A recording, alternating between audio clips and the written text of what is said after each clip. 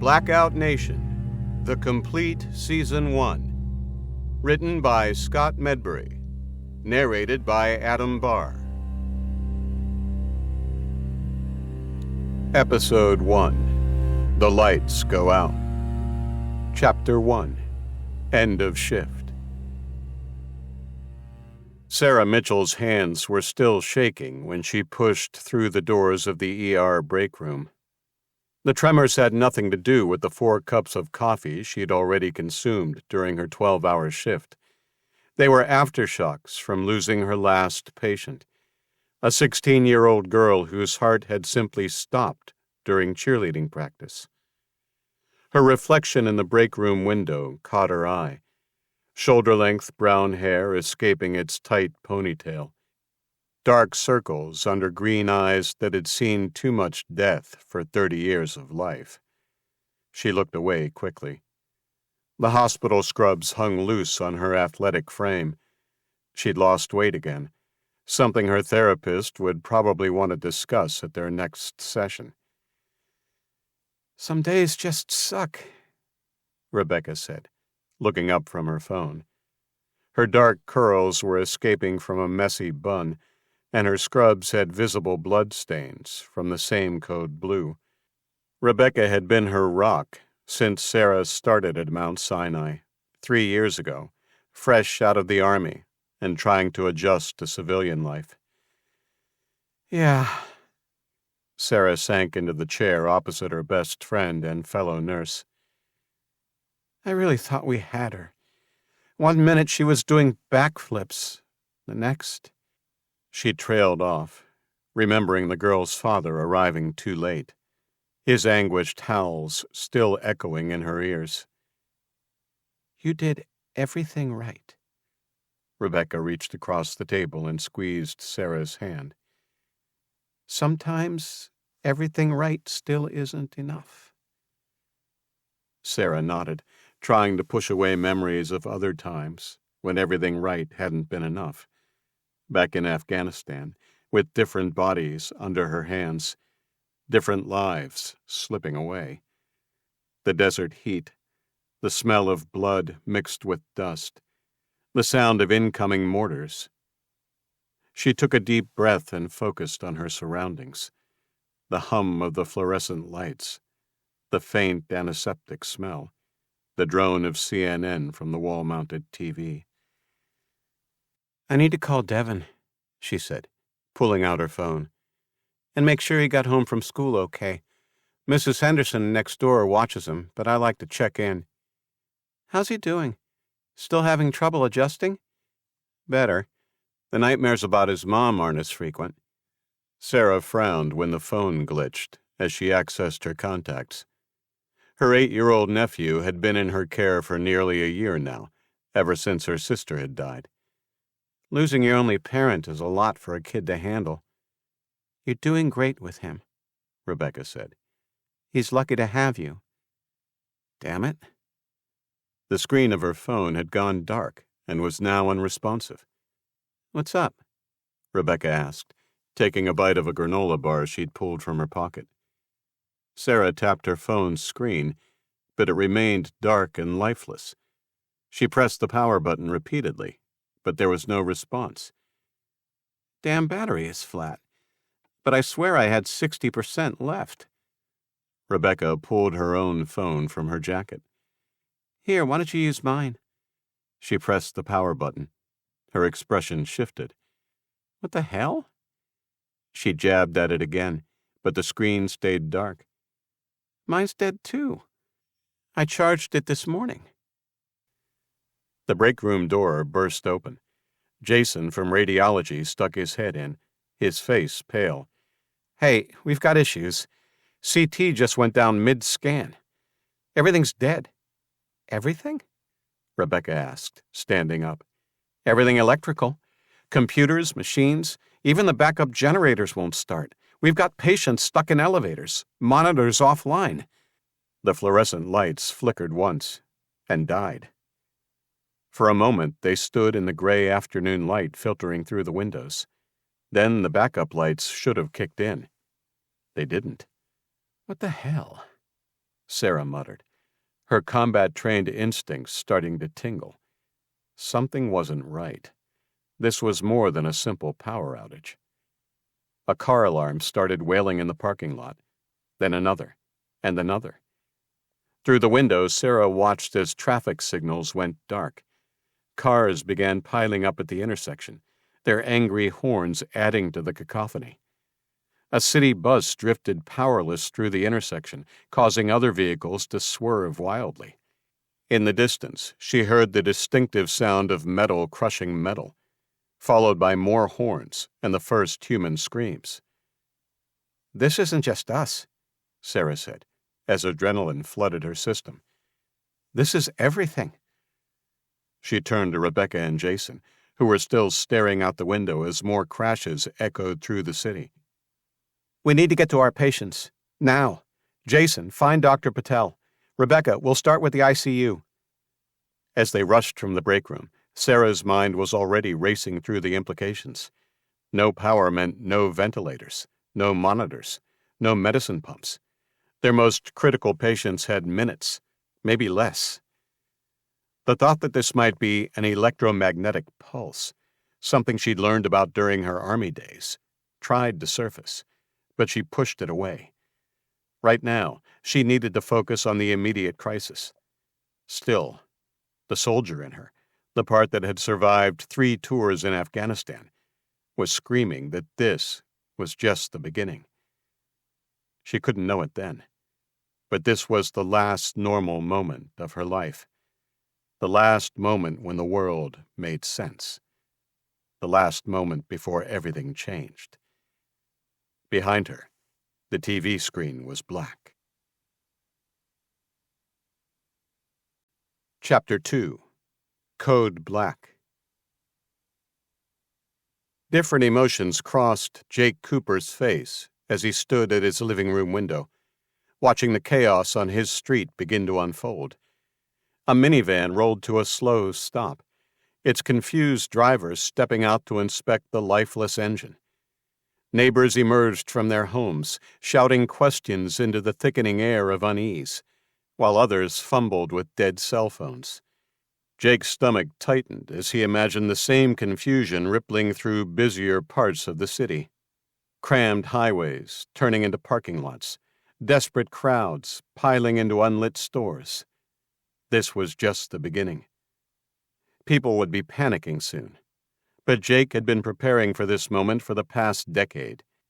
His friends and family outside of the prepper community had called him paranoid, obsessed even, but he knew this day would come. The digital clock on his microwave had gone dark, along with every other electronic device in his modest suburban home. His first thought was blackout, but the simultaneous failure of every vehicle driving on his street, the dead phones, the way even battery-operated devices had fried. This was textbook EMP. Jake hurried to his basement, where his Faraday cage protected his essential electronics, a few radios, an old laptop, some key components. His hands shook slightly as he powered up the ham radio. Static burst through the speakers, then voices. "Multiple strikes across the eastern seaboard. Nothing working west of Chicago. Unconfirmed reports of a mushroom cloud over D.C. Military communications completely dark." He switched frequencies, hunting for official broadcasts, emergency channels, anything. But there was only chaos and speculation. One voice cut through clearer than the others, someone he recognized from the prepper networks. "This is Delta 6 in Montana. We're tracking multiple detonations. High-altitude bursts consistent with EMP weapons. No ground strikes confirmed except... Wait, getting reports from the Capitol. Jesus Christ." The transmission cut off. Jake tried other frequencies but found only static or panicked chatter about simultaneous attacks across the country. If the reports were accurate, this wasn't just one strike. This was a coordinated takedown of the entire national infrastructure. He switched off the radio, his earlier excitement cooling into something harder, more focused. This was worse than even he had anticipated. His garage contained enough food and water to last 6 months, maybe more if he was careful. The gun safe in his bedroom held an impressive arsenal, all legally acquired. Everything he needed was ready. Movement across the road caught his eye. Mrs. Henderson was on her front porch with Devon, his next-door neighbor Sarah's 8-year-old nephew. The old lady looked confused as she repeatedly pressed her car's key fob. Jake guessed she was planning to take the boy to his aunt's workplace. The kid was clutching his backpack and starting to look scared. From observation, Jake knew Mrs. Henderson picked up the boy on Mondays, Tuesdays, and Wednesdays, normally watching him cross the road and waiting until he was safely inside Sarah's house. Jake's excitement dimmed further. He'd seen Sarah leave for her hospital shift that morning, noting how tired she looked. He'd noticed a lot about his neighbor in the 9 months since she'd taken in her nephew, though they'd rarely spoken beyond casual hellos and occasional conversation. He knew she was a nurse, that she'd served in the military, and that she worked too damn hard. Now, looking at the boy's frightened face, Jake realized his long-awaited apocalypse would have casualties. Real people, not just theoretical scenarios. Good people, like the pretty nurse next door who had no idea what was coming. A series of crashes echoed from downtown, followed by distant screams. Mrs. Henderson hugged the boy closer, her head turning toward the sounds. Jake grabbed his bug-out bag from beside the door. He'd have to help them, at least until Sarah could get home. If she could get home. The hospital would be chaos right now, and the streets weren't going to be safe for long. "Time to be a good neighbor," he muttered, checking the concealed pistol at his hip before heading for the door. The real test of survival wasn't just about having the right supplies. It was about building a community you could trust. Still, as he stepped onto his porch, he couldn't quite suppress his excitement. If the chatter was right, and they were under attack, the old world was as good as dead, its technology useless. Now his skills would finally matter. Now, everyone would understand what he'd been preparing for. The real question was, how many of them would survive long enough to learn? Sarah burst through the ICU doors with Rebecca on her heels. The quiet efficiency of the unit had devolved into barely controlled chaos. Monitors that normally beeped reassuringly were black and silent. The ventilator alarms that should have been screaming weren't, and nurses were clustered around beds, doing manual bag ventilation on critical patients. The sharp scent of fear had joined the usual hospital smells of antiseptic and sickness. "How many vents?" Sarah called out, falling into the calm, clipped tone she'd used in combat hospitals. The one that told everyone around her that someone was in control, even if everything was falling apart. 7 patients, Karen, the charge nurse, answered, her usual perfect makeup now streaked with sweat. "We've got people bagging 5 of them. Still need hands on bed 3 and 6. 3 of them are COVID patients. Everyone on those beds needs full PPE. "I've got 3, Rebecca said, already moving to grab a mask and gown. Some habits were so ingrained they didn't need power to maintain. 6 is mine. Sarah grabbed an ambu bag from the crash cart, quickly donning her own protective gear. Her patient was an elderly man, unconscious and unaware of how critical the next few minutes would be. She checked his tube placement, attached the bag, and started the steady rhythm. Squeeze, release, squeeze, release. Her mind flashed the similar moments in Afghanistan, keeping soldiers alive when generators failed during dust storms. Her muscles remembered, even if she wished they didn't. A young nurse, Emily, Sarah thought, still new enough that her scrubs looked fresh, was struggling with her technique on the next bed. Sarah caught her eye. "Match my rhythm," she said firmly. "Like this. Count it out if you need to. These are their lungs now. We have to be perfect." Emily nodded gratefully and fell into sync with Sarah's pace. Around them, other nurses were doing the same. the room filling with the soft sound of whispered counting and the mechanical whoosh of manual ventilation. Dr. Patel appeared beside her, looking more disheveled than she'd ever seen the usually immaculate physician. His tie was loose, and dark sweat stains showed under his arms. "No power anywhere. Generators are fried. I've got runners heading to the other floors for supplies. Everything electric is down, including the pneumatic tube system and elevators." "What about evac?" Sarah asked between breaths. Squeeze, release. Squeeze, release. Her arms were already starting to burn. "To where? I'm hearing reports that it's the whole city. No working vehicles, no phones, nothing electric." He lowered his voice, leaning in close enough that she could smell his aftershave mixed with stress sweat. "Sarah, I know you have military experience. Ever seen anything like this?" She had. During training, they'd discussed scenarios exactly like this. But saying it out loud would make it real, would make the implications impossible to ignore. "Could be an EMP, she finally admitted. Electromagnetic pulse. Takes out everything electronic unless it's shielded. Usually a high-altitude nuclear detonation." "Jesus," he muttered, his dark skin going ashen. "How long?" He was cut off by shouting from the hallway. A man in a blood-stained business suit appeared in the doorway, wild-eyed and aggressive. His tie was gone, and his white shirt was spattered with red. "My wife needs help. There was a crash. She's bleeding. Somebody help her, now." "Sir," Dr. Patel started, moving toward him. "Let me—" "Now!" The man reached into his jacket. Sarah saw the glint of metal and reacted instantly. "Gun!"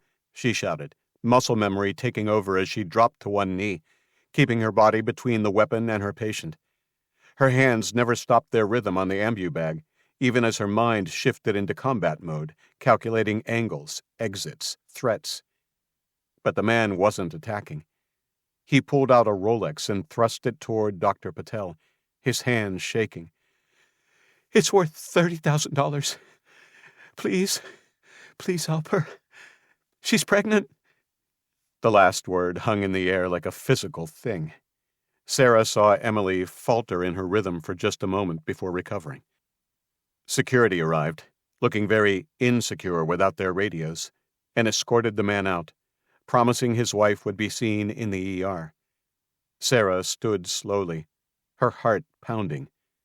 She'd never gotten used to that surge of adrenaline, not in Afghanistan and not here, the way it made everything sharper, clearer, while simultaneously making her feel sick to her stomach. "Sarah?" Rebecca's voice was tight. She'd moved closer during the confrontation, protecting her own patient. Her face was glistening with sweat above her mask. "You need to go." "What? I can't, Devin," Rebecca said firmly. "If this is what you think it is, you need to get to him. Now, before things get worse." Sarah looked down at her patient, then at the chaos around her. More shouts were coming from the hallway. Smoke was visible through the windows now, rising from multiple points in the city. Her training told her to stay, to help, to do her duty. The soldier in her rebelled at the thought of leaving her post. But Devin was out there, alone, except for Mrs. Henderson. And if this really was an EMP... She thought of his face this morning, sleepy and innocent as she'd dropped them off at school. He'd been clutching the stuffed tiger that was his latest security blanket, the one thing that seemed to help with the nightmares. What would happen when night came, and there were no lights to keep the darkness at bay? Rebecca grabbed the arm of a nearby student nurse, her voice sharp and authoritative. "Kim, take over for Sarah here. Monitor the patient's vitals and keep bagging him until the vents come back online, or until someone tells you otherwise." "Go," Rebecca said again, reading the conflict on Sarah's face. "I've got this patient. Go get your boy." She paused, then added quietly, "And Sarah, be careful. People are already starting to panic." Sarah squeezed her friend's arm, handed over the ambubag with its life-giving rhythm, and ran. Behind her, she heard more shouts, more demands for help, more signs of a world rapidly spiraling out of control. Through the windows, she could see more smoke rising over the city. Somewhere in the distance, a car horn was blaring, stuck in an endless scream. She just prayed she wasn't already too late. As she hit the stairwell, taking the steps 2 at a time, Sarah tried not to think about what was waiting outside. If this really was an EMP, everything she'd trained for told her the window of opportunity to get home safely was closing fast. Once people realized this wasn't a temporary outage, once they understood what they'd lost. She pushed through the stairwell door into the lobby, where a crowd of scared and angry people were already gathering. Many were bleeding from car accidents. Others just looked lost, holding dead phones and useless car keys. Sarah squared her shoulders and moved through them purposefully. She had 4 miles to cover on foot, through a city that was quickly learning it had lost everything that made it function. Time to move. Chapter 3. Opportunity Knocks. 10 blocks away from where Jake was stepping through his front door to help his neighbors, someone else watched. Marcus Williams leaned against the railing on the roof of the 6-story apartment building he lived in, his dark eyes scanning the chaos below with cold amusement. From here he could see the city unraveling, cars dead in intersections, their drivers arguing and flailing helplessly. A crowd had formed outside the convenience store 2 blocks down, the tension mounting as shouts turned into shoves.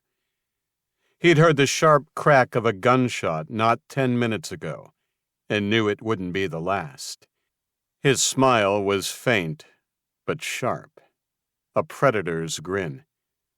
Unlike the sheep below, Marcus didn't panic.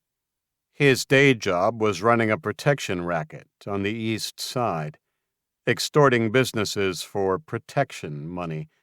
And chaos like this wasn't a crisis. It was an opportunity, a big one. With a small army of loyal thugs at his command, if he played his cards right, he could seize control of the whole city, just like he had in the joint. Chaos was beautiful. He took a long drag from his cigarette, savoring the moment. 10 years in a federal prison had taught him patience, had given him time to plan, if not exactly for a moment like this, certainly for the opportunity it presented. The gang he'd been building and running since his release 2 years ago was battle-ready. They had weapons, supplies, and most importantly, a command structure. While everyone else panicked, his people would be organized. His radio crackled, one of the few electronic devices that still worked, thanks to the Faraday cage he'd built after reading about EMPs in prison. "Boss, you seeing this?" It was Jensen, his second-in-command. "I'm seeing it." Marcus crushed out his cigarette under his boot. At 45, he kept himself as hard and lean as he'd been in prison. The plain black T-shirt he wore showed arms corded with muscle and prison tattoos. "Get the men moving. You know the targets." "Police station first?" "No. Medical supplies are priority 1. Hit Mount Sinai Hospital. Their backup generators will be fried, and they'll be overwhelmed. Easy pickings." "What about the staff?" Marcus watched as a woman below tried to calm her crying children. Weak. The weak always died first when systems failed. "Anyone who cooperates lives. Anyone who resists..." He let the sentence hang. "Understood, boss. What about the cop's daughter?" A smile stretched across Marcus's face as he thought of the teenage girl his men had grabbed yesterday. The police chief's daughter had been insurance against the raid they'd been expecting. Now she was leverage of a different sort, and would ease his takeover of the police station when the time came. The chief would be far more amenable to surrender when he saw that cooperation could buy his daughter's freedom. "Keep her alive, for now." He paused, watching smoke begin to rise from several points in the city. "Her daddy's going to help us take control of what's left of this city, whether he wants to or not. Copy that. Jensen out." Marcus pulled a 9mm Glock from his waistband and checked the magazine, more from habit than necessity. 10 years inside had taught him another lesson. Power vacuums didn't last long. Either you stepped in to fill them, or someone else did. Below, he heard glass breaking. The looting was starting earlier than he'd expected. That was fine. Let them fight over TVs that would never work again, and cash that would soon be worthless. His targets were more strategic: medical supplies, fuel, food distribution centers, the pieces that would let him control what was left. A scream echoed up from the street. Marcus looked down to see 3 men attacking the woman with the children, trying to take her car. Useless. The car would never start again. But people were slow to understand how much they'd lost. He watched dispassionately as the scene played out. The woman fought back harder than he'd expected, managing to bloody one attacker's nose before they knocked her down. Her children's screams grew louder. Marcus raised his Glock, sighted carefully, and put a round through the head of the man beating the woman. Before his body hit the ground, Marcus had dropped the other 2 attackers. The shots echoed off the buildings, clean and precise. The woman grabbed her children and ran. She hadn't even looked up to see where her salvation had come from. That was fine. She wasn't important. But the 3 men he'd killed had forced his hand. As far as he was concerned, his reign had begun, and he couldn't allow random violence in his territory. Violence needed to be controlled, measured, purposeful, like in prison. Marcus ejected his magazine and replaced the spent rounds. By sunset, he would control 12 blocks. By tomorrow, half the city. After that, his radio crackled again. "Boss, we're in position at the hospital." "Execute," he said simply, already turning toward the stairwell. He had his own objectives to handle. In the street below, blood spread around the 3 corpses. No one approached them. No one tried to help. The first lesson of the new world was being learned. Stay out of the way. Keep your head down. Don't draw attention. Marcus smiled. This new world would be fun. Sarah slipped out of Mount Sinai's side entrance, avoiding the growing crowd at the emergency room doors.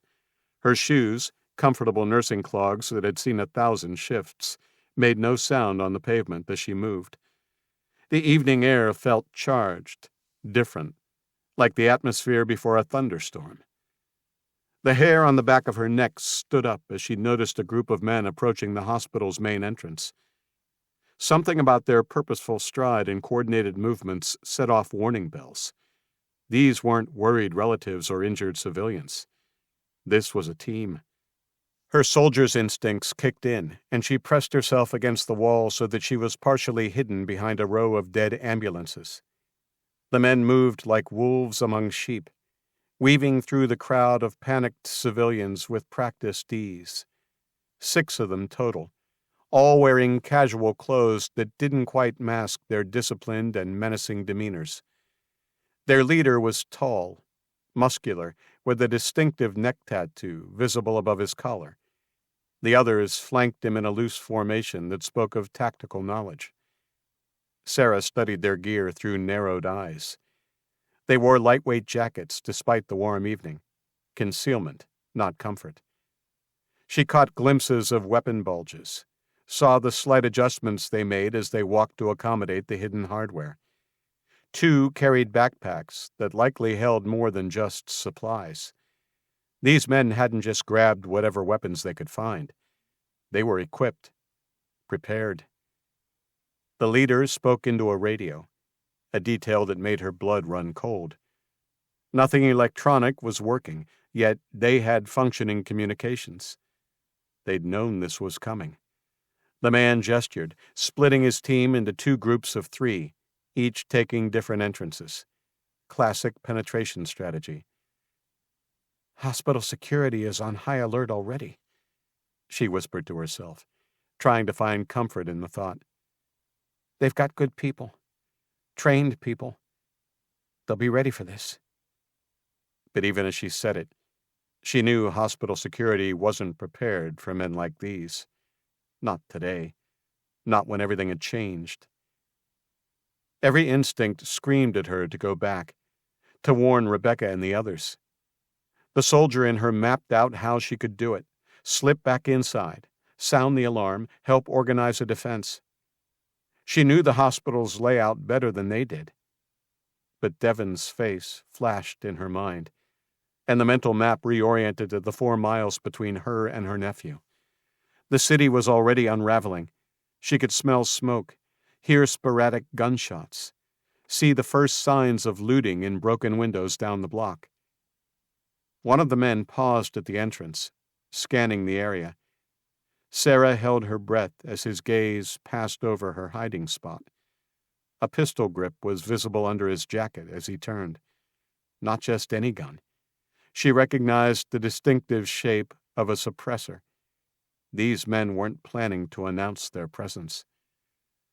"I'm sorry," she whispered, thinking of Rebecca and her patients, of Dr. Patel and Emily and all the others. The soldier in her called it cowardice. The aunt in her called it survival. The familiar weight of guilt settled on her shoulders. She had felt it before, in Afghanistan, when hard choices meant living with consequences. She moved away from the hospital, keeping to the shadows, using parked cars as cover. Her movements were automatic, muscle memory from years of training. Stay low, maintain awareness, avoid open spaces. Behind her, she heard the first shouts begin inside the building, then a sound that might have been a muffled gunshot. Her pace quickened, but every step away from the hospital felt like failure. The streets were a maze of obstacles, stalled cars, confused people, the first signs of violence. She cut through alleys when possible, changing her route whenever something felt wrong. The 4-mile journey home had never felt longer. On Jefferson Street, she passed a convenience store being looted. The owner stood helplessly by as teenagers emptied his shelves. Their laughter echoed off brick walls, still innocent, like this was some kind of snow day adventure. They didn't understand yet. The owner caught her eye, and she saw that he did. Sarah kept moving. 2 blocks later, she heard a scream from an alley and saw a woman being dragged into a doorway by 2 men. This time, she couldn't just move on. She took 3 steps into the alley, her fight response triggered, but froze when a shotgun blast sent one of the woman's assailants crashing into the brick wall. A black man with salt and pepper hair emerged from the doorway opposite the woman and her remaining attacker, racking the shotgun. The surviving thug bolted like the devil himself was after him, and the old man rushed to help the woman. Sarah nodded when he looked up and met her eyes. She ran on. Her scrubs marked her as medical personnel, drawing desperate looks from injured people. A man with a bleeding head wound reached for her. "Please," she shouldered past him, hating herself but knowing she couldn't stop. Not now. The residential streets were quieter, but somehow worse. Neighbors stood in small clusters, sharing theories. Kids played in yards while their parents tried calling dead phones. They were still waiting for the authorities to fix this. Still believed help was coming. "Hey, nurse!" Sarah turned. A man in a dirty hoodie was approaching fast from behind, reaching for her backpack. No weapon visible, but his eyes were wild, desperate. Without breaking stride, she dropped her center of gravity, just like combat training, and drove her elbow backward into his solar plexus. As he doubled over, she brought her knee up into his face. The moves were fluid, automatic, muscle memory from endless drills. He sprawled onto the pavement, blood spurting from his nose. "Crazy bitch!" he gasped. "Stay down," she warned, her voice cold. Inside, she was shaking, but her hands were steady. She'd learned that in Afghanistan, too, how to function through fear. A woman watching from her porch quickly went inside and locked her door. Smart. Sarah picked up her pace. The sun was getting lower, shadows lengthening. Even though the crowds had thinned to almost nothing the further into the suburbs she got, most people having headed to the safety of their homes, she didn't want to be out after dark. Not today. Finally, her street, her house. But something was wrong. Opposite, Mrs. Henderson's car was in her driveway. Door open. The front door of the old lady's house stood ajar.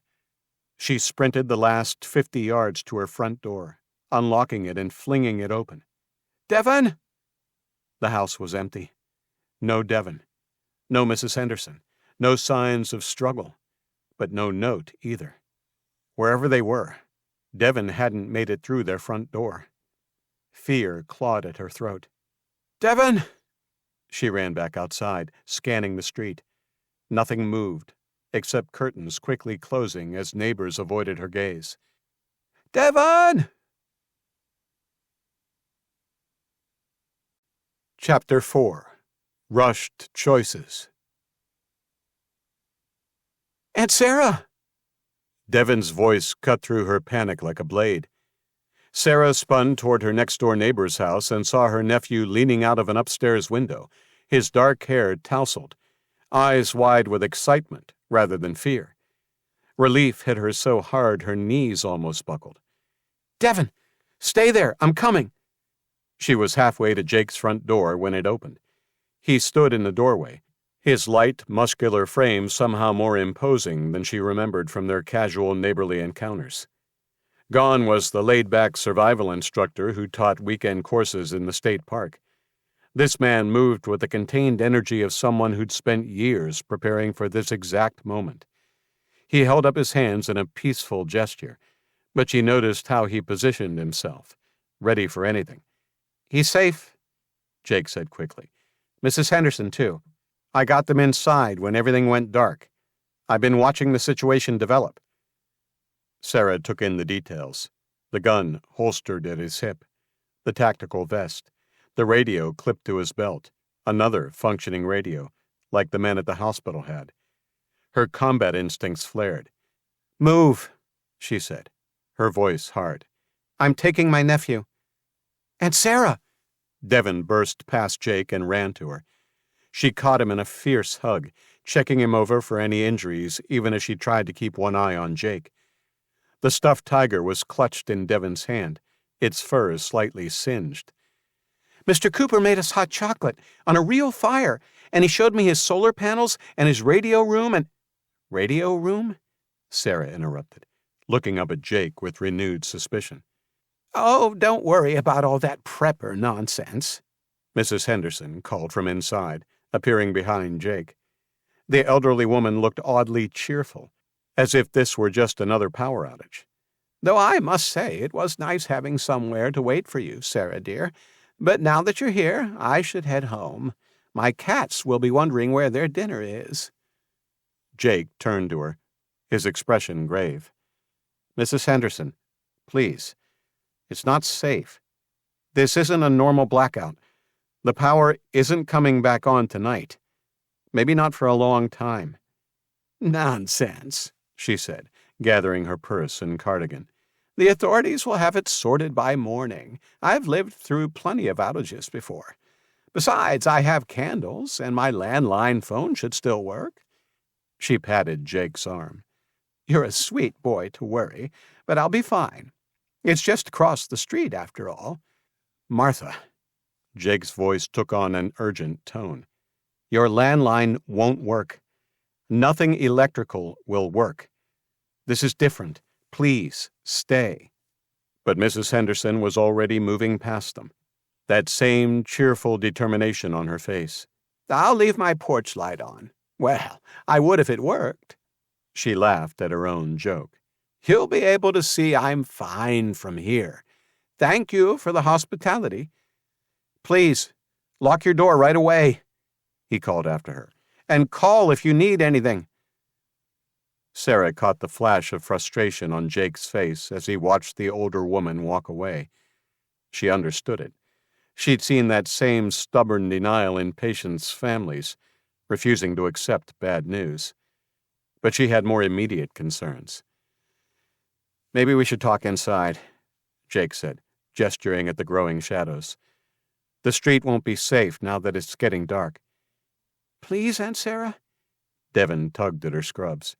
"Mr. Cooper has a whole room of emergency supplies and games, and he says we can stay until—" "Devon," Jake interrupted gently, "let's let your aunt make her own decisions."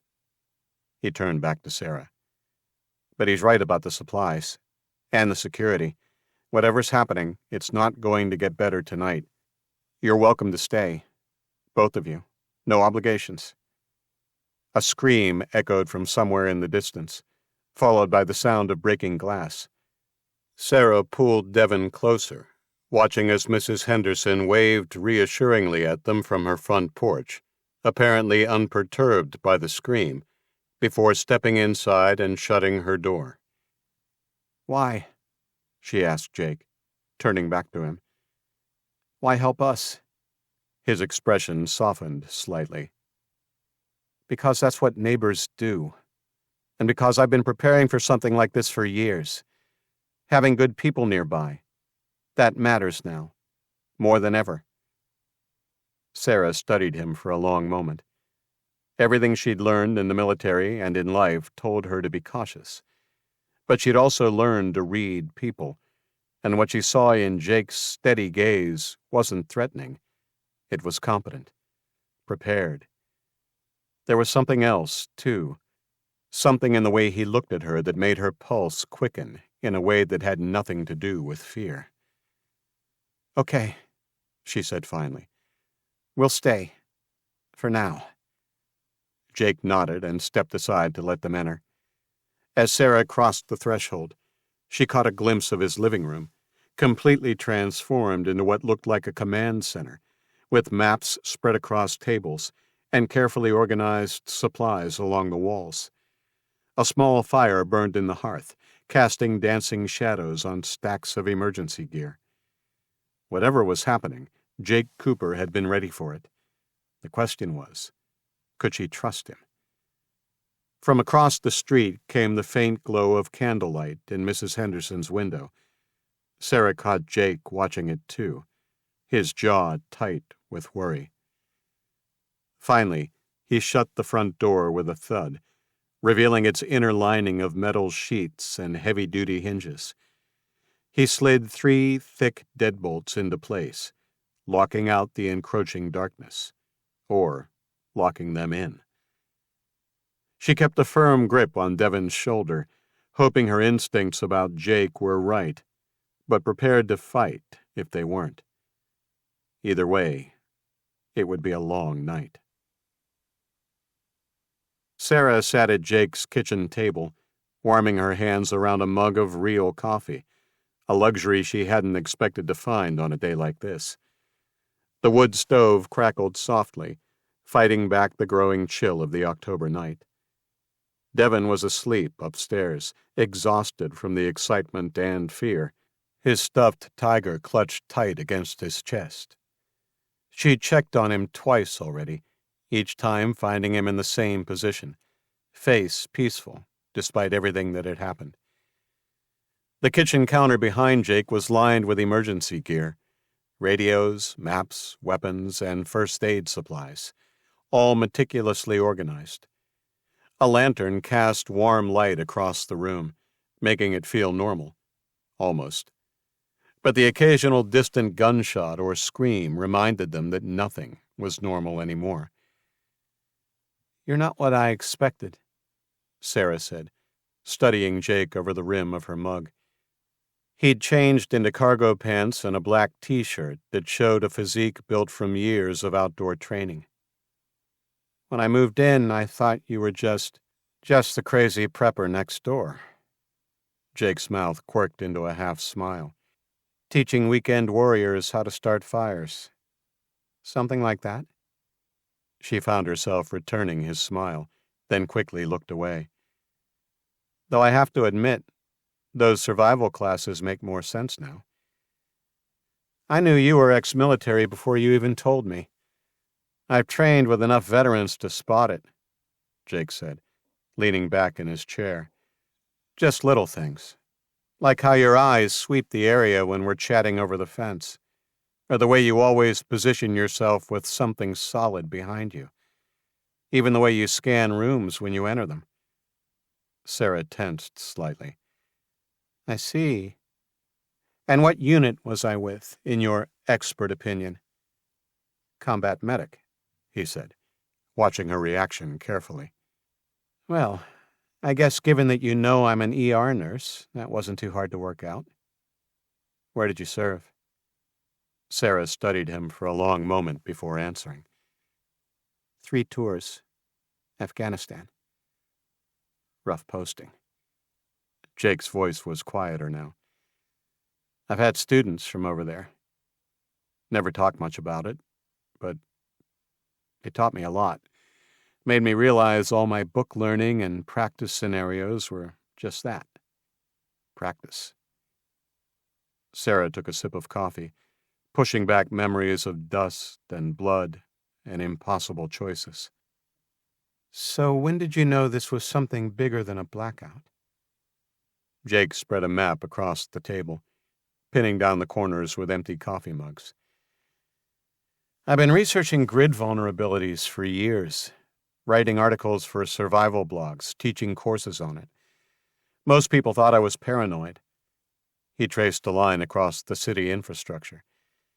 I always thought EMP was the most likely scenario for a collapse, and the signs today were textbook.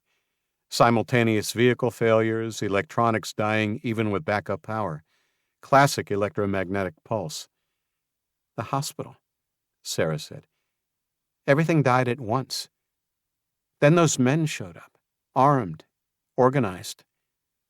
Sarah told him about the group she'd seen at the hospital, their coordinated movements, their working communications equipment, and weapons. Jake nodded grimly. That happened quickly. Some hobbyists, and definitely anyone serious about survival, keep essential electronics in Faraday cages. Coupled with weapons, though.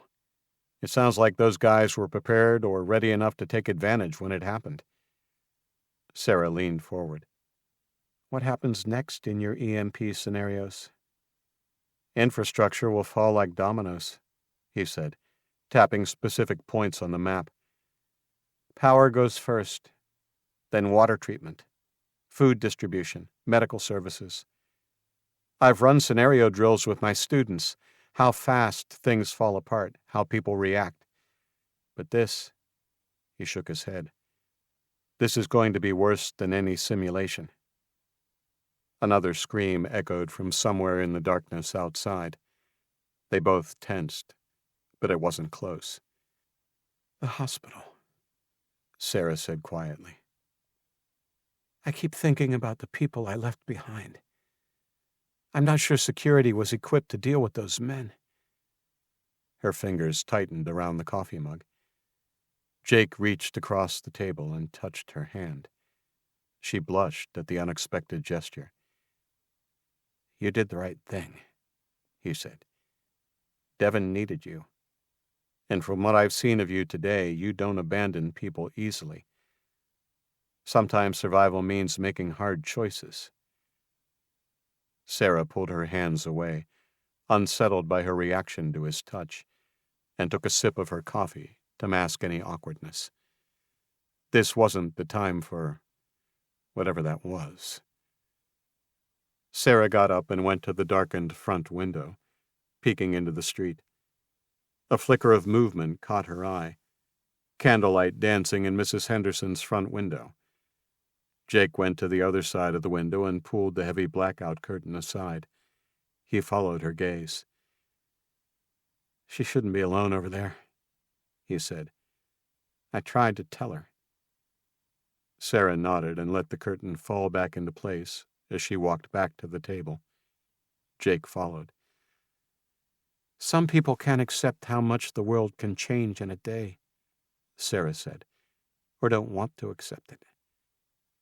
She thought of the hospital administrator she passed on the way out of the hospital, who was insisting help was coming even as chaos spread. "It's easier to believe things will go back to normal." "Normal's gone," Jake said, as he began to pour them a refill. "The only question now is how we—" The sound of breaking glass cut through the night. Mrs. Henderson's scream followed immediately after. They were both on their feet instantly. Jake grabbed a rifle from the counter while Sarah checked her borrowed pistol, a Glock he'd given her after dinner, along with a quick refresher on the weapon's operation. "Devin?" she whispered urgently. "Second floor, reinforced door. He's safer there than with us." Jake was already moving toward his front door, his movements silent and practiced. "Your call. We can help her, or we can stay here and protect what's ours." Sarah thought of the hospital, of walking away. Her hand unconsciously touched the combat medic insignia she still wore on a chain around her neck. Never again. "We help," she said, racking the slide on her pistol. "But quiet and fast, no heroes." Jake nodded, locking the front door, a glimmer of approval in his eyes. "On your six." They slipped out into the darkness, moving as one, while Mrs. Henderson's screams grew louder. Behind them, Jake's house stood dark and secure, hiding their sleeping cargo. Chapter 5. Flames. Sarah moved fast but careful, keeping to the shadows. Jake followed, his rifle at low ready. The screaming had stopped. Sarah wasn't sure if that was good or bad. A man's laugh echoed from inside Mrs. Henderson's house, followed by the sound of breaking glass. "Check upstairs, Tommy. Rich bitch like this probably has jewelry." "Don't look that rich to me, Dale." The response came from somewhere above. Across the street, Sarah caught Jake's eye. He held up 2 fingers, then pointed to the side of the house and himself, before the front of the house and her. She nodded, understanding. 2 intruders. She'd take the front, he'd circle around. They darted across the road and parted. The front door hung open, spilling warm candlelight onto the porch. Sarah could see Mrs. Henderson's cat, Magic, dead on the welcome mat, its neck at an unnatural angle. Her grip tightened on the Glock. "Please," Mrs. Henderson's voice drifted out, weak and trembling. "Just take whatever you want. Just don't—" The sound of a slap cut her off. Sarah slipped onto the porch, years of training taking over. The wooden boards didn't creak under her careful tread. Instead, she could see the flicker of multiple candles. Mrs. Henderson had lit them everywhere, creating perfect visibility for her attackers. "Shut up, old woman. Where's your husband?" He passed last year." "Too bad. No one to protect you now." Sarah reached the doorway. Mrs. Henderson was on her knees in the living room, blood trickling from her lip. An overweight man, squeezed into an undersized leather jacket, maybe 40, stood over her. A revolver hung loose in his right hand. "Police will be here soon, Dale Collins," Mrs. Henderson said, still clinging to her normal world. "The phones—" She knew him? Dale laughed. "Phones are dead, you stupid bitch. Everything's dead. No one's coming to help you. No one's coming to help anyone ever again." Sarah took another step inside. One clean shot. But where was the brother? A floorboard creaked behind her. Sarah dove forward as something whooshed through the air where her head had been. She rolled and came up firing. Tommy Collins, Dale's whippet-thin brother, yelped as her first round took him in the shoulder, his baseball bat clattering to the floor. "Gun!" he screamed, stumbling backward. Sarah was already moving, but not fast enough. Dale's revolver barked, the sound deafening in the enclosed space. Something hot traced a line across her bicep. She dove behind a couch as 2 more shots punched into the fabric above her. "Kill the bitch!" Dale was shouting. From the back of the house came the sound of breaking glass and a single rifle shot. Jake. "Shit!" Tommy yelled. "There's more of them!" Sarah popped up, squeezing off 2 rounds that sent Dale scrambling for cover behind a sofa. Mrs. Henderson screamed and curled into a ball. "Let's go!" Dale called to his brother, springing up and running for the door. "Now!" Sarah started to rise, ready to pursue him, but movement caught her eye. Tommy hadn't run at all. Instead, he dashed to Mrs. Henderson, pulling her up by the hair and holding her in front of him like a shield, pressing a knife to her throat and slowly dragging her towards the door. "Stay back!" Tommy was younger than Dale, maybe 30, but his eyes were just as cold. "Drop the gun or I cut her!" Sarah's hands tightened on the Glock. The shot was too risky. Mrs. Henderson was covering most of his vital areas. "Please," Mrs. Henderson whimpered. "Last chance," Tommy said, reaching the door. "Drop it." From somewhere behind Tommy came the sound of Jake's voice, cold and professional. "Drop the knife, or I drop you." Tommy turned the old lady towards the kitchen door, where Jake stood, looking down the barrel of his rifle. The thug pressed the knife harder against Mrs. Henderson's throat and opened his mouth to say something. The clap of the gunshot was deafening in the enclosed space. Tommy's eyes were wide, the back of his skull missing. Mrs. Henderson screamed as his body spilled heavily out of the front door, taking her with it. "Clear," Jake called. "Clear front," Sarah responded automatically. She rushed to Mrs. Henderson, sprawled on the porch and trying weakly to push Tommy's corpse off her legs. "Are you hurt? Martha, look at me. Are you hurt?" Mrs. Henderson's eyes were wide, not fixed on anything. "Dale got away," Jake said from behind her. "Headed east, toward downtown." Sarah nodded absently, her fingers finding Mrs. Henderson's pulse. It was rapid, but strong. She was alive, but in shock. The sound of breaking glass made her spin, a weapon raised. A house across the street and 3 doors down from hers was on fire. "There's another one at the end of the street. Don't know if it was these 2 idiots or not, but we need to move," Jake said. "Those fires are going to draw attention, and Dale will be back, with friends." Sarah looked down at Mrs. Henderson, then at Tommy's body, then at the burning house across the way. The street she'd lived on for over a year was transforming into something alien and hostile. "Help me with her," she said. "We'll take her back to your place." Jake nodded and moved to help, but Mrs. Henderson suddenly pulled away from them both, shoving Sarah in the chest. "No," she said. "No, I need to clean this up. The police will want everything just as it is, for evidence." "Martha," Sarah said gently, "the police aren't—" "Just go!" The older woman's voice was shrill, hysterical. I need to clean up. Just go!" Sarah started to argue, but Jake touched her arm. "We can't force her. If we do, we're no better than Tommy and Dale. And we need to get back to Devon." Sarah looked at the blood on Mrs. Henderson's face, at the dead man on her floor, at the candles still burning cheerfully inside the home. Normal was gone, but not everyone could accept that.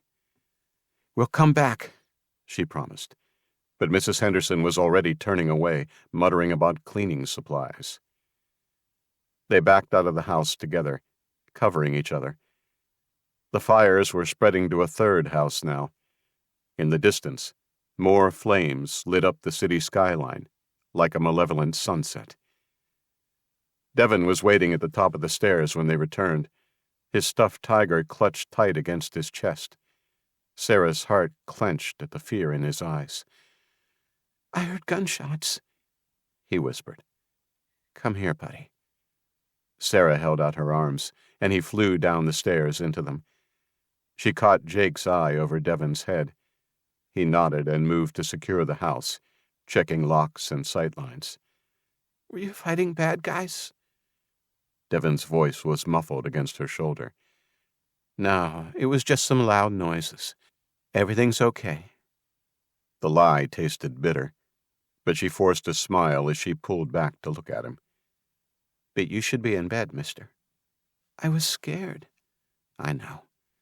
But you're safe here. Remember what I told you about Mr. Cooper's house being special? Like a fortress?" Devin nodded, then frowned as he spotted the blood on her sleeve. "You're hurt." "Just a scratch. Nothing your aunt can't handle," Jake said, returning from his security check. He kept his voice light, but Sarah saw the tension in his shoulders. "How about I patch her up and then make us some hot chocolate before bed?" Jake's movements were efficient and clinical as he cleaned the graze wound with antiseptic from his first aid kit. Sarah watched him work, noting his field medic skills were decent, not up to her combat medic standards, but he clearly knew what he was doing. The wound wasn't deep, but it would leave another scar. Jake wrapped it with a pressure bandage, his touch professional. "It'll hold," he said simply, packing away the supplies. "Just stay off it for a few days." "Okay, I'll be sure to do that," she said, with a roll of the eyes. While Jake heated water on the wood stove, Sarah got Devin settled on the couch with a blanket. The emergency radio on the kitchen counter crackled with scattered transmissions, mostly confusion, panic, and growing chaos. But one voice cut through clearer than the others. "This is Colonel Harrison, 10th Mountain Division. All units, fall back to Fort Drum. Repeat, fall back to Fort Drum. Civilian infrastructure is compromised. Washington is dark. Chain of command is—" Static consumed the rest. Sarah and Jake exchanged glances. The military was pulling out, abandoning the cities. Whatever was coming, they'd face it alone. "Story?" Devin asked hopefully, already half asleep despite the hot chocolate. Sarah started to refuse. It was late, and they all needed rest. But Jake sat down in the armchair across from him, his face softening in the lantern light. "Did I ever tell you about the time I taught a group of Boy Scouts how to build an igloo?" he began. Sarah listened as Jake spun a tale about winter survival, watching Devin's eyes grow heavy. His voice was different when he talked to the boy. Gentler, without the tactical edge he'd heard earlier. By the time he finished, Devin was asleep against her shoulder. "You're good with him," she said quietly as Jake helped her carry Devin upstairs to the guest room. "Kids are resilient. Sometimes they just need to know the adults have a plan." He paused at the top of the stairs. "We should get some rest, too. Tomorrow's going to be a long day." Sarah nodded, suddenly exhausted. The events of the day, the EMP, the hospital, Mrs. Henderson, the firefight, crashed over her like a wave. "Take my room," Jake said. "I'll crash on the couch. Better vantage point of the street, anyway." "I can take the couch, Sarah." His voice was firm but gentle. "You need real rest. That arm needs to heal." She started to argue, but caught herself. He was right. They all needed to be at their best. Whatever was coming, they'd face it tomorrow. "Thank you," she said simply. "For everything." Jake's hand brushed her uninjured arm. So briefly she might have imagined it. "Get some sleep. I've got first watch." Sarah closed the bedroom door behind her, automatically noting the window sightlines, the escape routes. The bed smelled faintly of gun oil and pine, like Jake. She pushed that thought away and lay down, fully clothed, her borrowed Glock within easy reach. Outside, the city burned. But in this room, in this fortress Jake had built, she allowed herself to close her eyes. Just for a few hours. Just until dawn. The end of Episode 1. Episode 2. Darkness Descends. Chapter 1. Gone. Sarah woke to unfamiliar surroundings, her hand reaching for the Glock before memory caught up. Jake's room. Jake's house. Safety. Pale dawn light filtered through the blinds, casting striped shadows across military-neat blankets.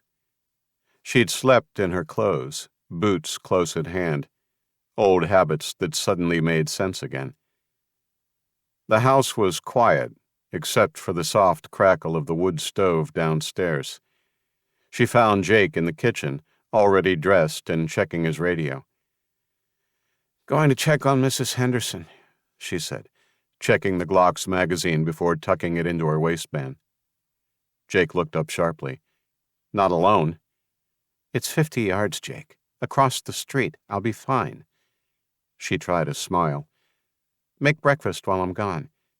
Devin will be up soon, and we need to figure out our next move. Sarah." He stood, tension visible in his shoulders. "At least wait until I've done a perimeter check. Dale's still out there. And his brother's death? Which is why I'm armed." She patted the Glock. "And why I need to make sure she's okay. I'm not leaving her alone again." Jake studied her face, then nodded reluctantly. 5 minutes, then I'm coming after you." "Copy that," she said dryly. "Try not to burn the oatmeal."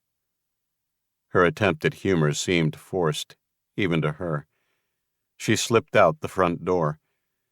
The morning air was thick with smoke from the burned houses, and an unnatural quiet hung over the street.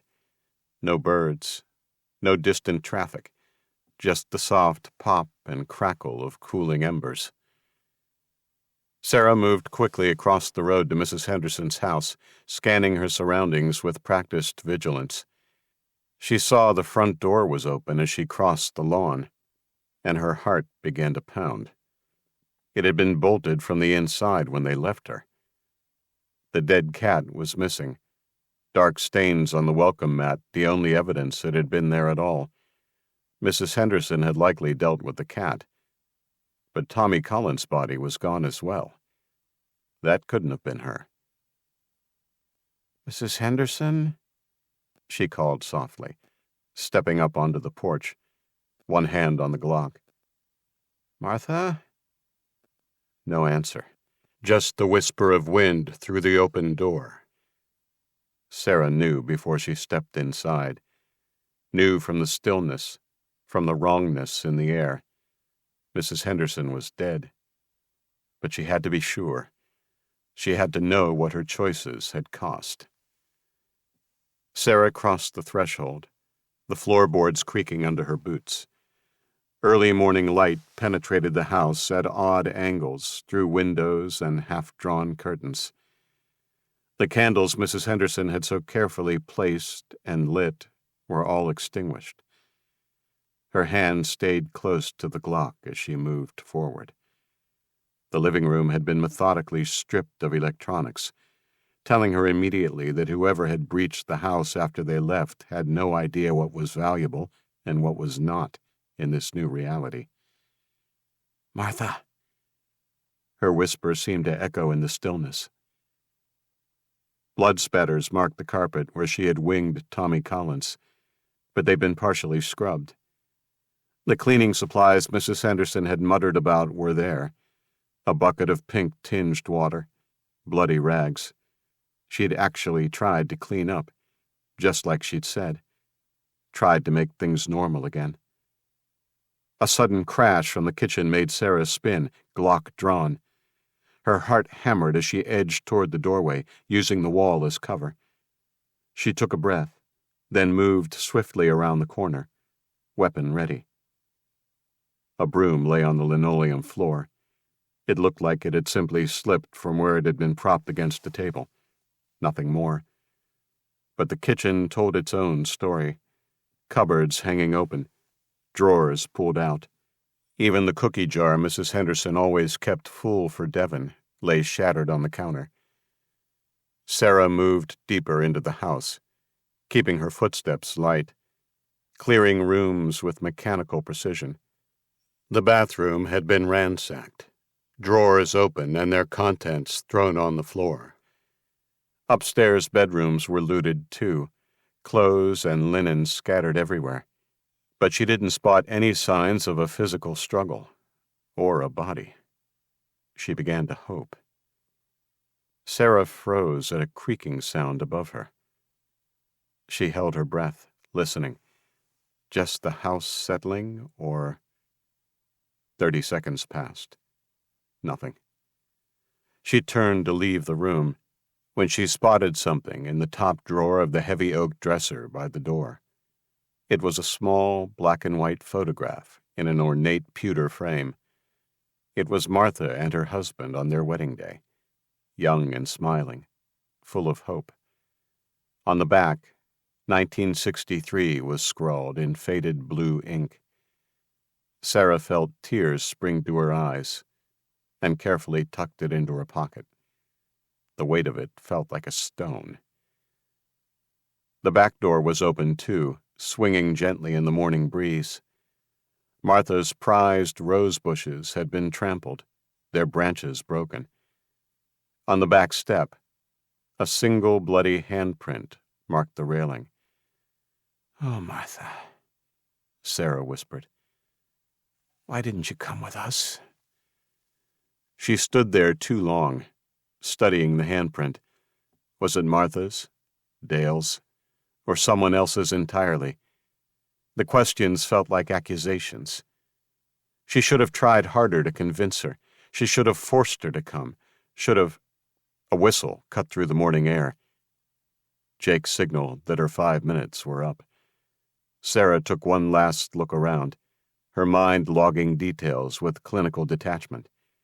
No body, no signs of fatal violence, but no sign of Martha either. Just an empty house that felt like a tomb. The shadows seemed longer as she moved back through the house. Every corner held the possibility of answers she didn't want to find.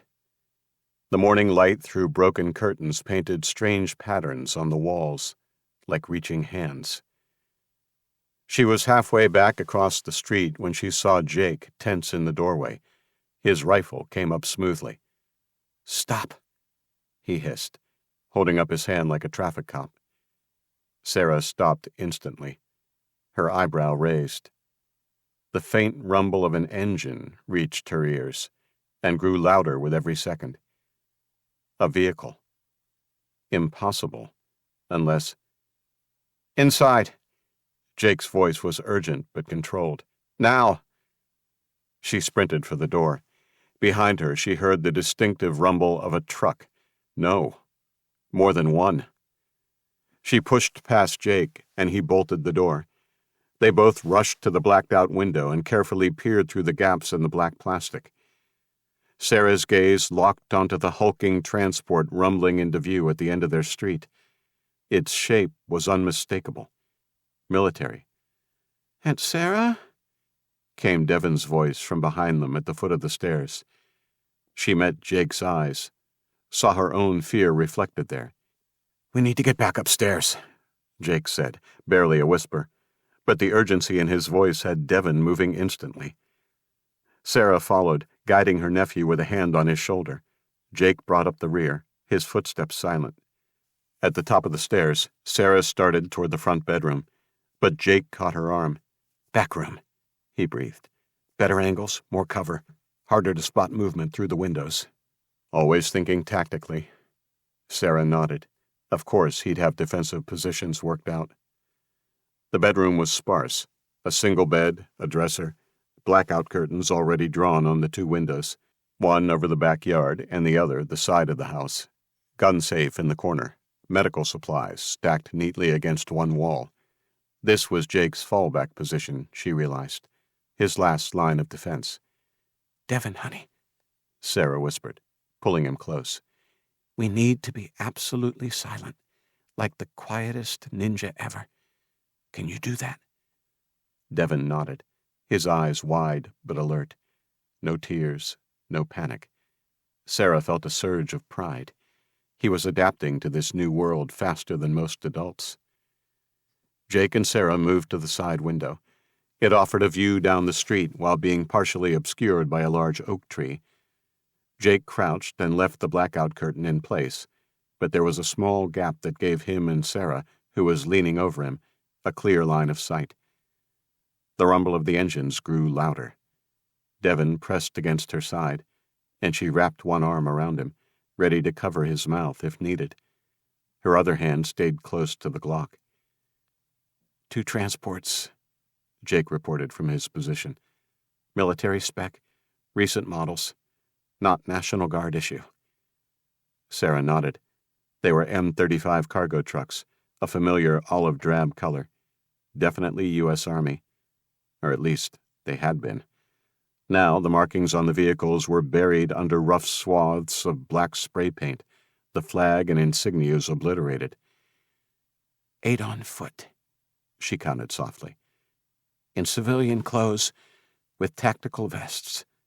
Except for that one in the back. He's wearing a cop uniform. Jake examined the cop more closely, noting the black eye and bloody rip on his shirt arm. Something there didn't add up. The men moved with practiced efficiency, covering angles, maintaining spacing. Their weapons were a mix: AR-15s, M4s, even a few MP5s. Not the random assortment of civilian firearms she'd have expected. This was proper military hardware. Check their kit, Jake whispered. They're equipped for serious operations. Sarah saw it too. In addition to the black tactical vests and arsenal they carried, they also wore radio headsets.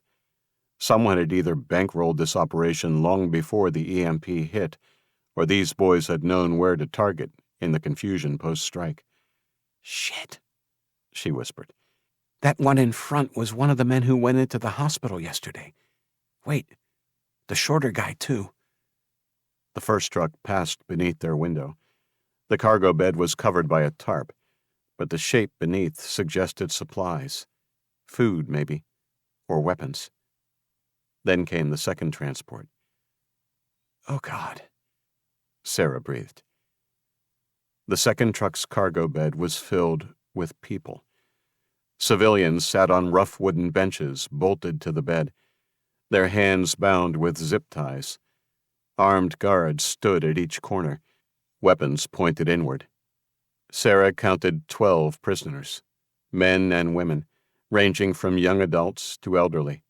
Most stared at nothing, shoulders slumped in defeat. Her heart skipped a beat when she spied a woman with bloodied gray hair, cradling her arm, but upon closer inspection she saw it was not Mrs. Henderson. "Where do you think they're taking them?" "Don't know. Work camps, maybe?" Jake said quietly. "If they aren't going to use them for something, why keep them alive?" "Christ," spat Sarah. "It's not even been 24 hours and we've gone all walking dead." A young man near the back of the truck caught Sarah's attention. Unlike the others, his head was up, his eyes alert. She recognized the look. She'd seen it in cornered soldiers. He was waiting for an opportunity. "Don't," she whispered, though he couldn't hear her. "Please don't." Devin squirmed, trying to see better. Sarah pulled him back, holding him firmly against her. "Eyes closed, baby," she breathed into his ear. "Just for a minute." The young man moved so fast the guards had no time to react. One moment he was seated, the next he was vaulting over the side of the truck. He hit the pavement and rolled to his feet in a smooth fashion before taking off. "Stop!" the command rang out, confident and unhurried. "Final warning!" The runner had made it perhaps 20 feet. Sarah saw his mistake instantly. He was running straight down the street instead of cutting between houses. Rookie error. Fatal. The shot came from one of the men on foot. It was the tall leader of the group who'd entered the hospital. He fired a single round. No warning shot, no attempt to wound. The runner pitched forward, face first, onto the asphalt. Devon jerked in Sarah's arms but stayed silent. She was grateful his face was pressed against her chest. The convoy didn't slow. One of the guards spoke into his radio. "Sierra 3 to base. One package terminated on Palmer Street. Send cleanup crew to coordinates." His tone was bored, routine, like calling in a maintenance request. "Roger, Sierra 3, came the reply. "Cleanup crew en route. Continue to base." Sarah forced herself to watch, to analyze. The guards in the truck had barely moved during the escape attempt. They knew their jobs. Watch the other prisoners. Let the ground team handle runners. The survivors on the truck hadn't even looked up at the sound of the shot. They'd seen this before. The convoy rolled on. Sarah counted the prisoners again. 11 now. "They're heading toward downtown," Jake said quietly. He'd moved closer, still watching the rear of the convoy. "We need to know where they're operating from." Sarah caught his meaning immediately. "No, we need to leave. Give me 2 hours. I'll follow them, see where they're based. We need intelligence if we're going to get out of the city safely." His voice was low but intense. "Right now, we're blind." Sarah wanted to argue, but her military training knew he was right. You don't move without intel, not when you have civilians to protect. She glanced down at Devon, still trembling against her. 1 hour, she said firmly. "I'll start packing, get Devon ready. But if you're not back in 1 hour..." He nodded and grabbed a small backpack that was stashed beside the front door. "I will be." He checked his rifle and slung it over his shoulder, then pulled a small radio from his pocket, stashing it in the backpack and shrugging it on. "Channel 3 if there's trouble. These are older models.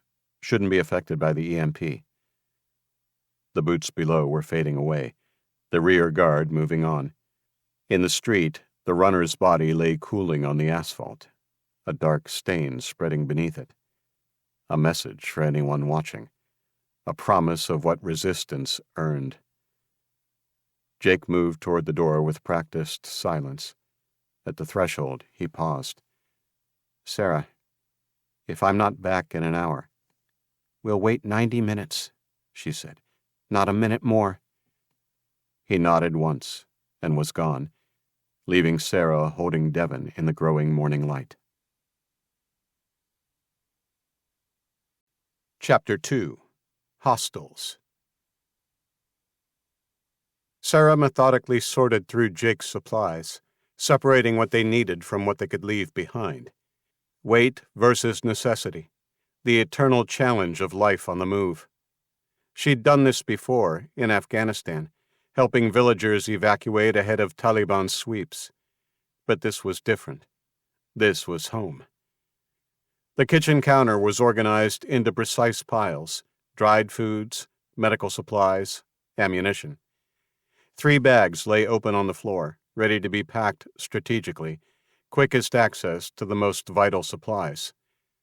The familiar routine helped calm her nerves, kept her from watching the clock too obsessively.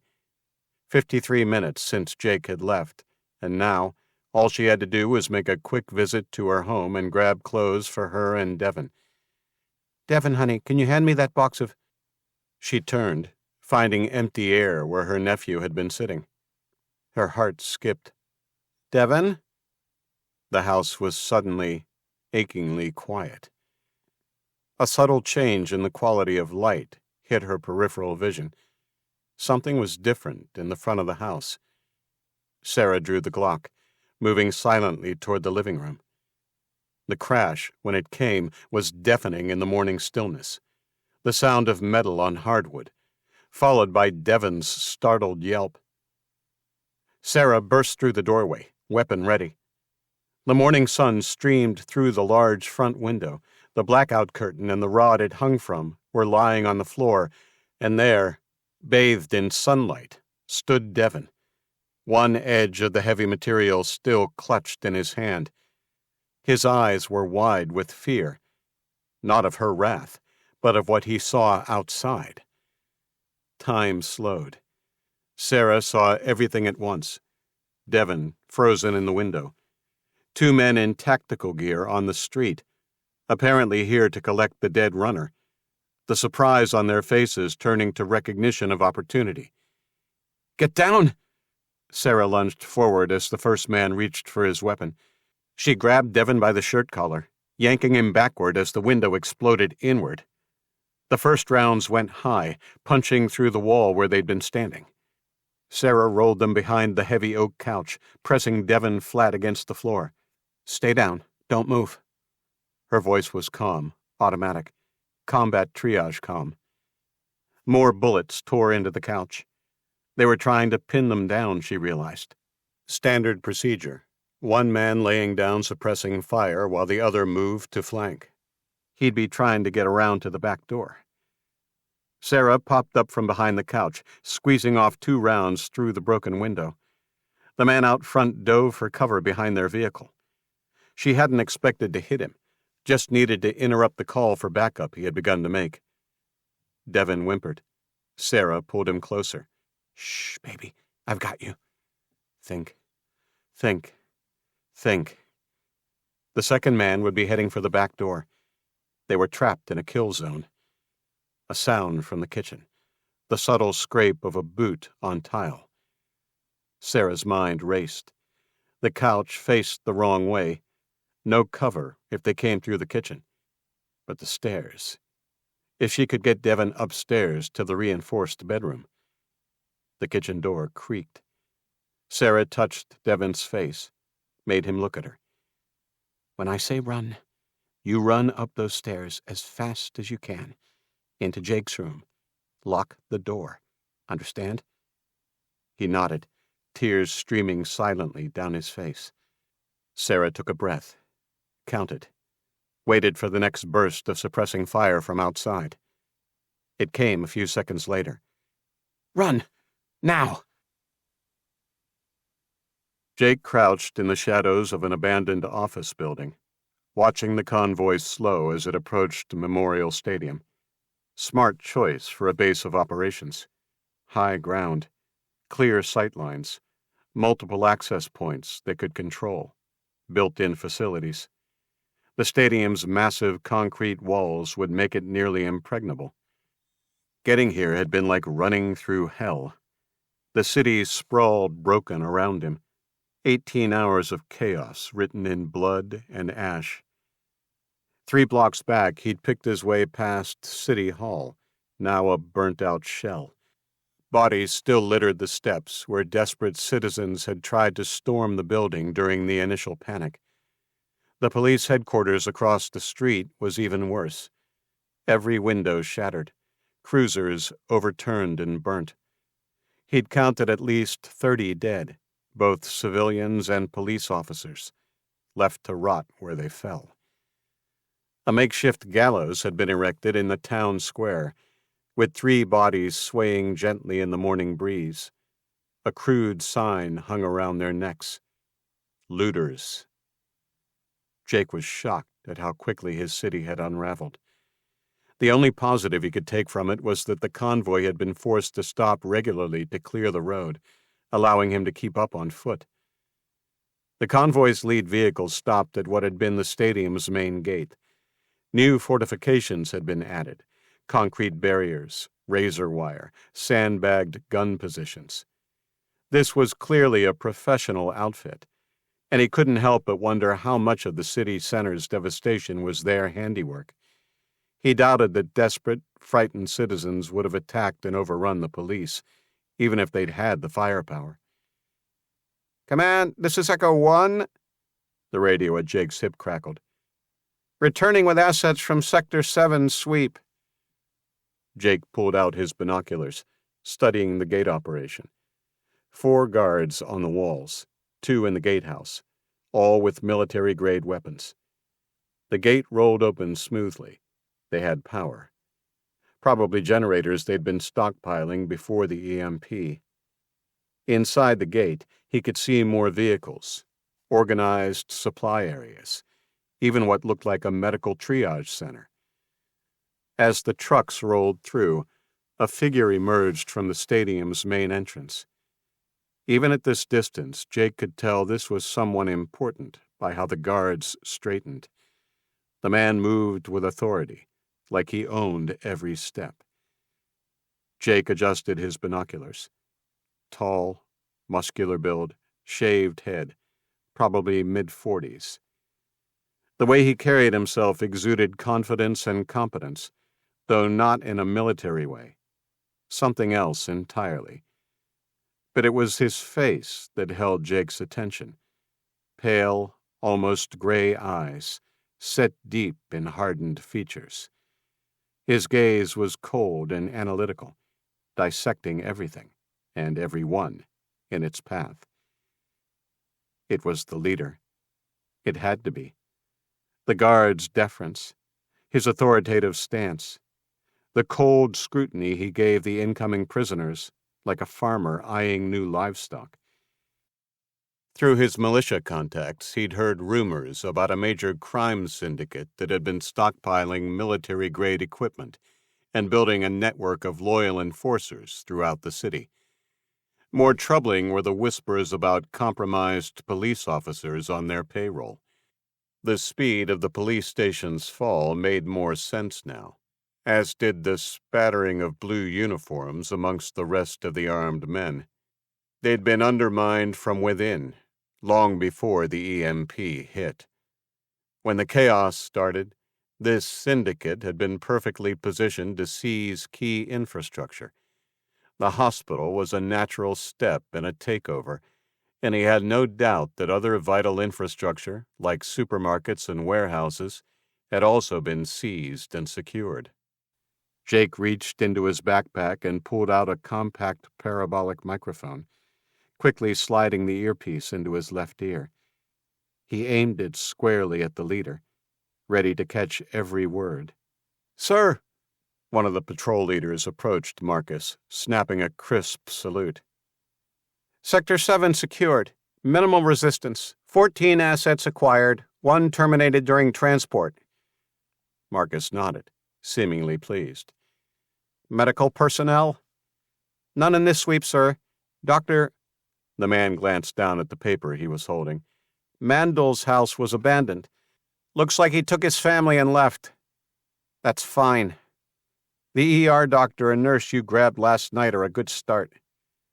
Marcus pulled out what looked like a tablet, probably protected from the EMP in a Faraday cage. "Who's next on the hospital staff list?" "Sir, we've identified 3 more high-priority targets from the Mount Sinai records that are in Sector 8. Most promising is—" He handed over a paper. "Sarah Mitchell, former combat medic, 3 tours in Afghanistan, currently working ER at Mount Sinai.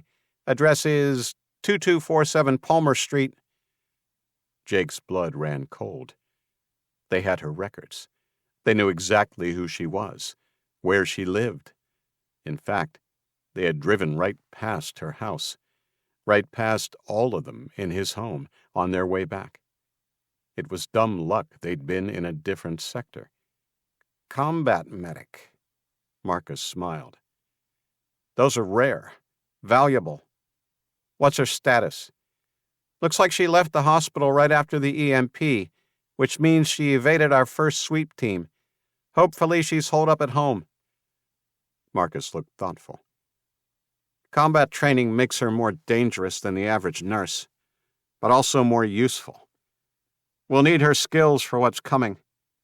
Put her at the top of tomorrow's list. Sector 8 sweep, Palmer Street and surroundings. I want her taken alive. Rules of engagement, sir? Non-lethal if possible. But if she resists—" Marcus shrugged. Jake watched them discuss tactics, his mind racing. They were hunting and collecting people with medical training and using personnel records to find them. Why? What were they planning? A group of prisoners was led past his hiding spot, heading for what had been the stadium's medical center. 2 wore scrubs, but amongst the rest of the civilians, he spotted a man in mechanic's overalls. No, 2, one much younger. Clearly, they weren't only rounding up medical personnel. One thing they all wore in common as they shuffled past, though, were blank, defeated expressions. Several, both men and women, were badly bruised. Jake had heard and seen enough. He began backing away slowly, keeping to cover. The stadium was a fortress, but like all fortresses, it would also be a prison for those inside. And tomorrow, they planned to add Sarah to their collection. He moved faster once he was clear of the stadium's sightlines, working his way through side streets, avoiding the main roads where bodies and burnt-out cars told stories of violence and desperation. His mind raced with plans, escape routes, options. It was only by chance that he spotted her in the growing shadows between 2 cars. Mrs. Henderson lay crumpled against one of the car's bumpers, left hand still clutching her cardigan closed at her throat. Apart from the remnants of last night's brutality, there were no fresh signs of violence, no blood, no wounds, and if not for the ashen pallor of her skin and the faint bluish tinge around her lips, he might have thought her asleep. Jake knelt beside her, gently straightening her cardigan. She looked smaller somehow, all her stubborn pride and cheerful denial stripped away by death. A string shopping bag resting a few inches away from the fingers of her right hand gave him the only clue as to how she had ended up there. She must have ventured out for supplies, her mind still operating on the old rules of the world, expecting stores to be open, streets to be safe. Perhaps it was for the best that her heart gave out before she witnessed what the streets of her neighborhood, city, and country would become in the days ahead. He wanted to do more for her, give her some kind of proper burial, but there wasn't time. Sarah needed to know what he'd discovered at the stadium, and every minute he delayed put them all at greater risk. The best he could do was smooth her hair and tuck her hands carefully into her lap, trying to give her some small dignity in death. "I'm sorry," he whispered, standing. He forced himself to turn away. For now, he had to focus on keeping the living alive. They had to leave, tonight. Sarah's medical skills made her too valuable to these people. He'd seen the defeated looks on the captured and the bruises that spoke of convincing them to cooperate. That wouldn't happen to Sarah, or Devon. He wouldn't allow it. Jake checked his watch. He still had 20 minutes before Sarah would expect him back. But there was no time to waste. They needed to be packed and gone before first light. These people were too organized and too well armed to underestimate. As he moved through the broken city, Jake cataloged everything they'd need. Routes out of the city, supplies, places to hole up if worse came to worse. But more importantly, they needed a destination. The mountains, maybe, if they could get far enough into the wilderness. He pushed the thoughts aside, focusing on moving fast, but carefully, through the ruins of his city. Planning could wait.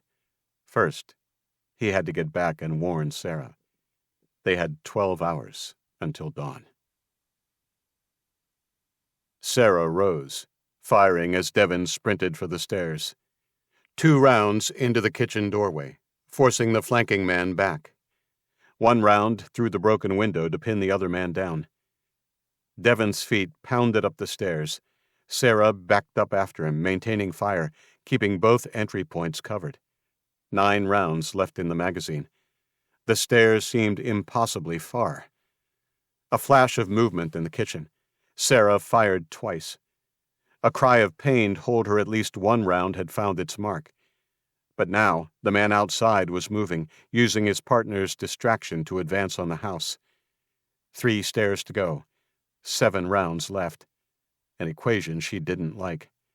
Sarah's back foot found the top step just as the front door burst open.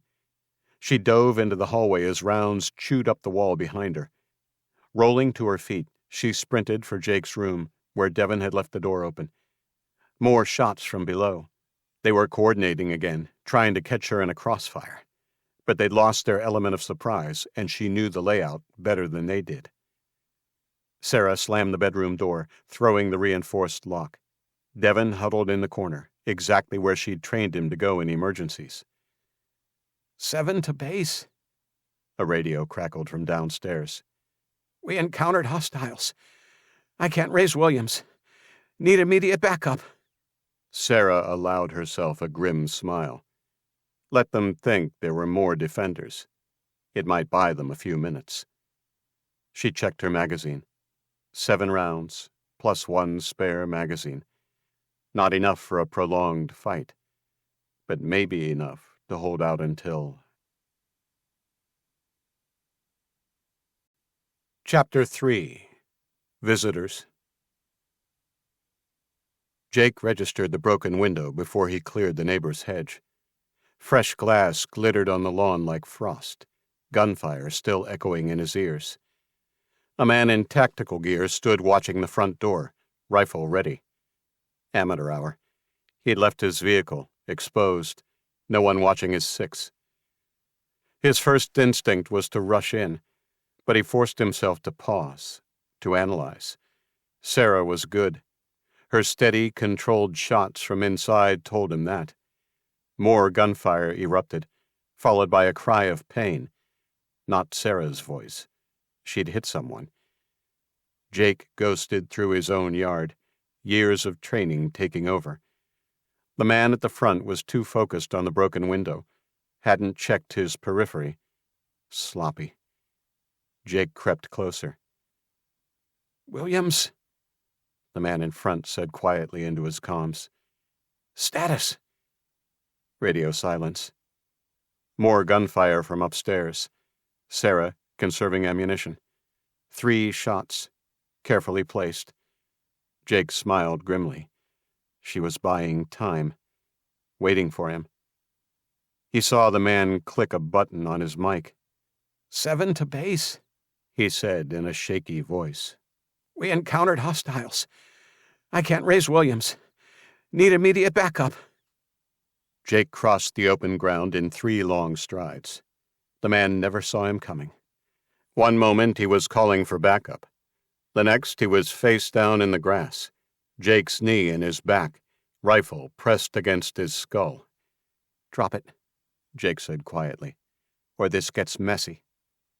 The man released his weapon, his body trembling beneath Jake's knee. 7, come in, the radio squawked. Report status. Jake leaned closer to his prisoner's ear. Tell them you're clearing the scene. Tell them it was nothing.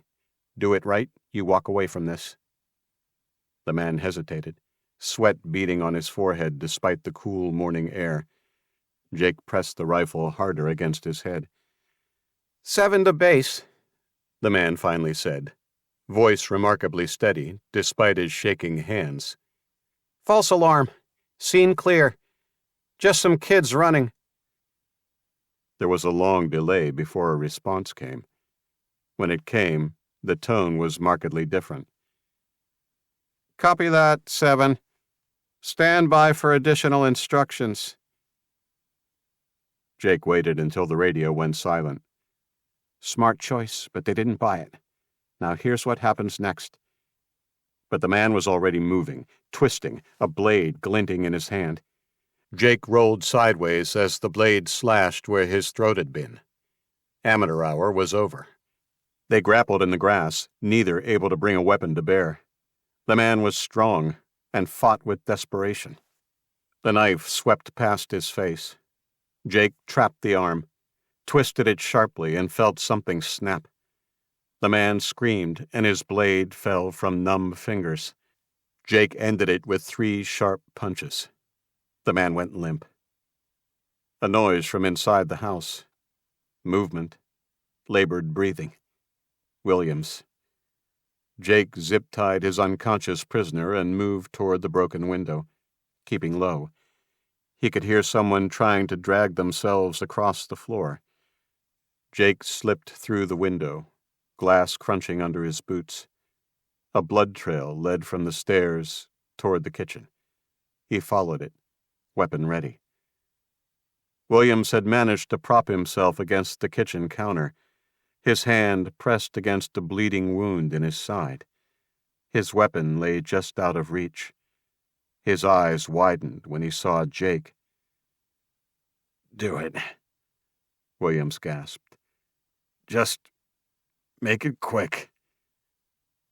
Jake studied him for a moment. "You get one chance, like your friend outside. Call it in. Tell them you're clear." Williams laughed, blood staining his teeth. "You think I'm stupid? They already know something's wrong." He lunged for his weapon. Jake's shot was precise.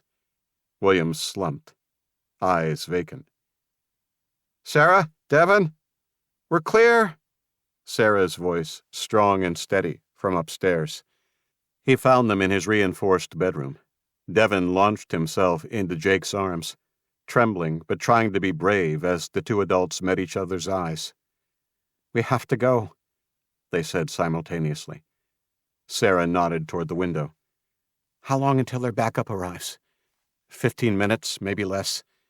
Jake was already moving, grabbing pre-packed bags. "Marcus's men would have been sweeping this sector at dawn anyway, so we're just leaving early." "Marcus? I'll explain it on the way. Right now, we need to move, fast." Sarah understood. She'd seen that look before, in Afghanistan, when one of their positions had been overrun and survival meant packing up and running.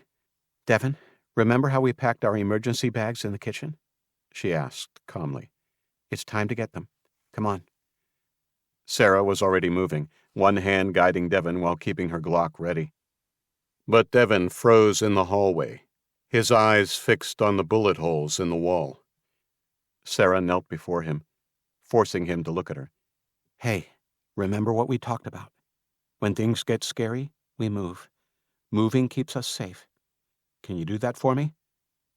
He nodded, still trembling but starting to focus. Good kid. Adapting. Jake appeared with a tactical backpack and his rifle case, and they headed down the stairs. 3 minutes, he said quietly. Sarah grabbed the backpacks she'd packed her and Devin. She helped Devin put his on, and was shrugging her own on when Jake held up his hand suddenly. It was the rumble of a diesel engine approaching. Jake crossed to the window in 2 long strides, staying to the side as he peered out through his scope. "Shit. Incoming. Single vehicle. Humvee." His voice was tight. 4 men. Wait, make that 5. Sarah joined him at the window, careful to stay hidden. The Humvee had stopped 2 houses down.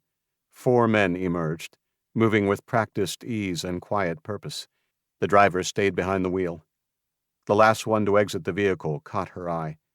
He was big and moved like a cat, speaking quietly into the comms device on his shoulder. "The big one is in charge," she whispered. Jake's hand tightened on his rifle. "That's Marcus. He's the leader of this whole operation from what I saw." He looked down at Devin, then met her eyes. "We don't want to engage this group." She nodded, understanding just by observing them that they would be a challenge, even if she and Jake didn't have Devin to protect. With an 8-year-old kid in tow, it would be a near impossible fight. They watched as Marcus directed his men with hand signals. 2 moved to flank the house while the others approached front and back. Standard tactical approach. "The storm drain at the back of the yard," Jake said. "It's our only play." Sarah nodded. She'd seen the heavy grate at the rear of Jake's sloping backyard during her prior sweeps of the property, noting the area around it was well maintained and clear of obstacles. "Devin," she said calmly, "remember when we talked about adventures? This is going to be a big one, but you need to be very quiet. like a ninja mouse. They moved into the hallway that led to the kitchen at the rear of the house. There was a yell of surprise from the side of the home. One of Marcus's men had found the cleanup crew behind the hedge. "Sir, Chen is down. No sign of Williams." Marcus's voice carried clearly. "Enter the premises. Take the woman alive if possible. Anyone else is expendable." Jake shouldered his rifle. "Back door, now." They moved quickly but carefully down the hallway and into the kitchen. Jake rushed to the back door and peeled the blind back quickly before letting it fall back into place. "Target at 3 o'clock. The crunch of glass from the front of the house signaled that more of Marcus's men had entered through the front door. "On 3, I'll lay down fire while you run for the drain," he whispered. "The lid's heavy, but I keep it clean and oiled so it should open easily enough. We can lose them." "Clear!" came a call from the front room. "Randy, check upstairs," a deep, low voice ordered. "They're here somewhere. I'll handle downstairs. Radio silence from here." Jake looked at Sarah, then carefully unlatched the door. He counted off with his fingers. 1, 2, 3. Then pushed the door open, sprinting out while firing to the right as he went. Sarah grabbed Devon's hand and pulled him through the door, dragging the 8-year-old as she set off for the rear of the yard. His feet barely touched the ground. A distant shot rang out, and then all hell broke loose. The sounds of breaking glass and wild, untrained gunfire erupted, followed by screams and more shattering glass. "Contact front!" one of Marcus's men shouted from the other side of the house. "Multiple hostiles!" Sarah heard the unmistakable whoosh of Molotov cocktails igniting, followed by more frantic screams. Inside, Marcus ignored the new threat and moved quietly down the hall towards gunfire in the kitchen. "Sir," his driver's voice crackled in his ear. "It's locals, at least 6, and they're armed." Marcus's voice remained calm and professional. "Kill on sight, no prisoners." He entered the kitchen cautiously and approached the back door, spotting a woman and young boy running away from the house. He dismissed them as a burst of gunfire just outside the door caught his attention. The woman could be rounded up later. At the back door, he leaned out with a quick, practiced glance, scanning the chaos in a single heartbeat before pulling back into cover. In that fleeting moment, he saw the woman's accomplice crouched behind a woodpile, his back turned as he exchanged fire with one of Marcus's men positioned at the corner of the house. Marcus raised his gun, steadying it against the doorframe, and aimed between the man's shoulder blades. Sarah could tell from the sounds of gunfire which shots were trained and which weren't.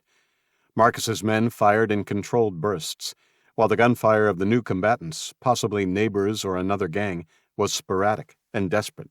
"Push them back," a voice yelled, and she recognized the distinctive gravelly drawl of Mr. Peterson from 3 doors down. "Don't let them—" The rest was drowned out by a burst of automatic fire. Out of breath, she skidded to a stop when they reached the drain, pulling Devon down beside her.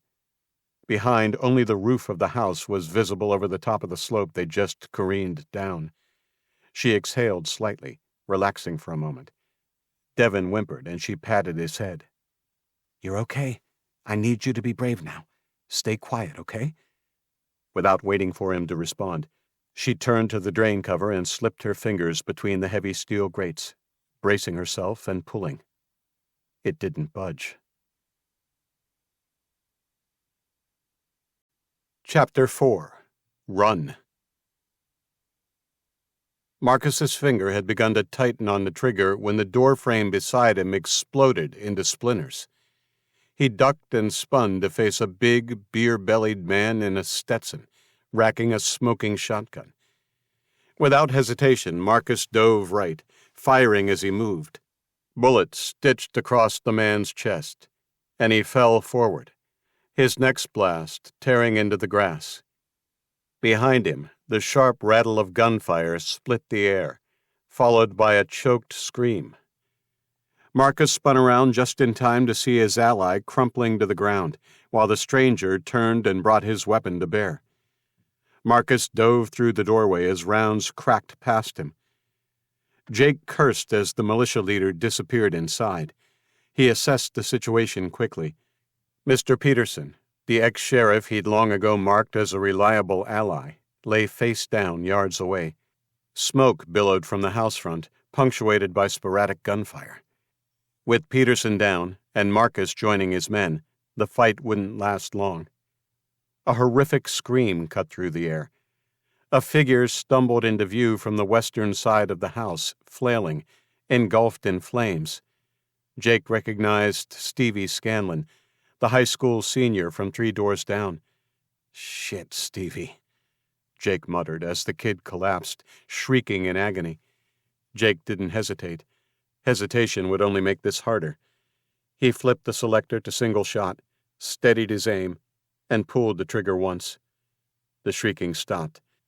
After one final burst of gunfire and a scream from the front of the house, silence fell. Was it the ominous quiet of ended resistance, or simply the calm before another chapter of the battle? He wasn't going to hang around to find out. Jake grabbed the backpack he'd dropped during the firefight and was about to chase after Sarah and the boy when a flicker of movement caught his eye.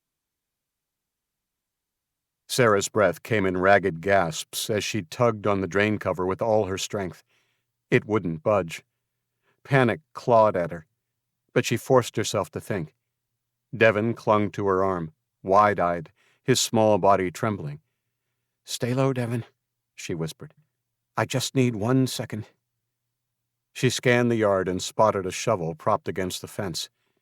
The gunfire had died away, leaving only an eerie silence in its wake. Her heart clenched as she thought of Jake.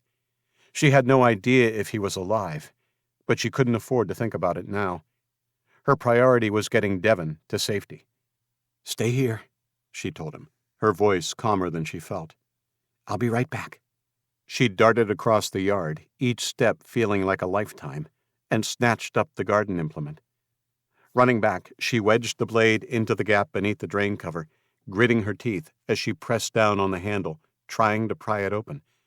The metal groaned, but held firm. With a surge of determination, Sarah pushed down harder, leaning her entire weight onto the shovel. The wood of the handle made a splintering sound, but finally the grate shifted slightly, and with a final heave she forced it up enough to get her fingers underneath. Grabbing the edge, she lifted it, revealing the dark opening below. "Go!" she hissed at Devon. He hesitated, staring down into the drain. "Now, Devon, climb down the ladder." Sensing the urgency in her voice, the boy finally scrambled into the narrow space and down the ladder built into the side. Sarah followed immediately, lowering herself in and pulling the cover down as best she could from the inside. The weight was tremendous, and she had to hold her breath to manage it, but she got it to settle back into place with a thud. That's when she heard running footsteps. She dropped to the floor of the shaft and put an arm around Devon and held a finger against her lips. Both barely breathing, they heard the footsteps pause directly above them. In the damp, shadowy silence of the drain, Sarah held Devon close, stripes of light falling across their faces, illuminating her determined eyes. Her finger was tight on the trigger of the raised pistol. Jake spun, bringing up his rifle before quickly lowering it. Tom Watson from number 12 stood at the corner of the garage, one hand raised in greeting. The other gripped a bloody baseball bat. His face was smeared with dirt and blood, his shirt torn and stained, and his eyes wild and excited. This wasn't the Tom Jake knew, the neat, mild-mannered accountant who always waved cheerfully and kept his yard immaculate. Jake gestured frantically for him to approach, but before his neighbor could move, a large shape materialized behind him. It was Marcus, a blade glinting in his hand. The knife swept across Tom's throat in one practiced motion, and his eyes widened. He crumpled. The hand he had raised to Jake now fixed against his throat, trying unsuccessfully to staunch the flow of bright, arterial blood spurting from the wound. Jake fired without conscious thought or proper aim. Marcus jerked backwards, blood blooming on his upper arm. He staggered but kept his feet and tried to take his rifle from his injured shoulder. Jake aimed more carefully this time, and squeezed the trigger. A dry click. Their eyes met across the distance. Marcus's face twisted in rage at the sheer audacity of the failed attempt. He winced as he made a last effort to get his rifle into his hands. "Kill him!" Marcus roared to his men, his voice raw with pain and rage. "Take him down!" Jake was loath to let the man live, but if he did engage Marcus, it would take time to neutralize him, giving the other men ample opportunity to intervene. No, this was a battle better left to another day. He ran, shrugging on his backpack as he went. Behind him, Marcus screamed for his men again. He had made it 50 yards when the first shots cracked past him. He began to zigzag, crouching to make himself a smaller target. They were good, compensating for his movement, rounds walking closer with each stride. Jake ran full tilt toward the rear of the property where the yard sloped sharply down toward the storm drain. If he could make the slope before they got a clean shot. More weapons joined the first, 3 distinct sounds. The sharp crack of an M4, the deeper boom of a hunting rifle, the rapid bark of an MP5. Jake veered to the right, deliberately moving at an angle away from the location of the drain. The slope was still 5 yards away when a round slammed into his backpack. The impact was like being kicked by a donkey, the force lifting him off his feet. Jake tumbled through the air, his arms flailing for balance. He hit the slope hard, his body rolling and skidding down the incline. Dirt and dry grass scraped against his skin, the backpack cushioning his fall. For a moment, he lay still, stunned and breathless, heart hammering in his chest. He patted himself quickly. No blood, no sharp pain. The round hadn't punched through. Unharmed. He let out a shaky breath, glancing upward. Above the rise, the shooters were still firing, their rounds zipping harmlessly overhead. Jake's mind snapped back into focus. He pushed himself up and began running back to the left and towards the storm drain, keeping low. There wouldn't be time to catch his breath. Not yet. "Cut right!" one of them shouted. "Don't let him—" In the distance, he heard Marcus's enraged voice yell, "Take him alive!" Alive. Good. That meant his pursuers would be more cautious now. Behind him, 2 pairs of boots thundered towards the rise. The drain was still 50 feet distant. Sarah let out a pent-up breath when Jake's face appeared above the grate. His eyes locked onto hers with fierce urgency. Gunshots sounded in the distance as he slipped his fingers between the bars and heaved the cover up before dropping his gun and backpack down to her and clambering onto the top rungs of the ladder. He pulled the grate shut with a deafening clunk before reaching to his right. Sarah spotted a thick metal loop near the edge of the grate, an aftermarket edition, judging by the fresh, silvery weld. Jake grabbed the heavy 8-inch bolt that dangled beside it on a short chain and drove it through the loop with a firm shove. The bolt would catch on the frame if anyone tried to lift the grate from above, effectively jamming it in place. Dropping back to the ground, he grinned. Not exactly up to code, but they won't get that open. The drain tunnel stretched into darkness in both directions, just tall enough for Jake to stand, hunched over. Thin strips of light filtered through occasional grates above, creating islands of visibility in the gloom. The air hung damp and thick with the smell of rust and stagnant water.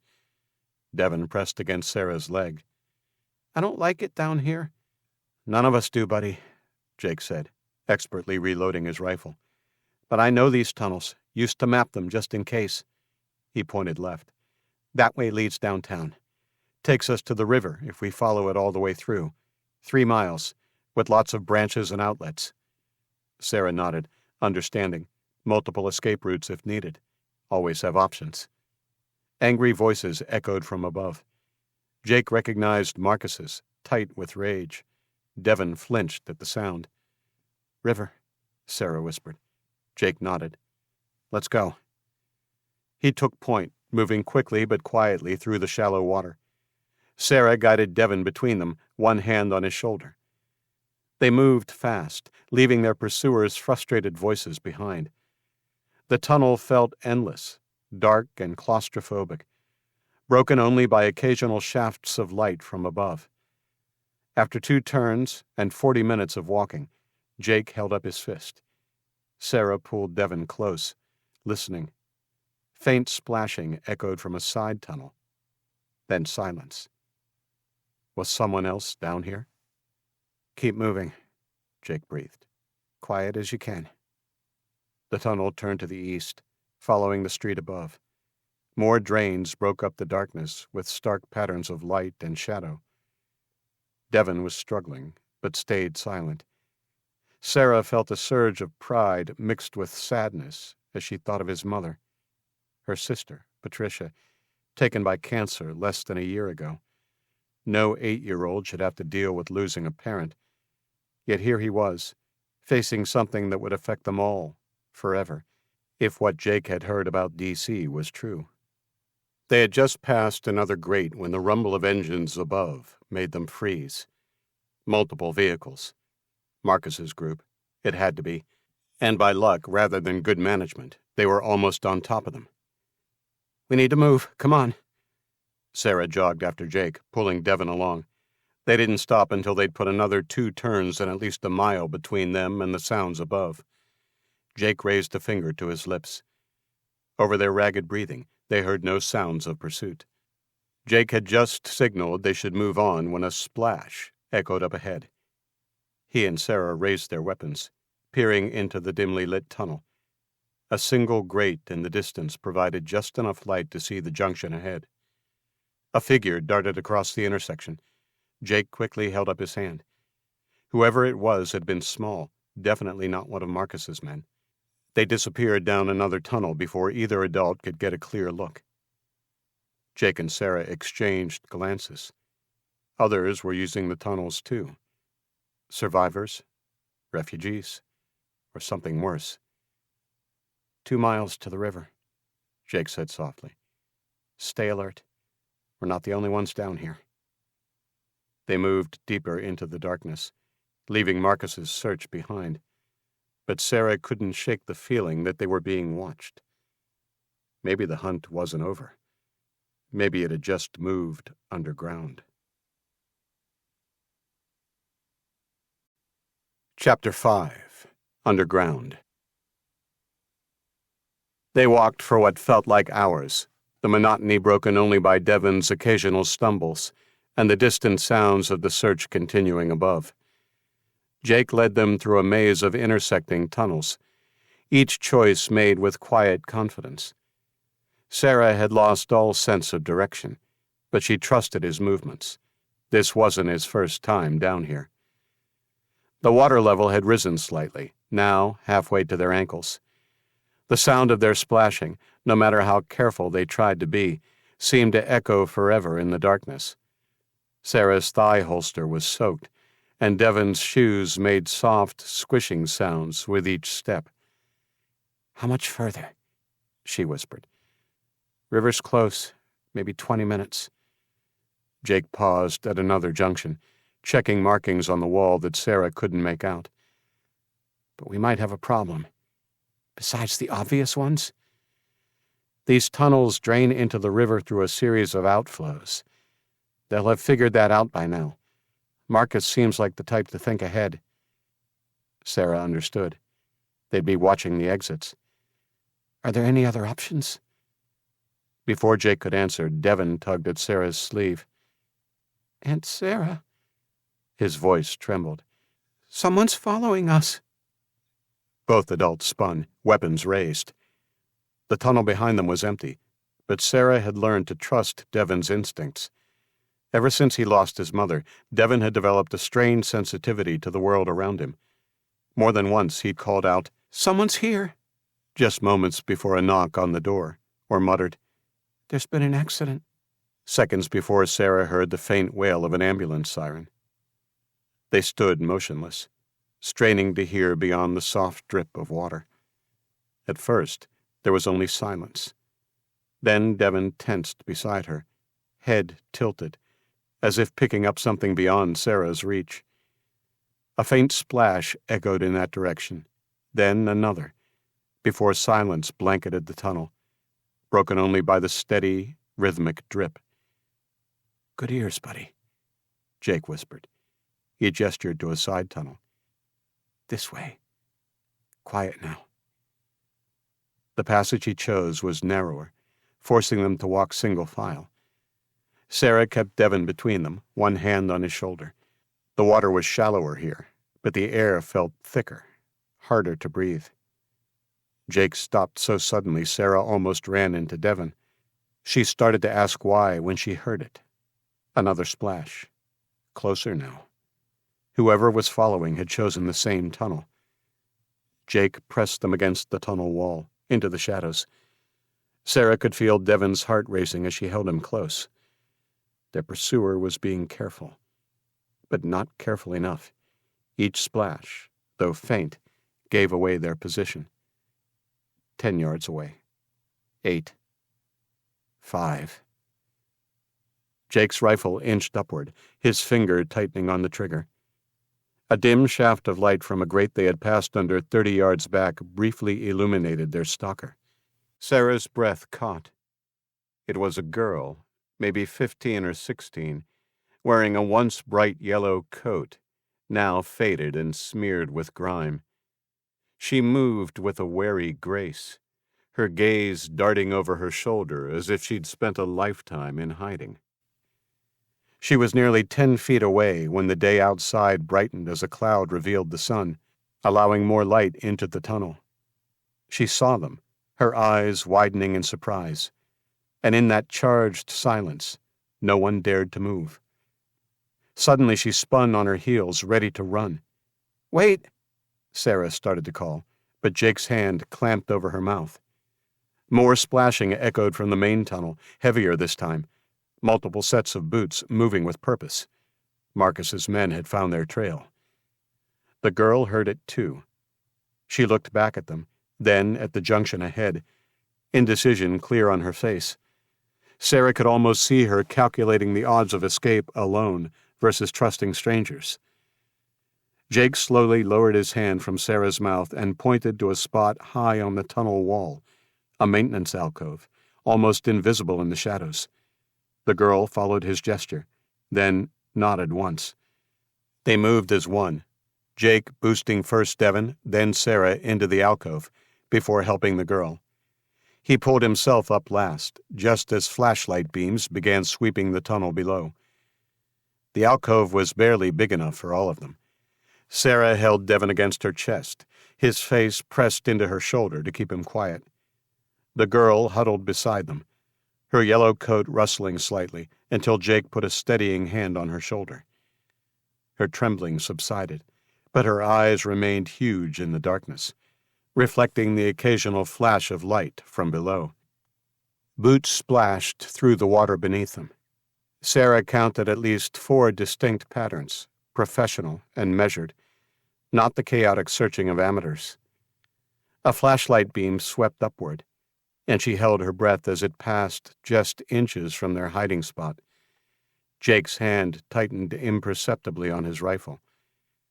"Clear here," a voice called, echoing off the tunnel walls. Marcus's voice crackled through their radios, tight with barely controlled rage. "Keep moving. Work the grid pattern we discussed. They have to be heading for the river outflows." "Sir," another voice responded from below. "These tunnels branch off dozens of times. They could be anywhere by now." "Then we check everywhere," Marcus's voice growled. "Tunnel by tunnel.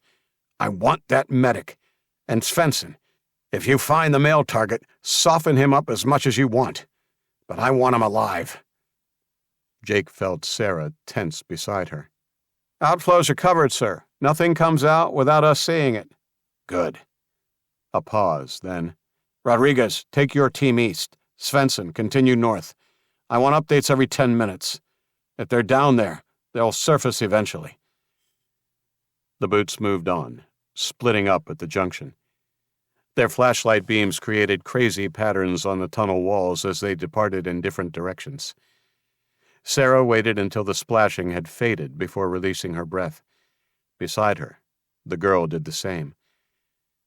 "They're hunting you?" the girl whispered. So quiet, Sarah barely heard her. "They're hunting all of us now," Jake replied softly. Got a name? Maya. She glanced nervously after the search parties. I've been down here since yesterday. They're taking people. Anyone with skills they need. My parents. She trailed off, swallowing hard. They took them first because they're Russian. Said they needed translators. I haven't seen them since. Translators? Why? Asked Jake. The girl shrugged. We should move, Sarah said, mind racing. They'll double back eventually. Jake nodded. We'll have to find another way out, now that they have the river covered. We'll stop at the next street drain and scope it. If it's clear, we'll be out in the open. So we'll have to be quick and find cover ASAP. I know another way out that might be safer, said Maya. Where? Jake asked. Mount Sinai Hospital, Maya whispered. There's a maintenance access that leads to the basement. Sarah tensed at the mention of her workplace. The hospital's not safe. I've been in there, Maya cut in. They're letting what's left of the staff tend to the patients who were already in there under guard. But the basement's clear. I slept there last night. There's food down there, and supplies they missed. And, she looked at Devon, who was starting to shiver. It's dry. Jake and Sarah exchanged glances. The hospital would have medical supplies, maybe food. A gunshot followed by a scream echoed up and down the tunnels. They all jumped, and Devon whimpered. That was close, Maya said urgently. Please, I can show you. Sarah nodded at Jake's unspoken question. Lead the way, he said finally. This way. Stay close to the wall. It's easier to move without splashing. If either of the adults took exception to this obvious instruction, they didn't let on. Jake fell in behind Maya, followed by Devon, who was ushered along by Sarah. Their progress was slow but steady. Maya moved with practiced stealth, each step carefully placed to minimize noise. The water seemed to grow deeper, and the smell of decay stronger. Sarah tried not to think about what might be decomposing in the stagnant pools. Devon stumbled, and Sarah caught him before he fell. His shoes and pants were soaked through now. She could feel him shivering. How much further? She whispered. 2 more turns, Maya said softly. But this next part, we have to be extra quiet. It goes under the parking lot, and they have guards there. How many? Asked Jake. I counted 4 last night, all armed. He nodded, impressed. They turned a corner and saw daylight streaming down through the small grate. She looked back and put a finger to her lips as they crept towards it. She stopped 3 feet short and turned again, before making a very clear gesture by running the 2 fingers of her right hand along the upper part of her left forearm, then pointing to each of them in turn, beginning with herself. They nodded. She swiveled and tensed, about to take her turn scrambling past the drain when a shadow passed over the grate, accompanied by voices. Everyone froze as a beam of light shone into the drain and swept the darkened periphery. Maya made herself as small as possible as the beam brushed past her.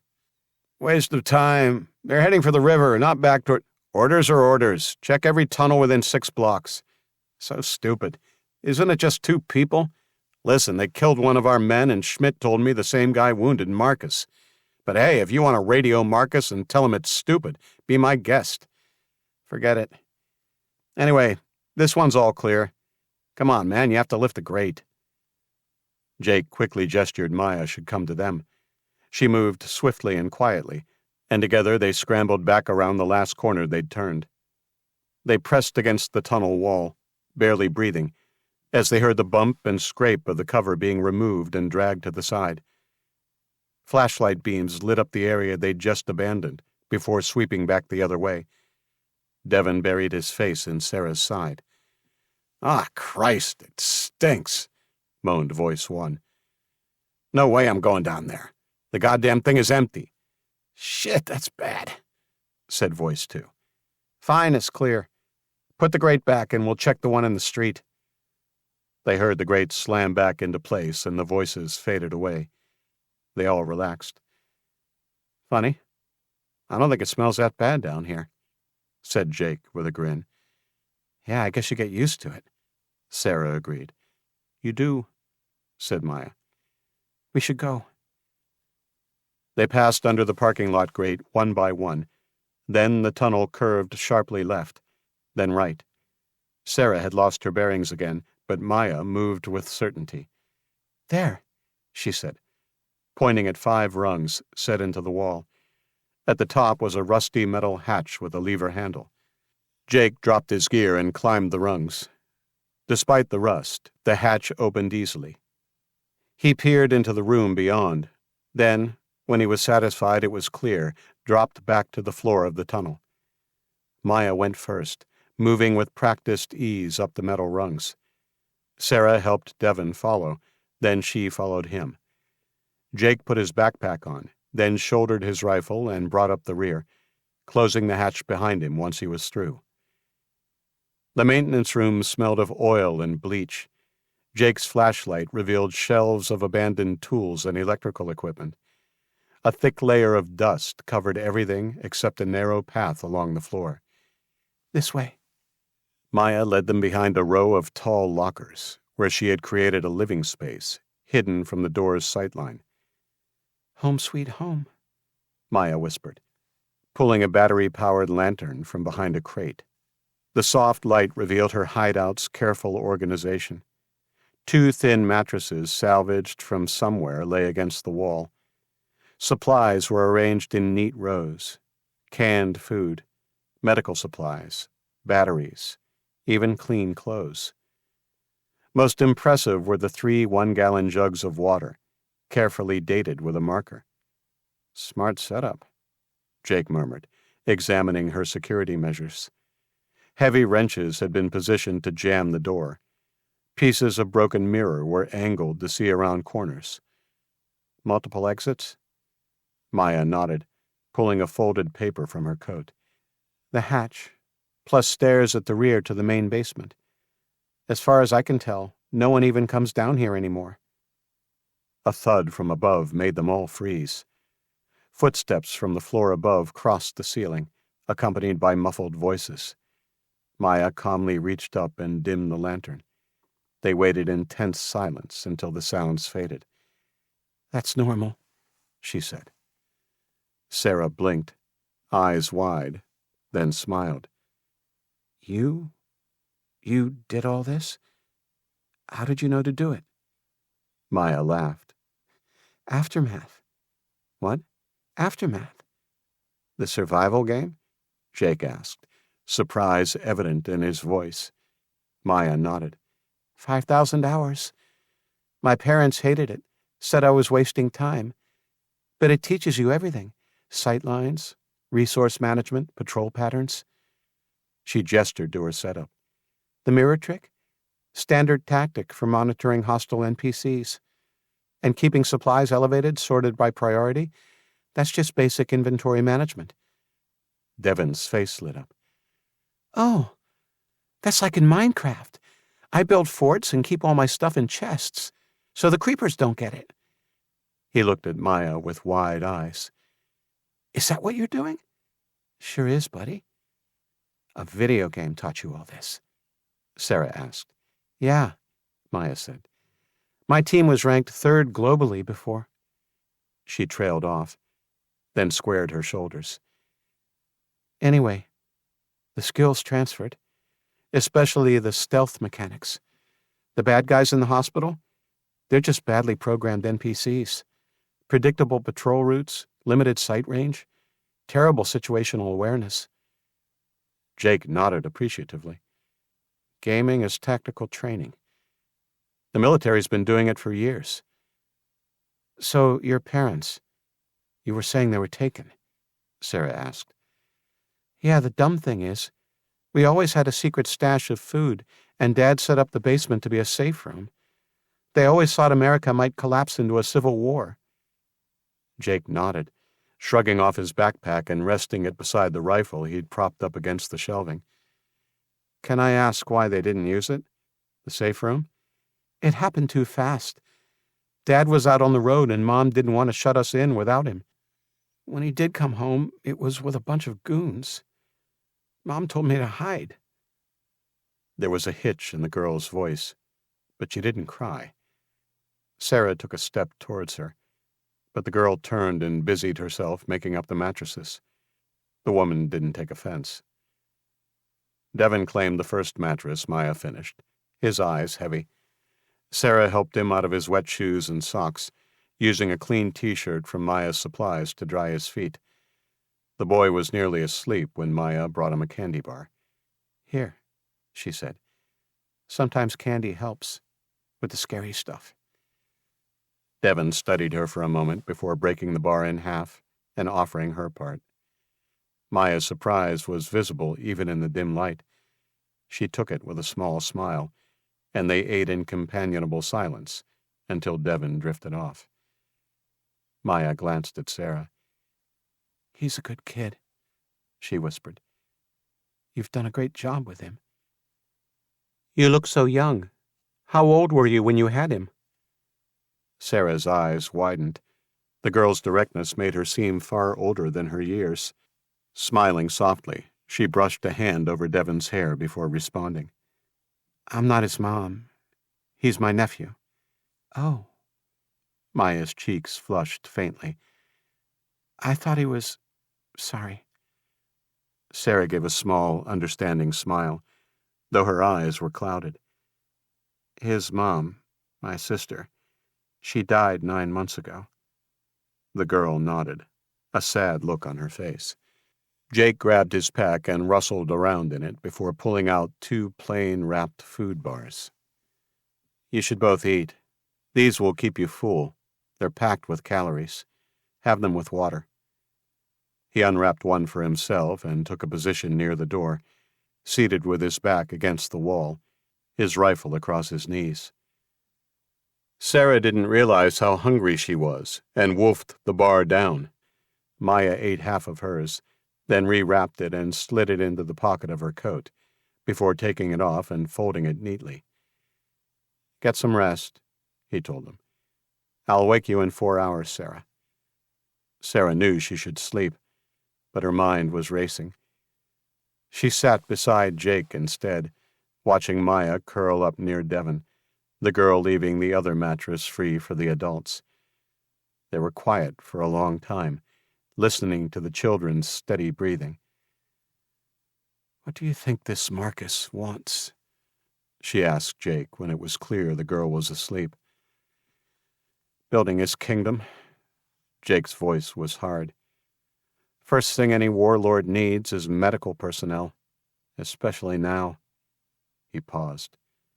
"You've seen it before. Afghanistan, Tribal leaders, local militias. Same pattern. Control the weapons, food, and doctors. Control the population."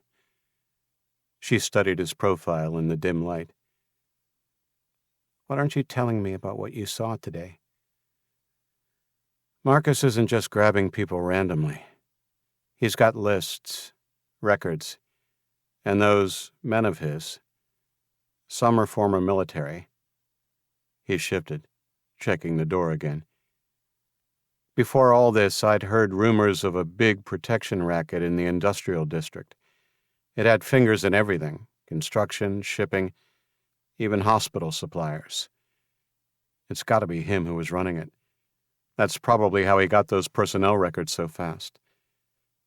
He shook his head. "Not like he planned for this exactly, but guys like him, they're always ready to exploit a crisis.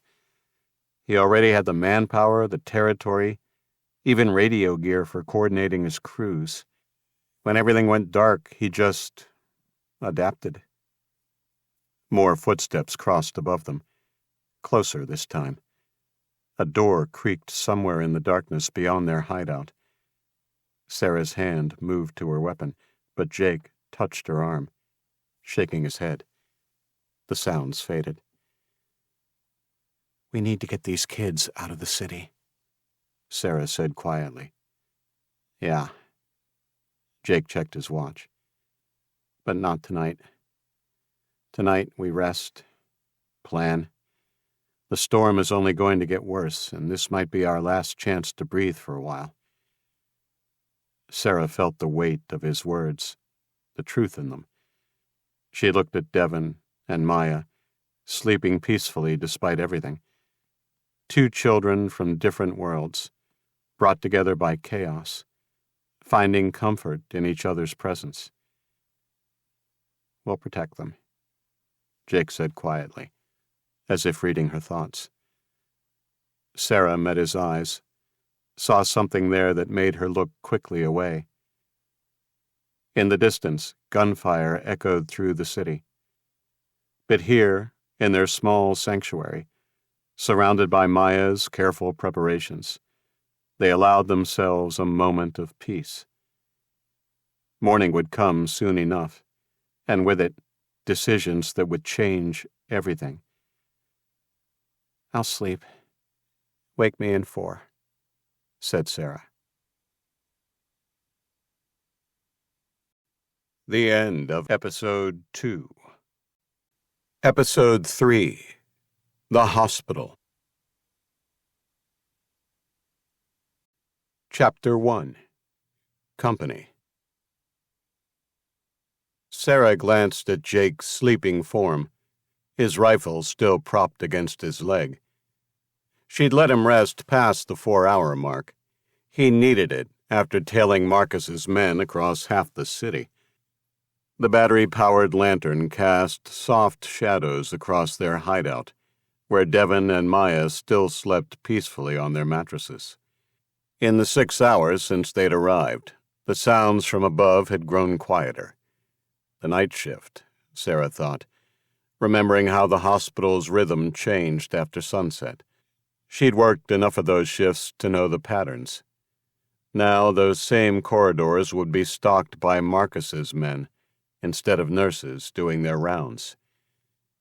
She turned back to Maya's supplies, taking advantage of the quiet to do a proper inventory.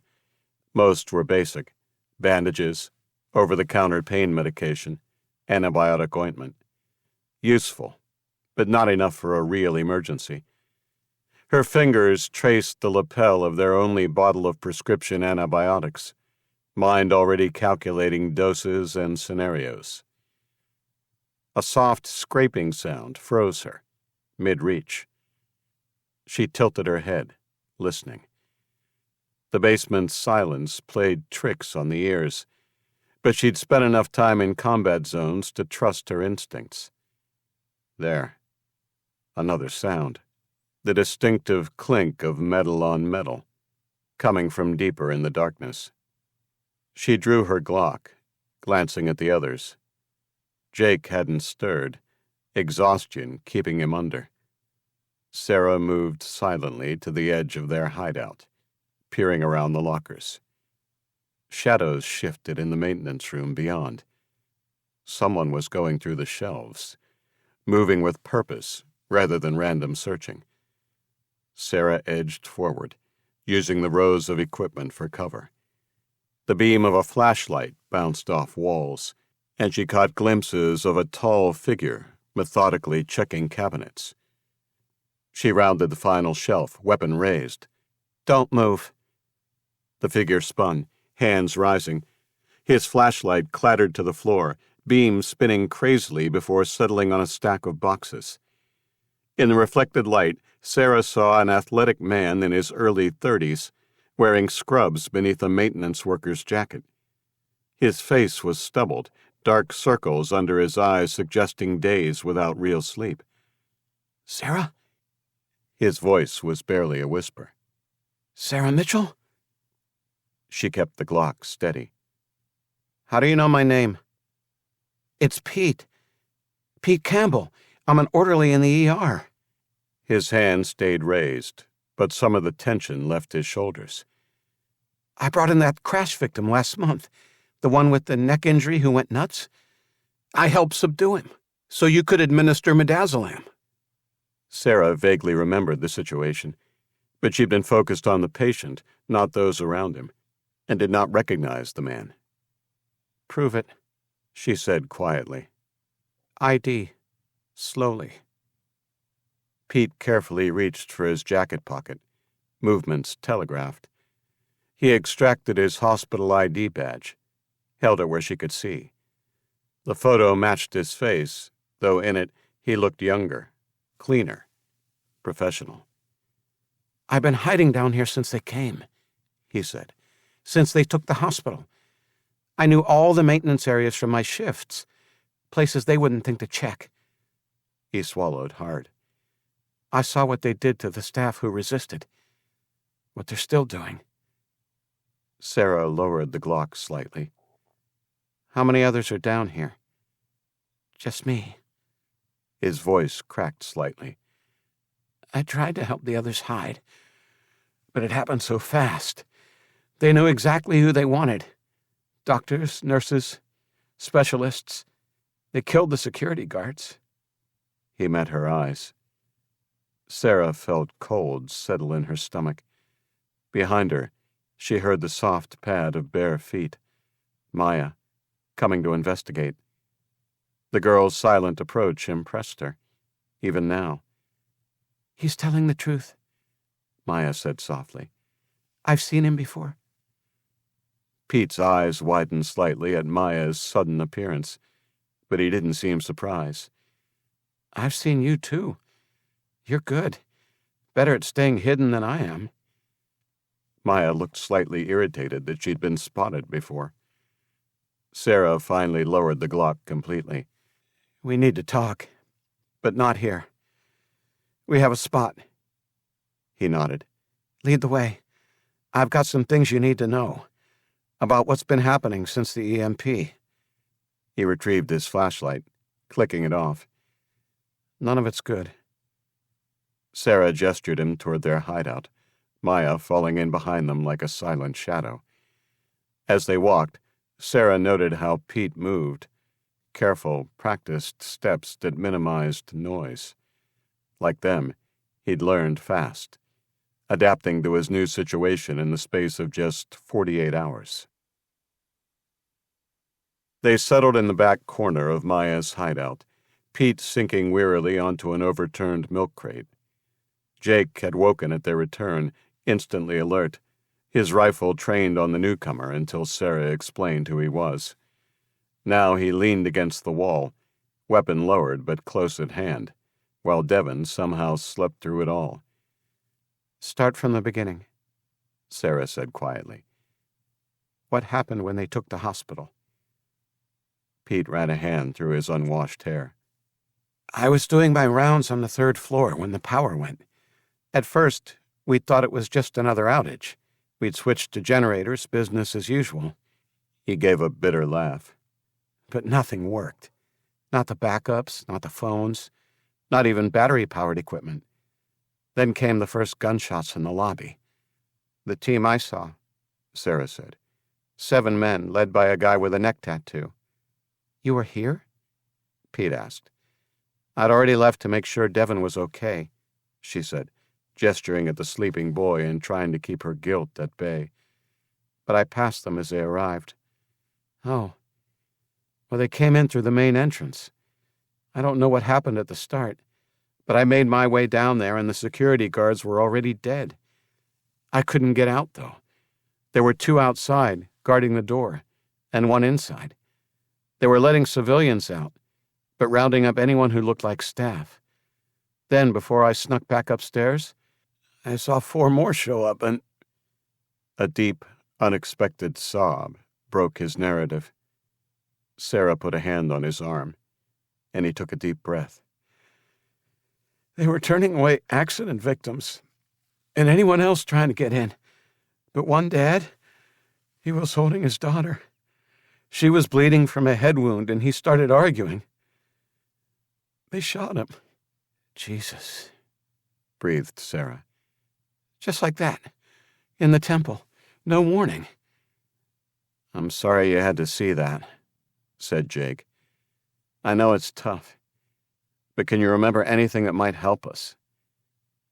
Pete nodded, making a visible effort to pull himself together. "The radios. They had radios that worked. I figured that was unusual because everything else was out. even our cell phones. Oh, and I keep hearing them talk about a Marcus. I got the impression that he's important." "That's their leader," confirmed Jake. Pete nodded, looking down at the floor. I felt like a coward hiding from them, but I knew I wouldn't be any use fighting men with guns. Dr. Patel tried to resist when they came for him.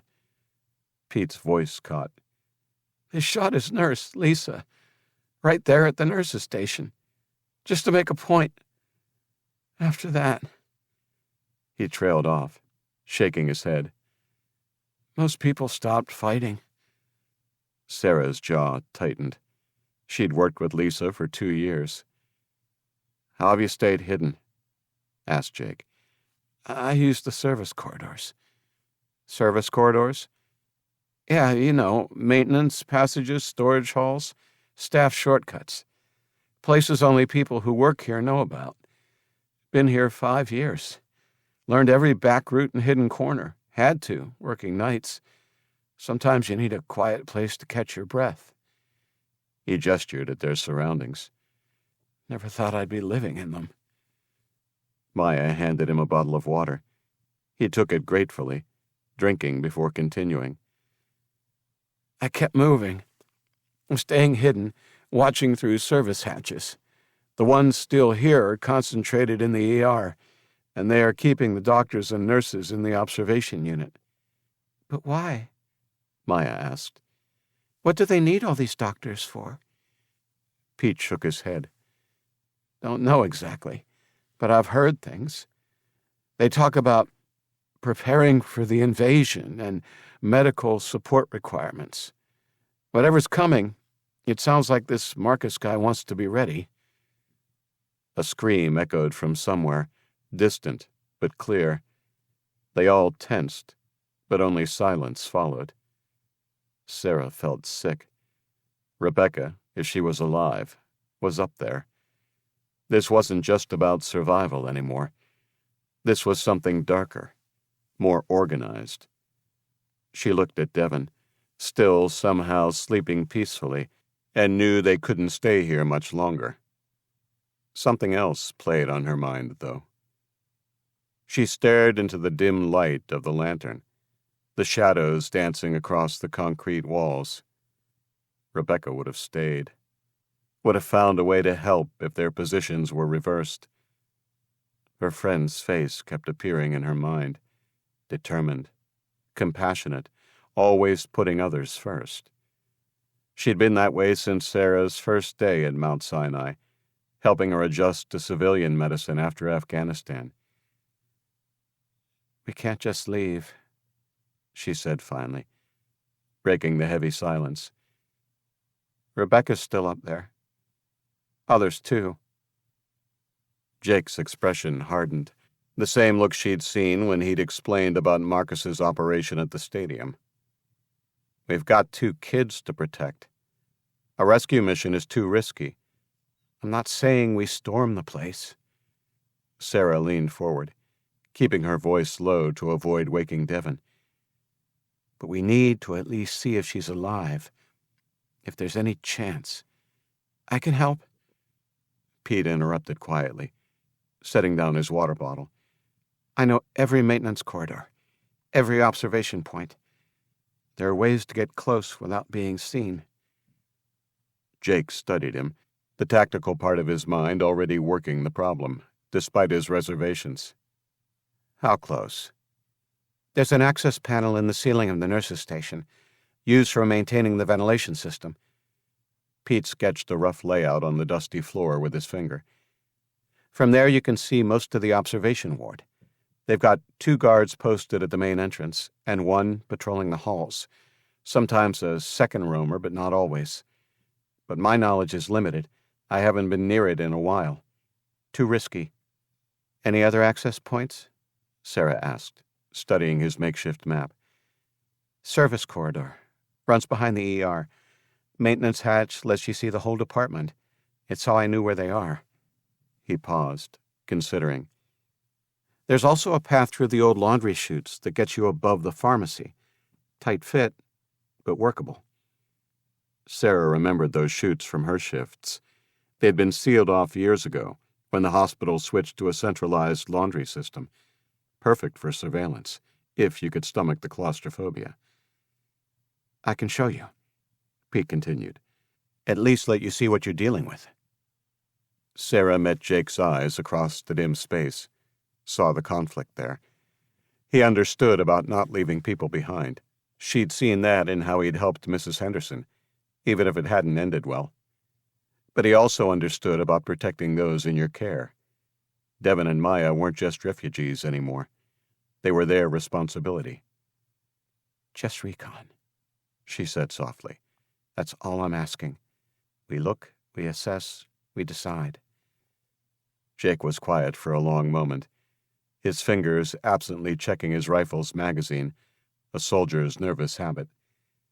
Finally, he nodded once. These guys, they're organized, but they might be complacent. Having locked down the hospital, they won't be suspecting any trouble. A soft rustling from the makeshift sleeping area drew their attention. Devin was stirring, probably roused by their quiet conversation. He sat up slowly, rubbing his eyes, then froze when he spotted the unfamiliar figure in their hideout. Who's that? He asked quietly, instinctively moving closer to Sarah. Pete stayed where he was, careful not to make any sudden movements. He glanced at Sarah, silently asking permission to engage with the boy. Sarah nodded slightly. Devin, this is Pete. He works at the hospital with me. Devin studied Pete with the cautious curiosity of a child who'd learned the hard way that strangers weren't always safe. You're a doctor? No, Pete said, keeping his voice gentle. I'm an orderly. That means I help the doctors and nurses. I used to work in pediatrics sometimes. That's where we take care of kids. Oh. Devin seemed to consider this. Did you know my Aunt Sarah there? I did. Pete smiled slightly. She's one of the best nurses we have. Taught me a lot about helping people. Devin relaxed slightly at this praise of his aunt. What are you doing? He asked, noticing some medical supplies that Pete had spread out on the floor as he talked to the others. Pete glanced at Sarah again, who gave another small nod. I was just organizing some bandages. Want to learn how to roll them properly? It's kind of like making a sleeping bag for your finger. This earned a small giggle from Devin, who edged closer, his natural curiosity overtaking his caution. Sarah watched as Pete patiently demonstrated the proper technique, explaining each step in terms the boy could understand. There was something about Pete that put Devin at ease, maybe because he represented a piece of the normal world they'd lost, or maybe just because he knew how to talk to kids without talking down to them. Sarah took advantage of the moment to pull Jake aside, moving far enough away that their whispers wouldn't carry. Just reconnaissance, she said again, meeting his eyes. 2 hours maximum. We get eyes on the situation. Then we make an informed decision. Jake ran a hand through his hair. A gesture she was learning meant he was wrestling with a difficult choice. And if we see Rebecca? If she's alive but we can't get to her? Will you be able to walk away? Could you, if it was someone you served with? The question hung between them. They both knew the answer. He sighed, but there was a hint of a smile beneath his exhaustion. 2 hours. We look, nothing more. No engagement, no rescue attempts, no heroics. Maya stays here with Devin, maintains security. Pete guides us in and out. He held her gaze. Agreed? Sarah nodded, relief flooding through her. Agreed. They moved back to the others. Maya was preparing a bowl of cornflakes and long-life milk from the supplies she'd managed to pilfer. Sarah put an arm on her shoulder. Thank you, Maya. You're a lifesaver. The girl smiled proudly as Sarah knelt beside Devin, who was still focused on his bandage rolling. His small hands worked with careful precision, trying to match Pete's example. Devin, Jake and I are going for a walk with Pete while you have your breakfast. We'll be back soon, okay? Maya's in charge. You listen to her." Devin looked up, his eyes too serious for his age. He hugged her tight, and she felt him trembling slightly. "Be careful." "Always am, buddy." Maya handed him the bowl and took up position near the entrance, her posture straight-backed and professional. "Be safe and as quiet as possible," Jake said to Maya quietly. "No lights, no sound. Anyone comes close—" "I know," Maya interrupted with a hint of attitude. "Stay hidden, keep Devin safe." Jake smiled.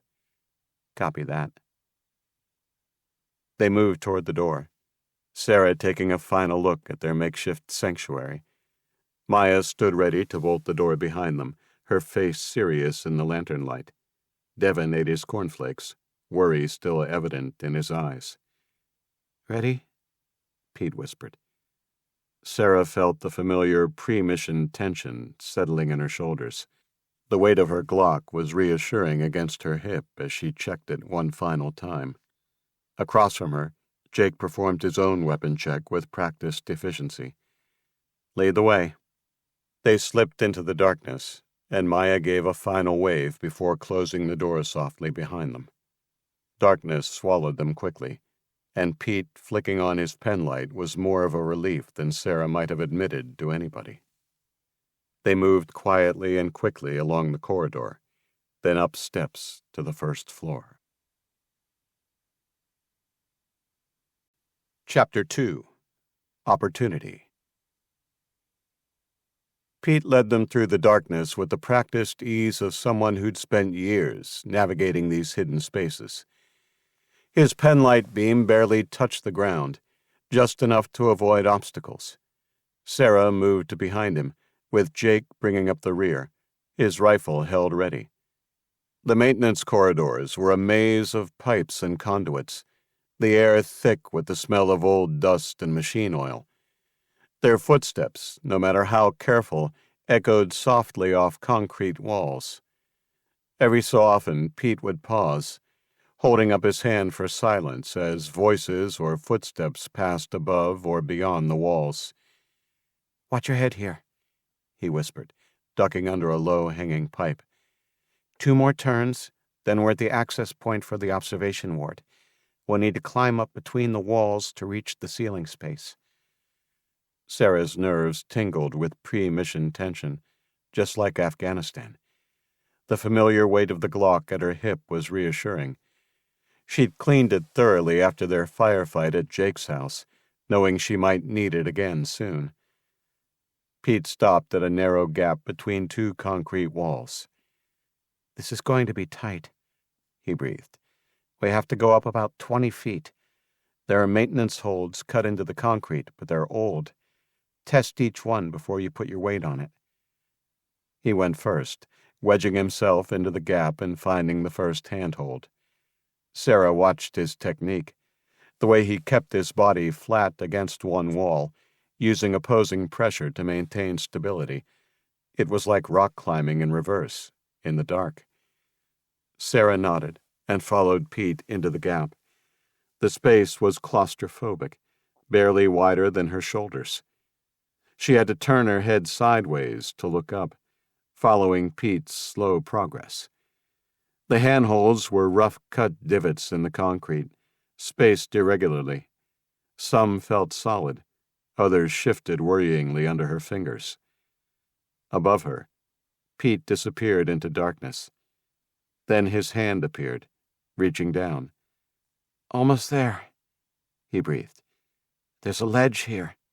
She grasped his hand, and he helped pull her onto a narrow maintenance platform. The space opened up slightly here. They were in the ceiling void between floors. Dust tickled her nose, and she fought back a sneeze.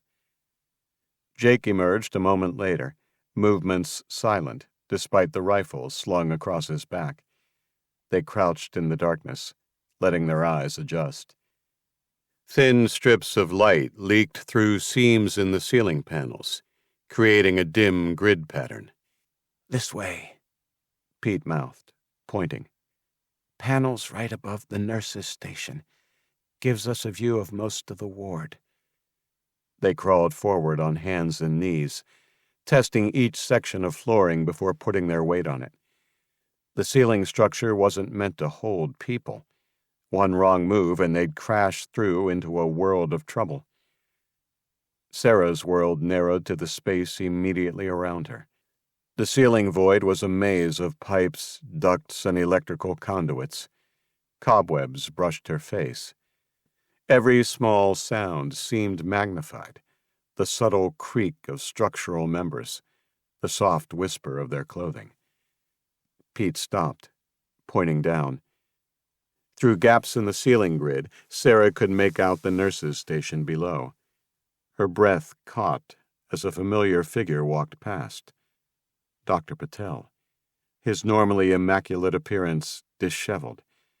He was carrying an armload of supplies, head down. They arranged themselves carefully around the access panel, a removable section of ceiling tile that maintenance workers used to access the ventilation system. Sarah ended up between Pete and Jake, all three lying flat to distribute their weight. From this vantage point, they could see most of the ward. Just as Pete had described, 2 guards stood at the main entrance, weapons held ready. They looked bored but dangerous. A 3rd guard patrolled the hallways in a regular pattern, passing below them every few minutes. The ward itself had been converted into a makeshift prison. Sarah counted at least 15 medical staff, doctors, nurses, technicians. They moved with the defeated shuffle of captives, performing tasks under the watchful eyes of their guards. Her heart clenched when she spotted Rebecca, helping an elderly doctor with bandages. "Your friend looks okay," Pete whispered. "They're keeping the medical staff in relatively good condition. They need them healthy." Sarah nodded, studying the scene below. The guards were well armed, but relatively few in number. If they could somehow isolate 1 or 2 of them. Suddenly, running footsteps echoed down the hallway, and the 2 guards became alert. Another appeared, breathing hard. "Johnston's been hurt. Some kind of accident with the generators. Bad bleed." "How bad?" one of the entrance guards asked. "Arterial. They need the doctor now." The guard cursed softly. "Patel, Mitchell, you're needed. Move it." Sarah watched as Rebecca and Dr. Patel were hurried from the ward. Only the new guard went with them. The other 2 stayed to watch the rest of the prisoners. She met Jake's eyes in the dim light. They didn't need words. Both knew this might be their only chance. Chapter 3. Extraction. "Through here," Pete breathed, already moving. "Service tunnel runs right behind the ER." They crawled backwards from their observation point, careful not to disturb the ceiling panels. Sarah's heart pounded with a familiar mix of fear and anticipation, the same feeling she'd had before combat operations in Afghanistan. But this time, it was Rebecca down there. This time it was personal. Jake touched her ankle, signaling a halt. Footsteps passed directly below, then faded. They reached the maintenance shaft and descended 1 at a time, Pete leading them through a different route than they'd come up. This passage was narrower, forcing them to move sideways at points. Pipes hissed softly around them, carrying pressurized air to different parts of the hospital. "Wait," Pete whispered, stopping suddenly. "Listen." Through the wall, they could hear voices. The ER wasn't far. "Hold pressure there," came Rebecca's voice, professional despite everything. "Dr. Patel, I need that cart." "Where's the damn suture kit?" A man's voice. The guard, Sarah guessed. "Got it," Patel responded calmly. "But we need better light. The batteries in that lamp are dying." Pete pointed to a metal panel in the wall. "Observation port," he mouthed. "Used for checking pipe integrity." Sarah nodded, already understanding. Jake positioned himself on one side of the panel, rifle ready. She took the other side as Pete carefully loosened the panel's edges. A thin slice of light appeared. Sarah peered through, analyzing the scene with combat-trained eyes. The ER was dark, except for a battery-powered surgical lamp casting harsh shadows. Rebecca and Dr. Patel worked on someone lying on a gurney, one of Marcus's men, bleeding heavily from a leg wound.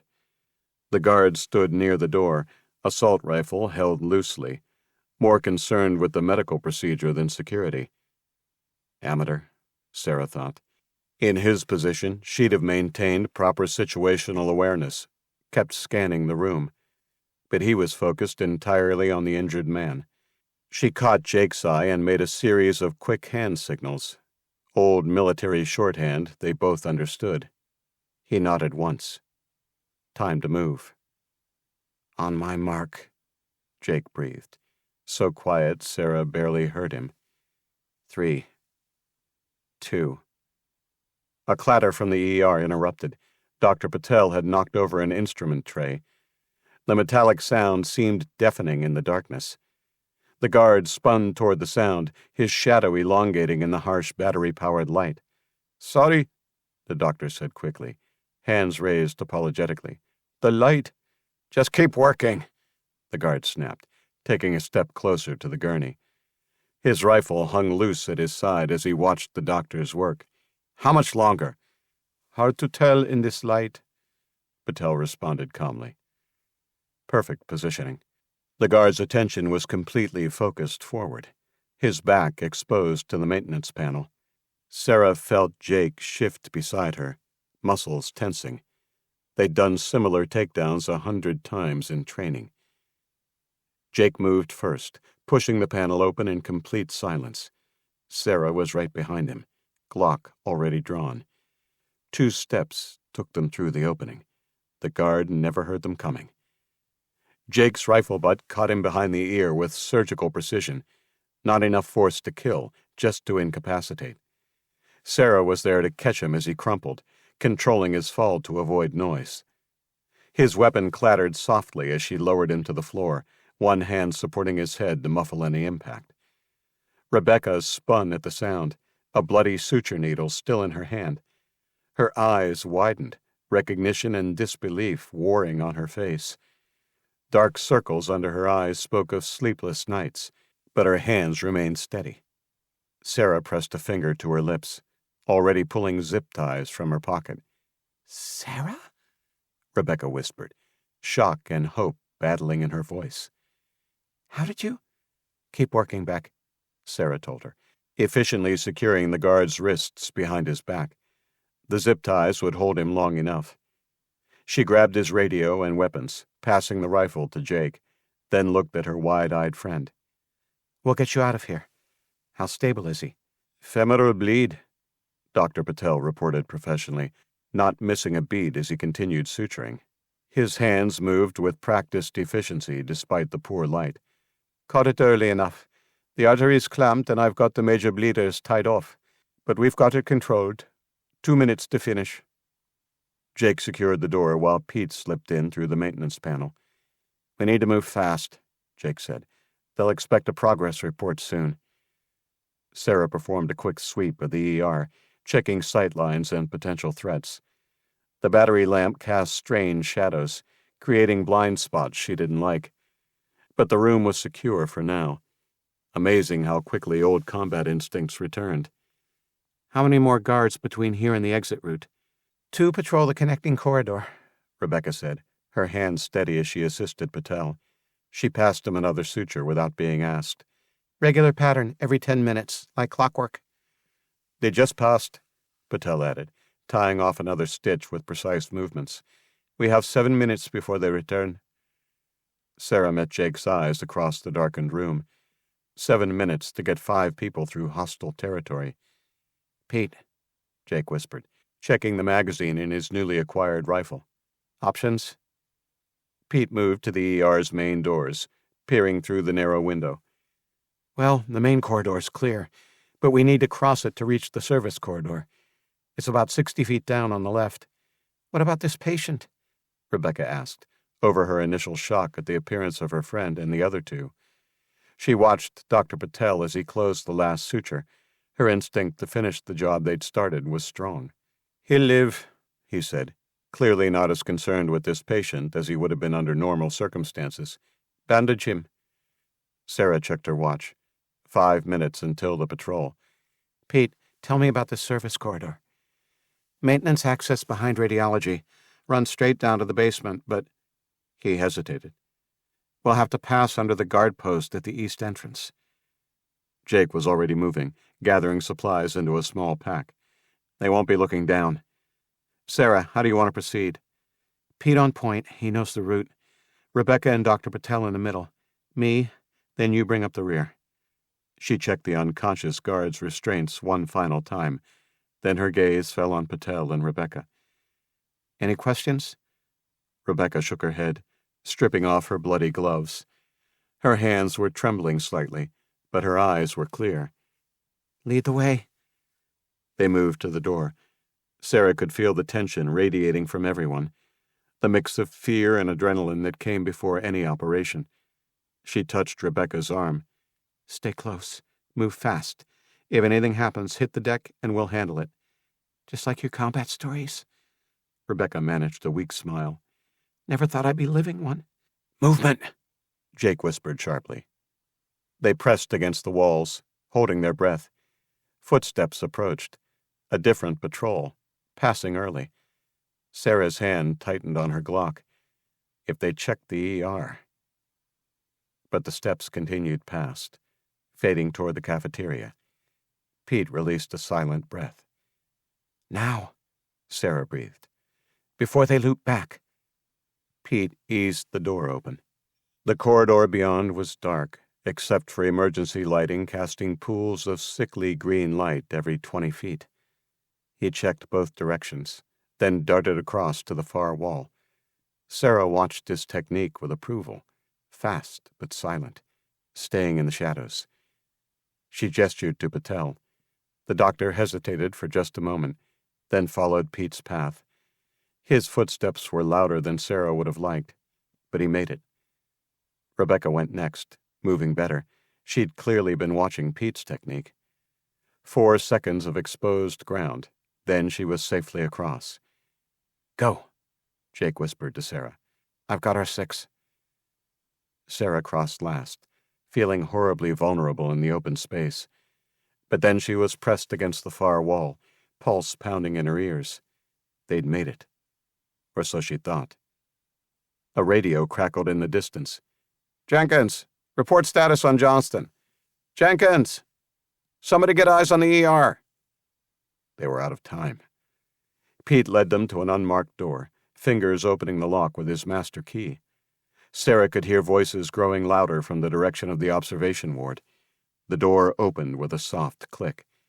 "Come on," Pete rasped and ducked through the door. They piled through into a narrow hallway with a concrete floor. 15 feet further on, it led to a narrow metal staircase, down into darkness. As Jake was just pulling the door shut, they heard a shout from the direction of the ER. "They're gone! Where the hell is Patel and the nurse? Lock down the floor. Check every room, every closet." Jake locked the door from the inside. "Go!" The stairwell smelled of rust and old cigarettes. Their footsteps, no matter how careful, echoed off concrete walls. Sarah moved close to Rebecca, steadying her friend when she stumbled on the uneven steps. Sarah felt Rebecca trembling beside her. "Keep moving," she breathed. "They don't know about these passages." "The others," Rebecca whispered, gripping Sarah's arm. "We can't just leave them up there. Lisa's sister is still there, and Dr. Chen, and—" "We'll come back for them," Sarah promised, though her heart ached at the lie. "But right now we need to move." They continued down, Pete leading with his small light. The beam caught pipes and conduits, creating strange shadows. 2 flights down, he held up his hand. "Crossing under the east guard post," he mouthed, and put a finger to his lips. They could hear voices, guards chatting, unaware of what was happening just beneath their feet. A cigarette butt dropped through a grate, trailing sparks in the darkness. 1 agonizing step at a time, they crept past. Sarah counted her heartbeats, waiting for an alarm, a shout of discovery. But they made it. "Wait," Patel whispered, grabbing Sarah's sleeve. "There's something you need to know about what they're planning." "Later," Jake cut him off quietly. "Right now we need to move." 3 more flights down. The basement felt miles away. Sarah could feel Rebecca shaking beside her. Exhaustion, fear, or both. Even Dr. Patel's normally perfect posture was slouched with fatigue. Suddenly, Jake grabbed Sarah's arm. She froze, hearing what he'd caught. Footsteps above, moving fast. Someone else was in the maintenance corridors. "They're searching," Jake said. "The whole hospital will be locked down once they call for backup." "No time to be careful then," said Sarah. "We run, now." They descended the last 2 flights at dangerous speed, no longer worried about noise. Sarah's knees ached from the impact of each step. Behind them, shouts echoed through the stairwell. The search was expanding. Pete took them through a maze of corridors, finally stopping at a familiar door. Sarah's heart clenched, thinking of Devon and Maya waiting inside. They'd have to move fast. The children couldn't be here when Marcus's men started a proper search. Maya's voice came from inside. "Who is it?" "It's us," Sarah said quickly. "Open up. We need to move." The door opened. Maya's eyes went wide at the sight of their expanded group. Her gaze lingered on the 2 newcomers, clearly calculating what their presence meant. Devon launched himself at Sarah, wrapping his arms around her waist. "I heard shouting." "No time," Jake said, already gathering supplies. "They'll figure out where we went soon. We need to be gone before they call in reinforcements." "The drains to the river?" Sarah asked. Jake shook his head. "They'll expect that. We need another way." "I might know one," Rebecca said quietly, "but you might not like it." Above them, the sounds of the search grew closer. They could hear radios crackling, orders being given. Soon the hospital would be flooded with armed men. Chapter 4.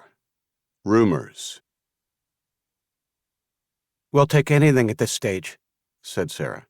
"What's your idea?" Rebecca's voice was barely a whisper. "There's a tunnel that connects the hospital morgue to the old medical school, across the street. They used it to transport unclaimed cadavers for the students years ago. It hasn't been used since they built the new facility a decade ago, but as far as I know, it's not been filled in." "Why would we want to go to the medical school?" Maya asked, shouldering her carefully packed bag. Her eyes kept darting to the door, monitoring for threats just as Sarah had taught her. "Well, it's empty," Rebecca explained quickly, wiping sweat from her forehead with a trembling hand. "We'll be able to catch our breath and decide what to do." Jake was already checking his weapon, efficiently scanning the magazine before replacing it. "How far?" "Maybe 200 yards, Rebecca said. She looked exhausted, dark circles under her eyes, testament to what she'd endured the past 2 days. "But the tunnel's sealed. They closed it off when the school closed." "Sealed how?" Sarah asked, helping Devon put on his backpack. The boy was being remarkably quiet, sensing the tension in the adults around him. "Just welded shut. The maintenance crews did it when they decommissioned it." Rebecca ran a hand through her tangled hair. "But the welds are old, and the metal's rusted. I used to take smoke breaks down there sometimes. The door's not as solid as it looks." Pete was moving before she finished speaking, heading to a maintenance locker in the corner. "I know where we can get those tools. They keep the heavy equipment down here." He worked the lock quickly. A crash echoed from somewhere above, followed by shouting and the thunder of boots on stairs. They were running out of time. "Show us," Jake said, positioning himself near the door where he could watch both approaches to their position. They moved quickly through the basement corridors, Pete and Rebecca in the lead.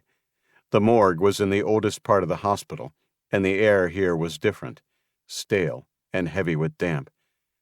Sarah felt Devon press closer to her side. "It's okay, buddy," she whispered. "Just stay close." "Here," Rebecca said, pushing the morgue's double doors open. The room beyond was dark. lit only by dim emergency lighting. Metal gurneys lined one wall, their occupants covered by sheets that seemed to glow faintly in the weak light. The cloying smell of disinfectant didn't hide the underlying smell of decay. Devon pressed closer to Sarah. "Are those—" "Don't look," she said softly, turning his face away. "Just stay close to me." Maya's eyes were wide, but she kept moving, her gaze fixed firmly on Pete's back. Sarah saw her swallow hard when they passed a gurney where a hand had slipped free of its sheet. Pete led them through the morgue, weaving between examination tables and storage cabinets. The room felt endless in the dim light, each shadow concealing potential threats, or worse.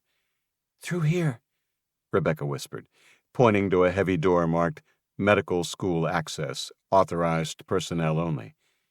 Patel touched Sarah's arm again. "Please, what I heard, it's important." "Tell us while Pete works," she said, watching as the orderly attacked the door's welded edges with tools from his pack. "There's a safe zone," the doctor said quickly. "The state militia in Ohio has established a secure area. They're taking in refugees." He glanced nervously at the morgue entrance. "But Marcus, he was talking about attacking it.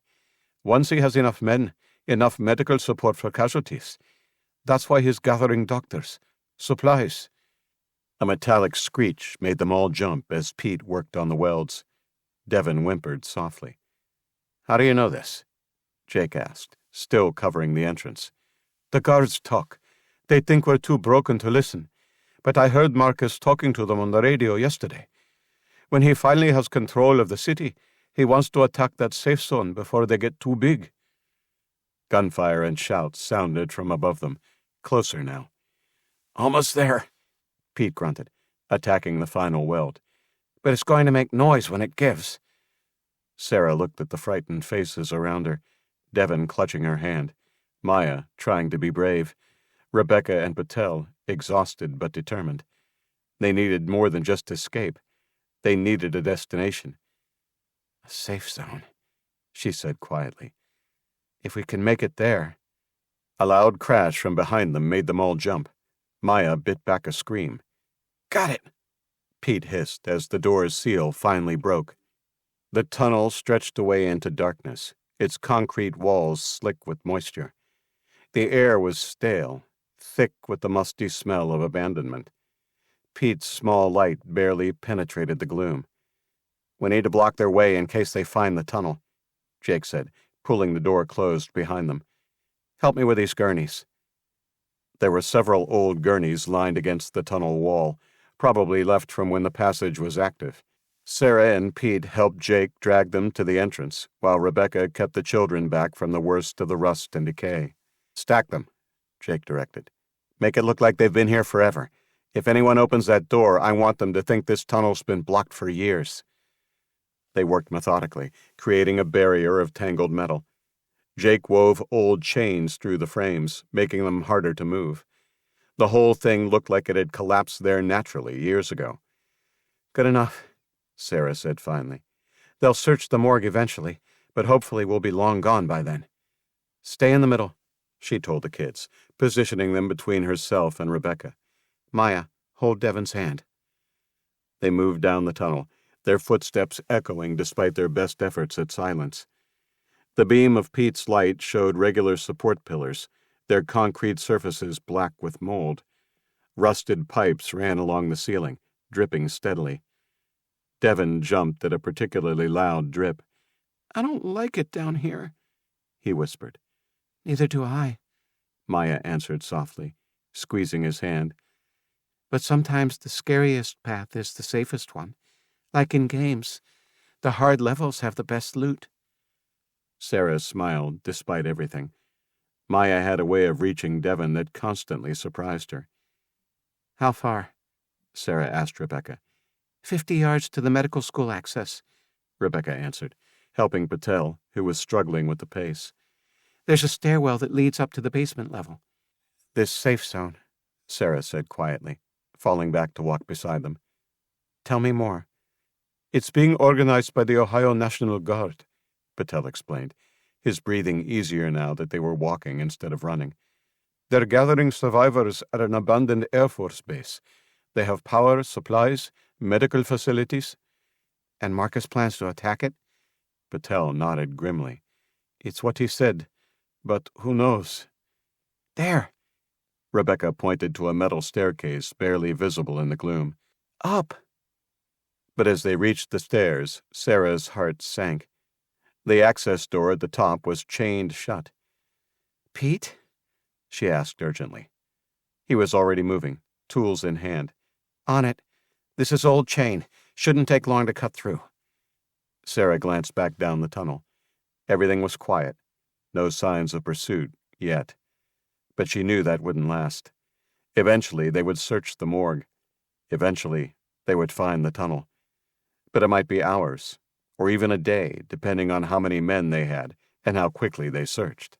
By then, they needed to be far away from the hospital. And maybe, just maybe, they had a destination now. Pete worked on the chains methodically, each scrape of his tools echoing in the tunnel. The bolt cutters he'd grabbed from the maintenance locker were old, but effective, slowly biting through the rusted links. "Almost there," he whispered. "One more." The chains split with a sudden crack that made them all jump. Jake caught it before it could clatter down the stairs, lowering it silently to the ground. "Door's still locked," Pete said, examining the handle. "But it's just a standard key lock. Give me a minute." Sarah watched him work while the others caught their breath. Devon had finally stopped trembling, though he still held Maya's hand tight. Rebecca sat on a step, head resting against the wall, while Dr. Patel checked the dressings on his scraped hands. A soft click, and the door swung open with a groan of unused hinges. "Careful," Jake said, taking point. "We don't know what's up there." The stairwell opened into a large storage room. Emergency lighting cast a weak glow over abandoned shelves and equipment. The air was stale, but not unpleasant, just unused. "Close that door," Sarah said, once they were all through. "Block it like the other one." They found a heavy storage cabinet that took all of them to move, shoving it against the door. Jake wedged a metal pole under the handle for good measure. "What is this place?" Maya asked, looking around with interest. "Anatomy lab storage," Rebecca answered. "They kept specimens and models here when the school was open." She pointed to some sheets covering large shapes. "Those are probably the plastic cadavers they used for teaching." Devon edged away from the covered forms. "We need to find somewhere defensible," Jake said, "preferably with multiple exits." "Faculty offices are 2 floors up," Pete offered. "Private bathrooms, break room with a kitchenette. The whole building's been closed for years, but it might still have supplies." "Windows?" Sarah asked. "Some, but they're small.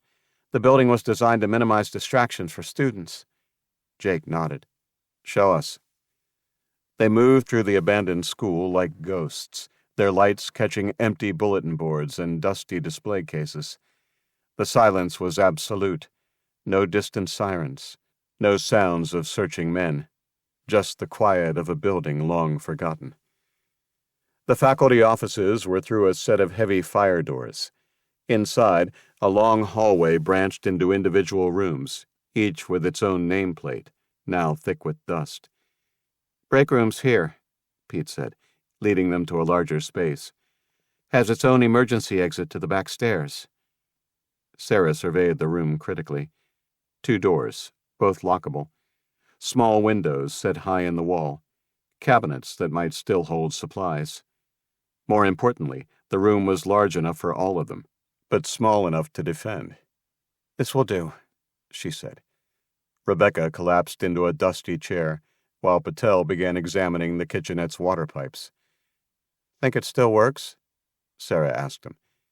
He turned on the faucet, and water flowed. "Looks like it. The building's been closed but not officially decommissioned. I know they have a cleaning team in here monthly." A small cheer from Devon interrupted them. "Found cookies!" He had pulled a cupboard door open. Behind him, Sarah saw a jar of instant coffee, packets of powdered creamer and sugar. They're probably stale, Maya said practically, but she was already opening the cookies. Wait, Sarah said, checking the expiration date. These are still good. Must belong to the cleaners. I'm sure they won't mind now, said Jake, holding his hand out for a cookie. The next hour was spent organizing their finds. Several packages of emergency supplies, probably left from some long-ago safety initiative. A first aid kit, some bottles of water, even a few changes of clothes in a lost and found box. We need a plan, Jake said finally, returning from his patrol of the floor. They'll figure out where we went eventually. Sarah nodded, spreading out a city map they'd found in one of the desks. Ohio's east. We need to put our supplies together and divide them up for carrying. I might know where to get a vehicle, Pete offered. There's a maintenance garage 3 blocks from here. They store the hospital service trucks there. Unless it's pre-1970s, it'll be useless, Jake said. The EMP fried anything with electronics. When we leave, it'll be on foot. This isn't enough food for all of us, said Rebecca. We'll need to raid a supermarket, but I guess we can get out of the city first. You don't need food for me. I'm not coming, said Dr. Patel, firmly. I'm going to find my wife. The group fell silent, the weight of his words settling over them. You've all been kind, but my path is clear. If she's out there, I have to try. Good luck to you all. It was clear from his tone that he would not be dissuaded, and frankly, who were any of them to try and talk him out of it? He held out his hand to Rebecca, and she brushed it aside and hugged him, her eyes brimming with tears. Be careful, Rakesh. I will, and I'll make sure no one sees me on the way out. He gave a short, awkward wave to the rest of them before disappearing through the stairwell door without looking back. Jake's brow creased with worry. Don't worry. He's a clever man. He won't give away our position, Sarah said. I hope so. Anyone else have other plans? He asked, looking at Rebecca and Pete pointedly. They both shook their heads. I'm single, said Pete. Only been in the city for 3 months. Moved from Idaho. Sarah knows I'm a bitter old spinster, said Rebecca. I'll tag along. Okay, we'll go tonight, Jake said. No moon and no power. It will be easier to stay hidden in the dark, and we should try to make it out to the city fringes by first light. Sarah traced their potential route with her finger. We'll need to cross Morrison Bridge. Think it'll be a problem? Jake shook his head. Maybe when it first happened, people trying to get out of the city and stuff. Now I think it will be just one big parking lot. They spent the next hour planning, marking potential routes and fallback positions. Devin had fallen asleep on a small couch, his head in Rebecca's lap. The nurse stroked his hair absently while they talked. We should sleep, Sarah said finally. Take watches until then, and move out at 10 p.m. I'll take first watch, Jake offered. Let me, said Maya. I'm not tired, and you guys only got a few hours sleep. I'll wake you if I hear anything, I promise. Sarah started to object, but Jake caught her eye. The girl had proven herself repeatedly. She deserved their trust. Okay, 2-hour rotations, he said.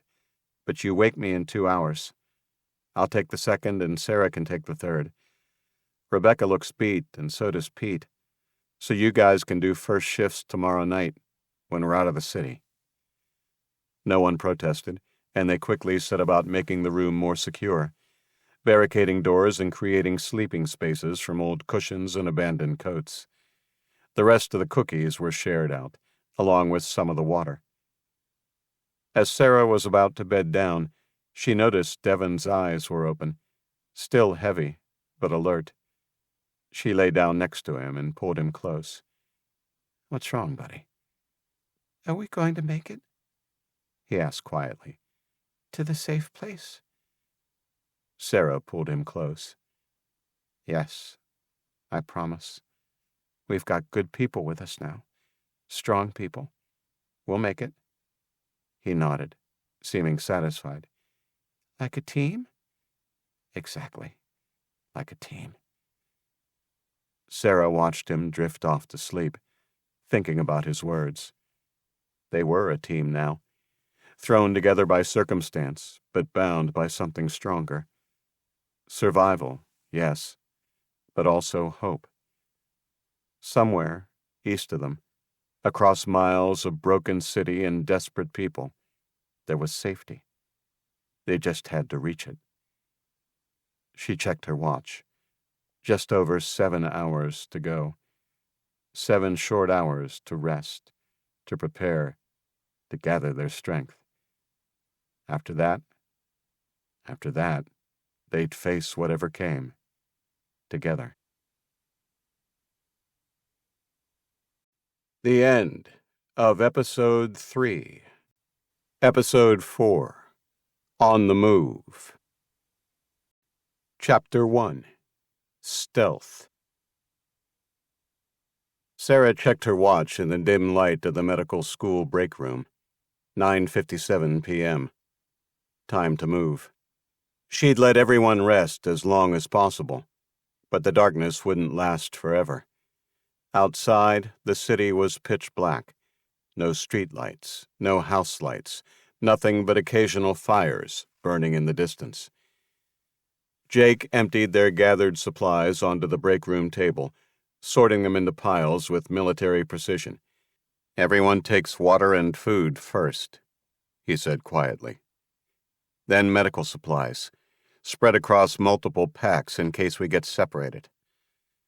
Maya unfolded a sheet of paper where she'd sketched the surrounding streets.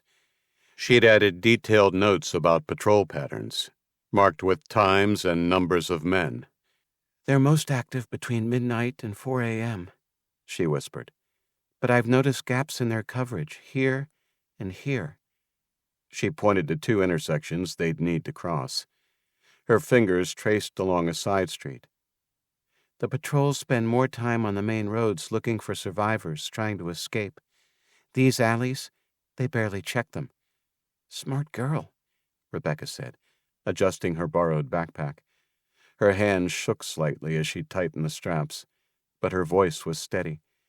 I never would have thought to track their patterns like that. In Aftermath, you learn to study NPC patrol routes, Maya explained. The best loot is always in the most heavily guarded areas, so you have to... She broke off as distant gunfire echoed through the building. Everyone froze. Devon pressed against Sarah's side, his small fingers gripping her shirt. She could feel him trembling. It's far away, she assured him, though she had no way of knowing for sure. We're safe here.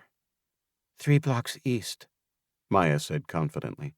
Single burst, probably just warning shots. They do that sometimes, to scare people into staying inside. She pulled a small notebook from her pocket, flipping through pages of careful observations. They've been doing it every hour, on the hour. Keeps people scared. Jake raised an eyebrow at her assessment, but didn't argue. He handed out the weapons they'd acquired. The guard's rifle for himself, the Glock for Sarah, a baseball bat for Pete. Rebecca and Maya would carry their packs, ready to run while the others provided cover if needed. The weight distribution had been carefully planned. No one too heavy to run, no one too light to help if they needed to fight.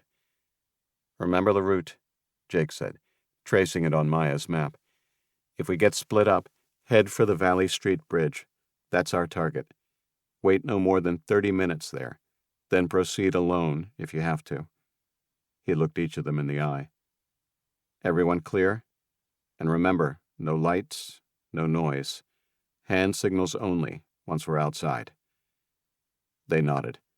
Sarah watched Devon square his small shoulders, trying to look brave despite his fear.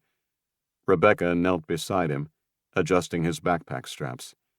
She'd insisted on carrying most of his share of the supplies, leaving him with just water and a few energy bars. Stay close to me, sweetie, she whispered. I'll keep you safe while your aunt watches our backs, just like we practiced. More gunfire, closer this time. Multiple weapons. Someone screamed. a sound of pain rather than fear. Sarah's combat instincts kicked in, analyzing the firefight. At least 3 distinct weapons, probably an ambush rather than a patrol engagement. "Time to go," Jake said, shouldering his pack. He moved to the door, rifle ready. "Sarah, you've got rear guard. Everyone else between us. Maya, right behind me. We'll need your eyes." Sarah did a final check of her weapon while the others formed up. The familiar weight of the Glock was reassuring, but she hoped she wouldn't need it. 8 rounds left in the magazine, 1 spare. Not enough for a prolonged fight. She touched the combat medic insignia she still wore around her neck, a habit that had become almost a prayer. Devin looked back at her as they prepared to move out. In the dim light, his eyes were wide, but determined. Sarah gave him what she hoped was a confident smile. He managed a small smile back, then turned to focus on Rebecca's back, just as they'd practiced during their brief rest. "Ready?" Jake breathed. They nodded. "On me. 3, 2, 1. The darkness swallowed them as they emerged from the medical school's side entrance. Sarah blinked, letting her eyes adjust to the near-total blackness. The air felt different out here, thick with smoke from distant fires, carrying the metallic tang of violence. Jake led them along the building's wall, his rifle held ready, but not raised. His free hand moved in precise gestures. Forward, slow, stay tight. The group responded as one, pressing close to the rough brick. Maya stayed right behind him, her eyes constantly scanning, while Pete brought up the middle with Devin and Rebecca. Sarah watched their backs, the Glock a comfortable weight in her hands. A soft clatter made them all freeze. Down the street, a cat darted between abandoned cars, knocking over a glass bottle. The sound seemed deafening in the unnatural quiet. Jake held up his fist. Wait. 10 heartbeats later, he signaled forward again. Devin stumbled slightly on a piece of debris. Rebecca caught him before he could fall, steadying him with practiced hands. The boy didn't make a sound. They'd practiced being quiet during their rest, turning it into a game. Now, it wasn't a game anymore. The growl of an engine shattered the silence. Jake's hand shot up. Freeze. The sound grew louder, accompanied by the sweep of headlights. Sarah's heart hammered as she recognized the distinctive rumble of one of Marcus's modified Humvees. Jake gestured sharply. Doorway, now. They pressed into the recessed entrance of what had been a coffee shop, Sarah pulling Devin against her chest. The vehicle approached slowly, its lights probing the darkness.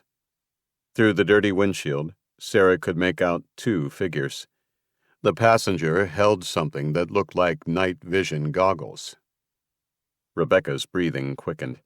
Sarah squeezed her arm, willing her to stay calm. The Humvee crawled past their hiding spot, close enough that Sarah could smell diesel fumes.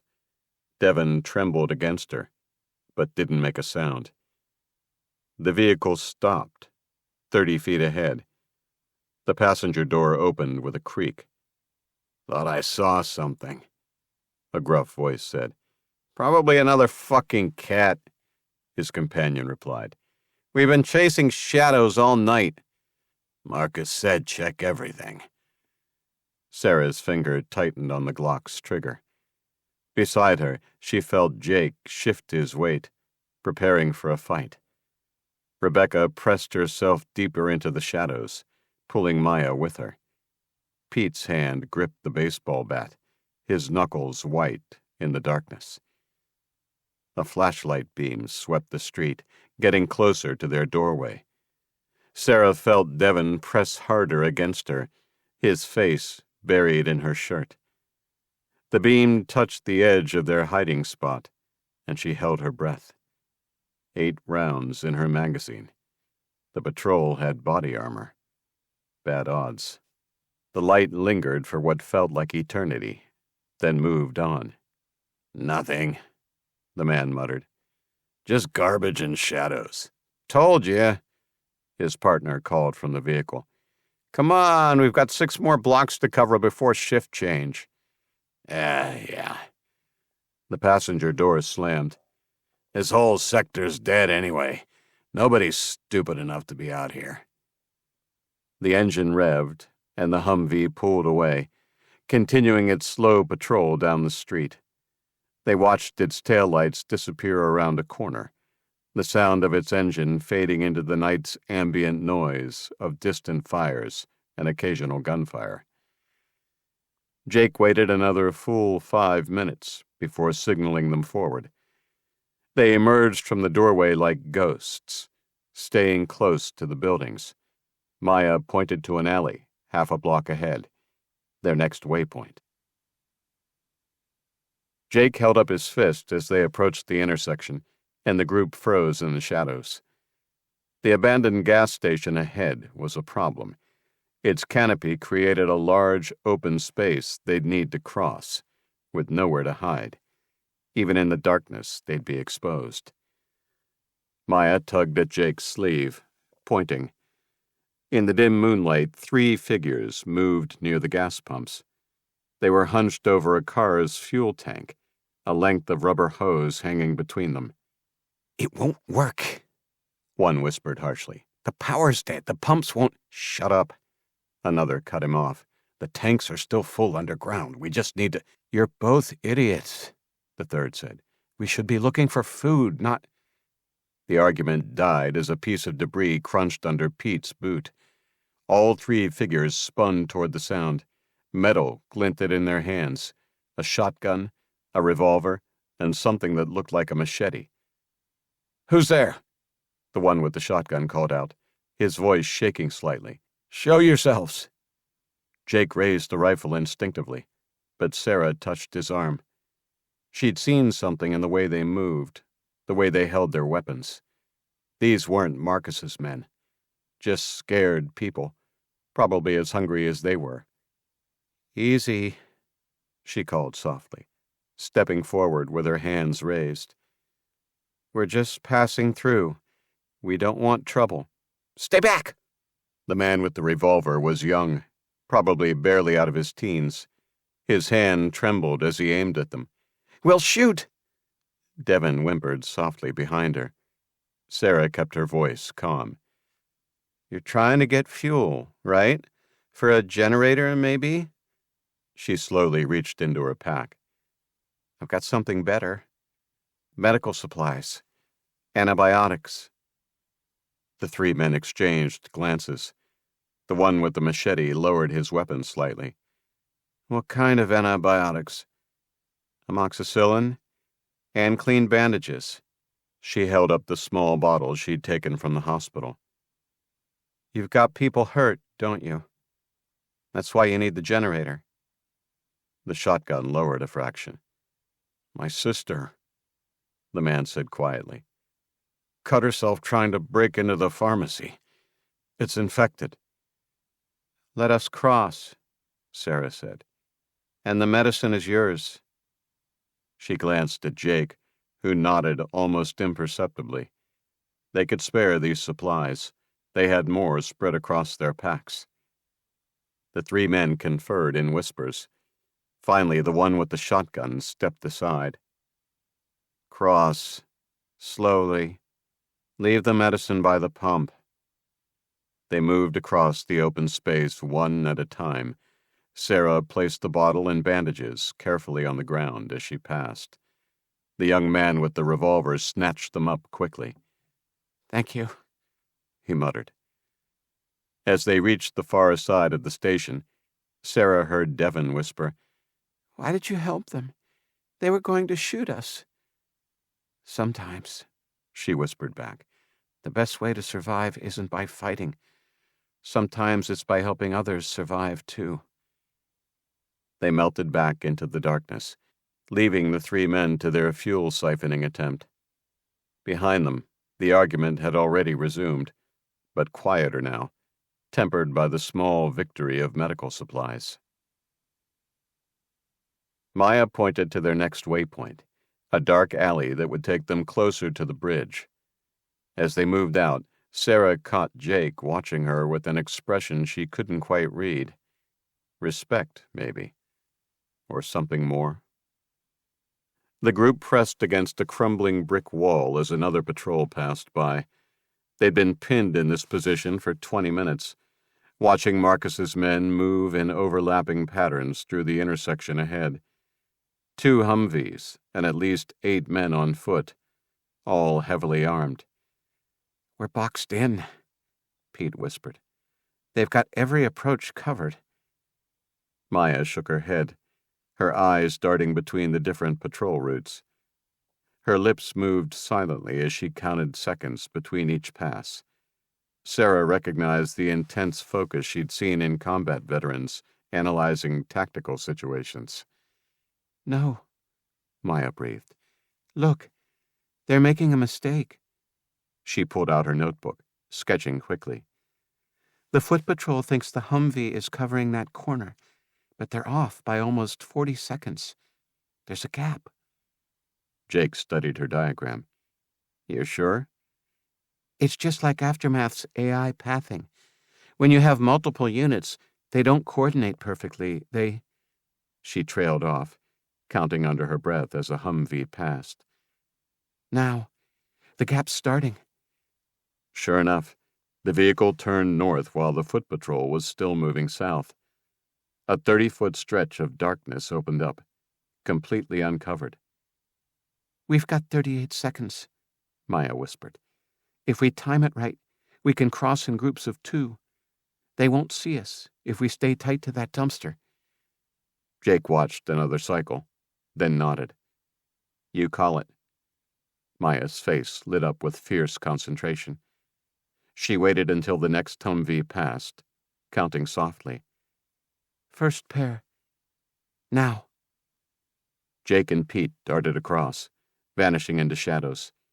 Maya counted 15 seconds, then sent Rebecca and Devon. Another perfect gap. "Ready?" she asked Sarah. 3, 2, 1. They crossed together, Maya matching Sarah's movements perfectly. They made it just as headlights swept the street behind them. "That was amazing," Pete said, but his praise was cut short by a sharp intake of breath. He'd landed awkwardly on a pile of debris during the crossing. Rebecca was already examining his ankle, her nurse's instincts taking over. "Minor sprain," she whispered. "Let me wrap it." While Rebecca worked, Jake touched Maya's shoulder. "That was solid tactical analysis. Where did you really learn to read patterns like that?" Maya looked down, suddenly shy. "My dad. He was military. Before Russia, he used to let me watch him play war games. Said I had a good eye for strategy." Her voice caught slightly. "I always thought he was just being nice." "He wasn't," Jake said firmly. "You've got natural talent. Keep watching. Keep analyzing. It'll keep us alive." Sarah watched Maya stand straighter, pride replacing uncertainty in her posture. Sometimes, Sarah thought, survival wasn't just about physical strength. Sometimes it was about seeing patterns in chaos, about finding order in a broken world. Pete tested his newly wrapped ankle, nodding thanks to Rebecca. Maya was already studying their next movement, her confidence growing with each successful prediction. They had 4 more blocks to cover before the bridge, 4 more blocks of patrols and patterns, of gaps and shadows. They'd made good progress since leaving the medical school, covering nearly 2 miles through Marcus's patrol grid. The bridge was close now. Sarah could see its dark silhouette against the starlit sky, maybe half a mile ahead. They'd managed to avoid the worst of the patrols by following Maya's predicted patterns, but their luck couldn't last forever. "Down," Jake's whispered command sent them diving into the doorway of an abandoned convenience store. Sarah heard boots on broken glass, a patrol coming up the side street they'd just left. No time for subtlety. She shouldered the door open, and they piled inside. The store's interior was black as pitch. Sarah felt her way forward, one hand on Devon's shoulder, guiding him past fallen shelves and scattered merchandise. Her boot crunched on something, probably months-old potato chips. "Back room," Pete breathed. "Behind the counter." A flashlight beam cut through the front window. Sarah pushed Devon toward Maya, drawing her Glock. Jake took position beside her, rifle trained on the door. "In here," Maya whispered, barely audible. "Quick." Sarah heard the others moving into what must have been the storeroom. Jake touched her arm. Stay or go? She shook her head. They needed someone to watch the entrance. The patrol's voices grew closer. "Spread too thin," someone was saying. "Can't cover every—" "Shut up," another voice cut him off. "Check that store." Sarah's finger tightened on the trigger. If they came in. A radio crackled outside. "Sarah 2, report position." "Checking grid 7-3, came the response. "No sign of—" "Belay that. Marcus wants everyone at the bridge, now." "Sir, we haven't finished—" "He's pulling everyone back to defensive positions. Says they're too close to getting out of the perimeter. Direct quote, 'I want every exit locked down by dawn. Now move your ass.'" "Copy that. Sierra 2 en route." The flashlight beam disappeared. Boots crunched away into the darkness. Sarah waited until the sound faded completely before relaxing her grip on the Glock. Her hands were trembling slightly, not from fear, but from the effort of holding completely still for so long. "Clear," she whispered. The storeroom door creaked open. Maya emerged first, still holding Devon's hand. The boy's face was wet with silent tears, but he hadn't made a sound. Rebecca and Pete followed, both pale, but composed. "They're abandoning the grid search," Jake said quietly, "falling back to defensive positions." "The bridge," Sarah agreed. "They know that's where anyone trying to escape would have to cross." "Which means that's exactly where we're headed," Pete said grimly. Sarah saw Maya already sketching in her notebook, probably mapping the new patrol patterns they'd need to avoid. Devon pressed against her side, seeking comfort she wasn't sure she could provide. They'd avoided detection by luck and skill, but the bridge, that would be different. Marcus would have his best men there, waiting. "We should move," Jake said. 2 hours until dawn." "There," Jake had whispered, pointing to a derelict warehouse near the bridge approach. "We need to rest and study the bridge before attempting the crossing." Now Sarah crouched in the warehouse office, Devon dozing against her shoulder. Through gaps in the boarded windows, she could see the Valley Street Bridge stretching across the river like a skeletal giant. Marcus's men had fortified both ends with overturned vehicles and makeshift barriers. Even in the pre-dawn darkness, she could make out at least 5 armed figures moving between the defensive positions. "2-man teams at each barricade," Sarah said, "plus another on foot patrolling the bridge. They look dead on their feet. The shift change must be overdue." Through his scope, Jake watched one of the guards stifle a yawn. "Graveyard shift. They've been up since yesterday on high alert. Now they're just waiting for their relief to show." He lowered the rifle, turning to the others. "The bridge's support structure could give us cover," Jake continued, keeping his voice low. "Especially if we time it right, just before their relief shows up, when they're at their most tired and distracted. Is everyone up for one last push?" Pete tested his bandaged ankle, wincing slightly. "No going back now." "How long until dawn?" Rebecca asked, helping Devon sip from their dwindling water supply. "Maybe 40 minutes," Jake replied. "We move in 10." Sarah felt Maya tense beside her. The girl pointed to something through the window, movement in the shadows beneath the bridge. Someone else was out there, watching, waiting. Chapter 2. The Bridge. Sarah inched closer to the grimy window, squinting at the movement beneath the bridge. 3 figures darted between the massive concrete supports, their movements erratic, nervous. "Not Marcus's men," Jake whispered. "Too unorganized, hesitant. I think they're kids. Teenagers." Through a gap in the boards, Sarah watched them huddle together, gesturing at each other, clearly arguing about which way to go. Even at this distance, she could tell they were young and clearly scared. "They'll get themselves killed," Pete muttered, shifting his weight off his injured ankle. "Or get us all killed," Rebecca added, her arm protectively around Devon. Jake studied them through his scope. 2 boys, 1 girl, basic weapons, baseball bat, maybe a knife. They've been watching, trying to work up the courage to cross. He lowered the rifle. "But they might be useful. Whatever they do will draw attention, maybe create a disturbance while we cross underneath." Sarah watched the teenagers' movements, the hesitation, the fear, but also the determination that kept them from retreating into the city. "We should help them. They're just kids." "We can't save everybody, remember?"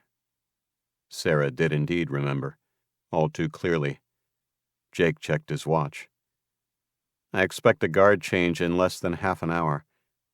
We need to move now, get into position under the bridge. Those teenagers will make their attempt soon. They know dawn's coming, same as we do. Whatever happens, we'll be ready to take advantage of it."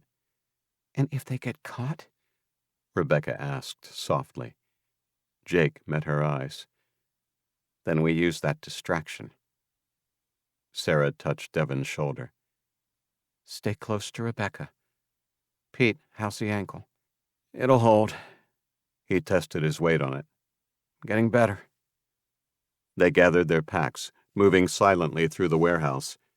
Jake led them past abandoned forklifts and scattered pallets to the loading dock. Its rusted door already stood open. Beyond it, the bridge's massive support structure loomed ahead, a maze of concrete and steel that could either hide them or trap them. Maya went first, her small frame slipping easily through the gap. Pete followed, then Rebecca and Devon. Sarah watched through the door as they crossed the open ground between the warehouse and the bridge, each using the shadows of abandoned vehicles for cover. Jake touched her arm. "Ready?" She nodded, though her heart was pounding. The bridge seemed impossibly exposed now that they were about to attempt it. But the darkness wouldn't last forever, and Marcus's men would be more alert after the shift change. They emerged into the pre-dawn air, staying low as they moved between rusted cars.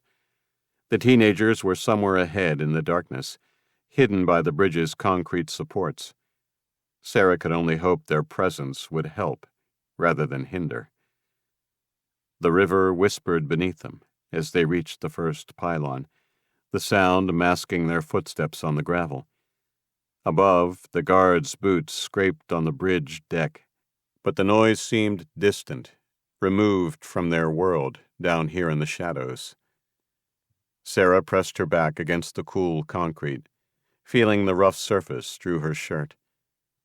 The others were barely visible now, dark shapes in the deeper darkness under the bridge. Ahead lay 200 feet of exposed underbelly, with only the support structure for cover. Jake signaled silently. Time to move. The concrete pylons offered cover every 30 feet, but the gaps between felt endless. Sarah counted her steps as they moved. Stay low, stay quiet, stay alive. Above them, boots scraped on metal as the guards continued their patrol. Jake held up his fist, and they froze. A spotlight swept the riverbank behind them. Devon pressed against Sarah's leg, trembling but silent. They waited until the beam moved on before continuing. Halfway across now, Pete's breathing had grown ragged, his injured ankle clearly causing more pain than he'd admitted. Rebecca supported him silently, bearing some of his weight.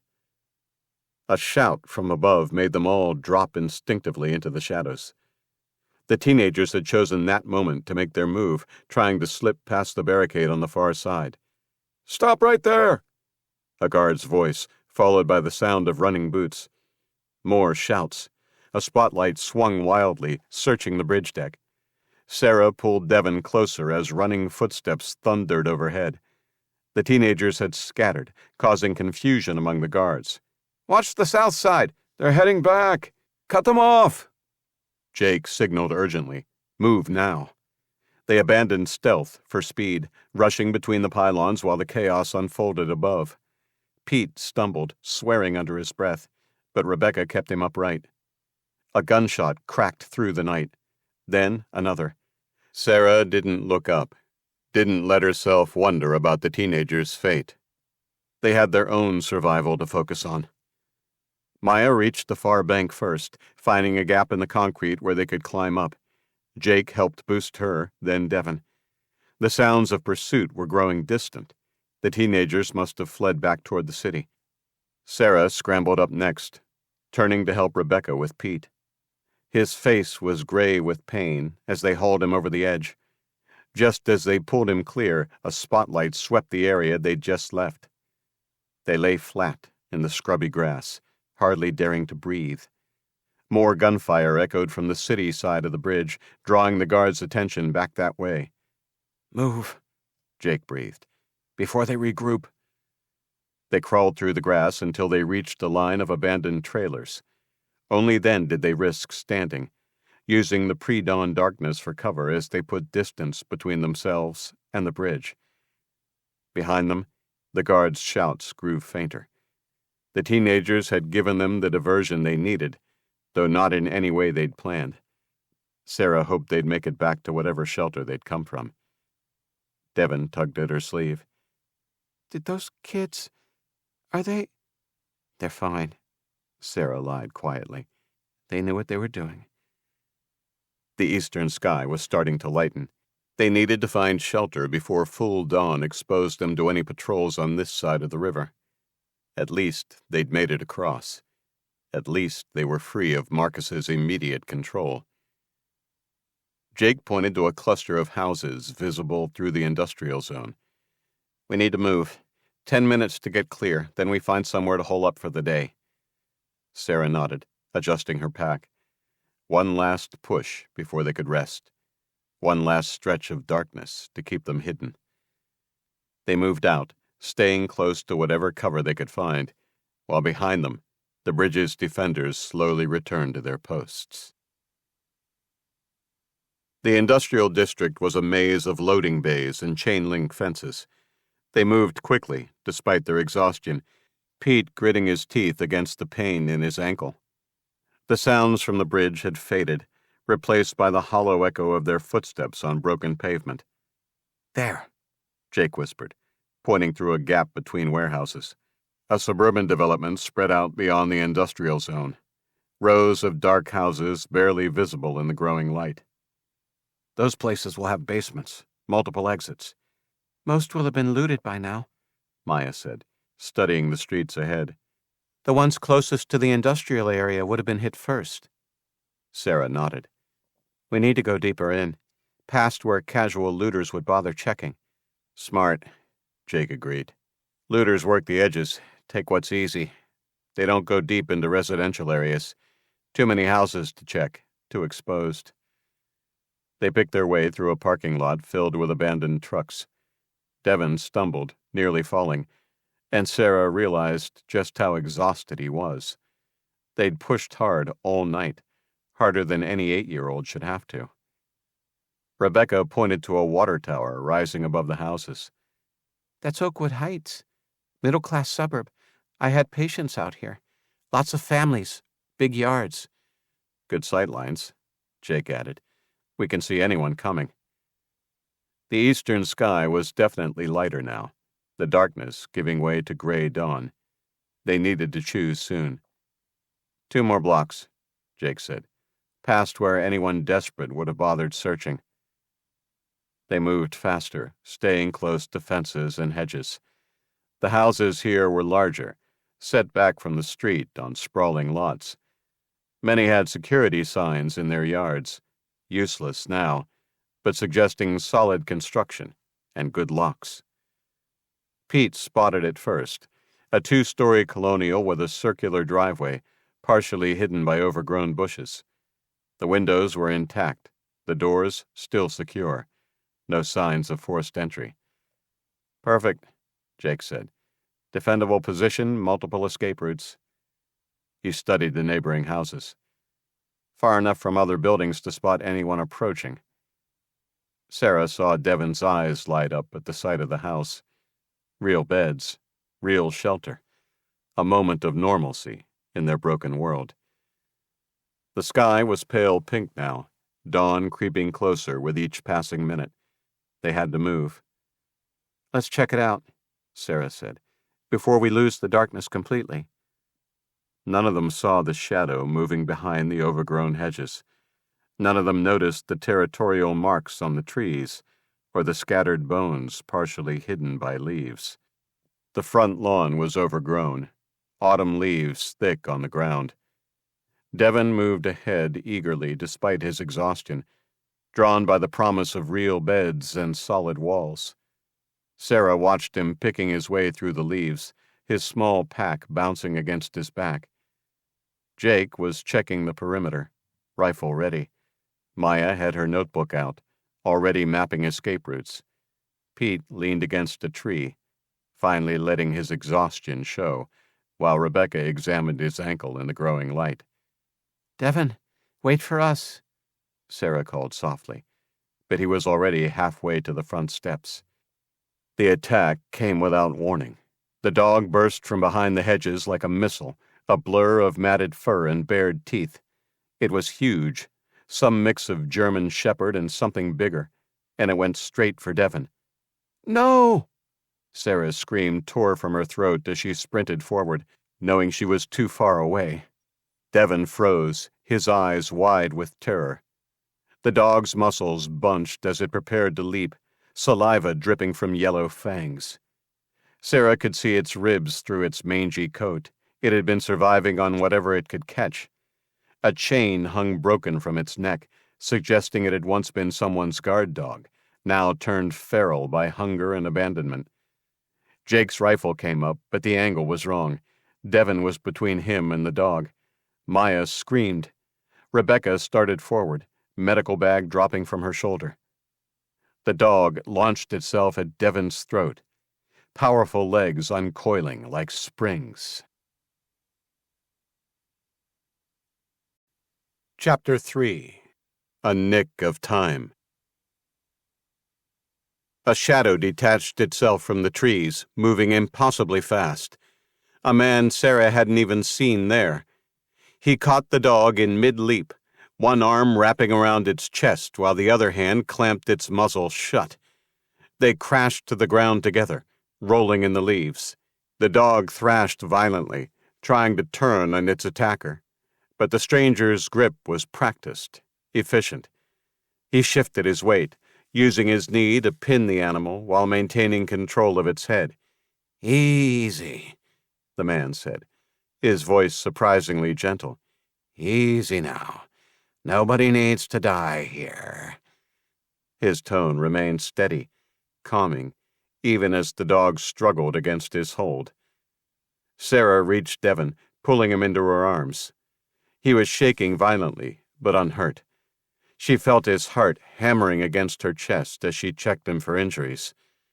The dog's struggles began to weaken.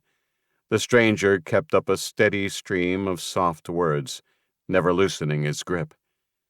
Gradually, the animal's growls turned to whimpers. Its tail, which had been rigid with aggression, began to lower. Jake approached cautiously, rifle still raised. "Who are you?"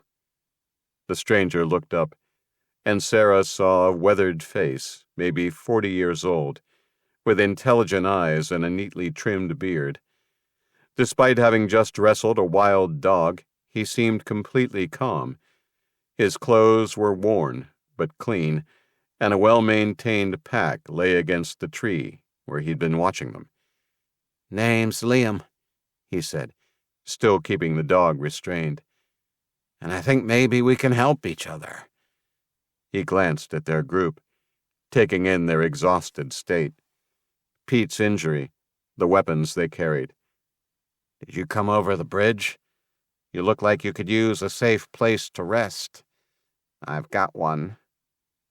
The dog had gone completely still now, submitting to Liam's control. The sun was rising behind them, casting long shadows across the leaf-strewn lawn. Jake kept his rifle trained on the man while the others debated in whispers. The whole situation was weird. The vicious dog sat calmly now, watching them all with amber eyes, responding to subtle touches on his neck. "I've got a place, maybe 10 minutes away. Secured, stocked, off the main roads," Liam reiterated, perhaps sensing their reluctance. His eyes constantly scanned their surroundings as he spoke, moving in quick, practiced sweeps. "Why help us?" Sarah asked, still holding Devon close. Liam shrugged, the movement fluid, controlled. "Been watching the bridge for days, seeing who comes, who goes. You're the first group that looked worth approaching." He patted the dog's head. "Besides, Kaiser here needs to learn not everyone's a threat." "Kaiser? He's your dog?" "Found him 3 days ago, half starved. Just needed a firm hand. Didn't you, boy?" The dog's tail thumped once against the leaves. "Well," Sarah's voice was tight, "you need to keep better control of him." "Yes, you're right. He's still learning," said Liam. "But I saved your boy before any harm was done, right?" Sarah kept her arm around Devon's shoulders protectively, but didn't answer him. The stranger shrugged. "Time's wasting," he said, standing smoothly. "Patrols will be starting soon. Your call, but that ankle needs looking at properly." He nodded toward Pete, who was barely keeping his feet. "And no offense, but the rest of you look buggered." Jake lowered his rifle slightly and met Sarah's eyes. She nodded imperceptibly. "All right, lead the way, but no sudden moves." Liam's smile didn't reach his eyes. "Wouldn't dream of it." He retrieved his pack with his left hand, never letting go of Kaiser's collar with his right. "Stay close, stay quiet. I've marked the safe routes." They followed him through yards, noting how he moved from cover to cover, always checking lines of sight before advancing. Kaiser padded silently beside him, completely obedient now. Sarah saw Maya studying Liam's movements, scratching notes in her book. The girl's usual chatter was absent. Something about their new companion had her on edge. Sarah, too, felt unease prickling her spine. Everything about Liam's movements, his watchfulness, reminded her of the criminals she'd dealt with in the ER, the ones who came in with knife wounds and eyes that never stopped moving. But right now, they needed shelter, needed rest, and sometimes survival meant taking risks. Finally, Liam came to a halt in front of a house and smiled widely at them. "Welcome home," he said. The house looked ordinary from the outside, but inside told a different story. Liam had fortified doors and windows with scavenged materials, creating surprisingly effective barriers.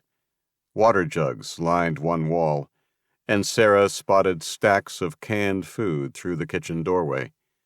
"Home sweet home," Liam said, letting Kaiser off his makeshift leash. The dog immediately took up position by the front window, watching the street. "Make yourselves comfortable. Been a while since I had guests." Maya's eyes widened at the array of survival gear: fishing line, hunting knives, even a compound bow propped in one corner. "Did you find all this stuff?" "Here and there," Liam answered vaguely, though Sarah noticed his hand twitch slightly. "You'd be amazed what people left behind when they ran." Rebecca was already treating Pete's ankle properly, using supplies from her pack. Maya sat nearby, pretending to write in her notebook while watching Liam's every move. "Kaiser, patrol," Liam commanded softly. The dog stood and began a circuit of the house, checking each room methodically. "Amazing what they can learn with the right motivation." 3 days, you say? Sarah asked, remembering his early comment about finding the dog. She was extremely uncomfortable with the big dog prowling just feet from Devon. "He's remarkably well trained for 3 days. Strange he would have attacked Devon if he's so disciplined, though. Don't you think?" Liam's eyes flickered to her face, then away. "Well, training takes a while. He must have just been excited by the movement." He moved to the kitchen. "Anyone hungry? Got some soup warming." "Where'd you come from?" Jake asked, still standing, rifle held casually but ready. "Before all this." "Here and there," Liam said again. "Moved around a lot. Never was one for settling down." He stirred something in a pot on a camping stove, his back to them. "Worked construction mostly. Good skills for times like these." Sarah caught the slight hesitation before construction, saw how his shoulders tensed when Jake moved closer to check the street. Everything about him was just slightly off, like someone playing a role they hadn't quite mastered. "This is so cool," Devon whispered, examining a row of fishing lures. "Look, Aunt Sarah, he's got everything." "Don't touch, buddy," Liam called without turning from the counter. His tone was friendly, but held an edge that Sarah didn't like. Kaiser finished his patrol and returned to Liam's side, sitting at perfect attention. Sarah had seen police dogs with less discipline. She watched Liam scratch the dog's ears, an affectionate gesture that somehow seemed practiced, like everything else he did. She came to an uncomfortable conclusion about the randomness of the dog attack. "Soup's ready," he announced. "Nothing fancy, but it's hot. Been a while since you all ate, I'm guessing." Maya finally spoke, her voice unusually quiet. "How long were you watching us?" Liam turned, ladling soup into scavenged bowls. His smile was perfect, practiced. "I wasn't. I was just resting after a supply run. Didn't even hear you coming until Kaiser jumped. Right place, right time, I guess." He handed out the bowls. "Eat up. You're safe here." Sarah met Jake's eyes across the room. They both felt the lie. But what was the truth? And more importantly, did they have any choice but to play along? Outside, the sun climbed higher, trapping them here until darkness returned. "You should all get some rest," Liam said, cleaning the empty soup bowls with practiced efficiency. "Kaiser and I have our routine. We'll keep watch." "Thanks," Jake replied, "but Sarah and I will keep watch." His tone was friendly but firm. Old habits. Something flickered behind Liam's eyes, there and gone in an instant. His movements became slightly less fluid, more mechanical. "No need. Really, I've got this down to a science. Kaiser can smell anyone coming from a block away." "All the same," Sarah said, checking her Glock while the others arranged sleeping spots in the living room. "We prefer our own routine, too." Liam's hand tightened on the bowl he was drying. "Don't trust me?" His smile remained, but it had gone brittle at the edges. "After I helped with the dog?" "Trust is earned," Jake said simply. "You know how it is." Liam set the bowl down with exaggerated care. "Right. Of course." He whistled softly, and Kaiser padded to his side. "We'll take the back of the house, then. Wouldn't want to crowd you." Sarah watched him disappear into the darkness of the rear rooms, Kaiser following silently. His footsteps were different now, harder, less controlled, with a hint of barely suppressed anger in each step. "You saw that?" she whispered to Jake once Liam was out of earshot. He nodded. "Guy's wound tight. Too tight. Like he's trying too hard to seem normal." They positioned themselves near the front windows, maintaining clear views of both the street and the hallway leading to the back rooms. Everyone else had finally succumbed to exhaustion, even Maya, though Sarah had seen her hesitate before closing her eyes. Devon had curled up close to Rebecca, his small face peaceful for the first time in hours. An hour passed in the tense silence. Occasionally they heard Liam moving in the back of the house, his footsteps interspersed with whispered conversations they couldn't quite make out. Sometimes it sounded like he was arguing with himself, his voice rising and falling in patterns that made no sense. Talking to the dog? Jake wondered quietly. Or himself, Sarah replied. She'd seen enough unstable patients to recognize the signs. Something's not right with him. The way he moves, the way he talks. It's like he's playing a part. Question is, what do we do about it? Pete can barely walk, and we're all exhausted. A floorboard creaked in the hallway. Sarah's hand moved to her Glock. Everything okay up there? Liam's voice carried from the darkness, pleasant but somehow wrong, like someone trying to remember how normal people talked. Need anything? Water, maybe? All clear, Jake called back. We're good. You sure? I could show you the rest of my supplies. Got some interesting things in the basement. A pause. Really interesting things. Sarah felt the hair rise on the back of her neck. There was an eagerness in his voice that hadn't been there before. We're fine, she said firmly. Get some rest, Liam. A soft laugh floated up from the darkness. Rest. Right. Sure. His footsteps retreated, accompanied by muttered words they couldn't make out. Silence fell again, broken only by the soft sounds of sleeping survivors and Liam's restless pacing in the rear of the house. Occasionally they heard him talking, his voice rising and falling in strange cadences. Sarah found herself hoping he was talking to the dog. The alternative was unsettling. She checked her watch. 6 more hours until dusk. 6 hours in which they would monitor their unusual situation and their strange host, or risk departing in broad daylight. She studied the street through the window, noting how exposed they'd be if they tried to move now. But staying meant spending more time with Liam, whose mask of normalcy seemed to be slipping with each passing hour. Get some rest, Jake said softly. I'll take first watch. We need you sharp when it's time to move. Sarah nodded, but kept her Glock close as she settled against the wall.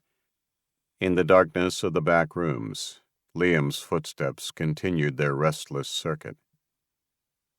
Sarah checked her watch in the dim light filtering through the boarded windows. 2:17 p.m. The afternoon sun tried to penetrate the makeshift barriers, creating strange patterns on the floor. Jake had finally agreed to get some rest an hour ago, though she knew if he was sleeping, it was a very light doze, and he still had one hand near his rifle. The others were scattered around the living room floor, sleeping. Even Maya had surrendered to her exhaustion, though her notebook remained clutched in one hand. The sound of Liam's footsteps had grown more erratic over the past hour, his pacing punctuated by bursts of whispered conversation with either himself or the dog. She'd been tracking him, noting how he seemed to grow more agitated with each circuit of the house. Now, those steps approached the living room again, more purposeful this time. "Getting stuffy in here." Liam's voice was friendly, but something in his tone set Sarah's teeth on edge. He emerged from the darkness of the hallway with Kaiser padding silently beside him. "Thought maybe we could chat. Been a while since I had civilized company." Sweat beaded on his forehead, despite the autumn chill. "Sure," Sarah said, her tone neutral. "Must get lonely out here." Liam smiled, but it didn't reach his eyes. "Oh, I keep busy. Lots to do. Lots to prepare for." He settled into a chair, his fingers drumming an irregular rhythm on the armrest. "Been watching that bastard Marcus and his men, the way they've taken over, treating people like cattle." Sarah felt Jake shift slightly behind her. If he had been asleep, he wasn't now. The change in Liam's demeanor was subtle, but unmistakable, like a mask starting to slip. "You've had run-ins with them?" she asked, keeping her voice neutral. "You could say that." Liam's fingers stopped their drumming, curling into a fist. "Seen what they do to people, the ones they catch, the ones they—" His voice cracked slightly, a tremor running through his body. "The ones they decide aren't useful." Pete had woken at some point during the conversation. He sat up slowly, careful of his injured ankle. "What happened?" he asked quietly. Liam's head snapped toward him, the movement unnaturally quick. His carefully maintained facade fractured further. "What makes you think something happened?" The friendly tone was gone, replaced by something harder, darker. "You asking questions about me now?" "Just making conversation," Pete said. "No." Liam stood abruptly, looming over them. Sunlight caught his face through a gap in the boards, highlighting the manic gleam in his eyes. "No, you're not. Maybe you're a spy for Marcus. Maybe all of you are." "No, we're not spies. We were running from Marcus, remember? It's why we crossed the bridge," Sarah said softly, but her hand was already carefully moving toward her Glock. "Prove it." Liam's voice rose sharply, making Devon stir in his sleep. Rebecca, now awake, pulled him closer, shielding him instinctively. "You can't, can you?" His breathing had grown ragged, and spittle flying from his lips. "Kaiser, guard!" The dog's posture changed instantly, a low growl rumbling in its throat as it moved to block the hallway. Maya was awake now, her eyes wide as she carefully reached for her notebook, always observing, always learning, even in moments of crisis. "You're right to be wary," Jake said, sitting up slowly, his voice steady and calm. "Marcus needs to be stopped, but right now, we all need to stay calm." "Calm?" Liam laughed, the sound like breaking glass. "Oh, I'm calm. I'm so very calm.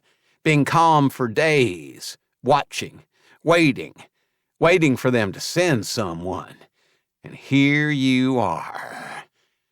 His hand moved to his waist, and Sarah saw the glint of a knife. "Liam."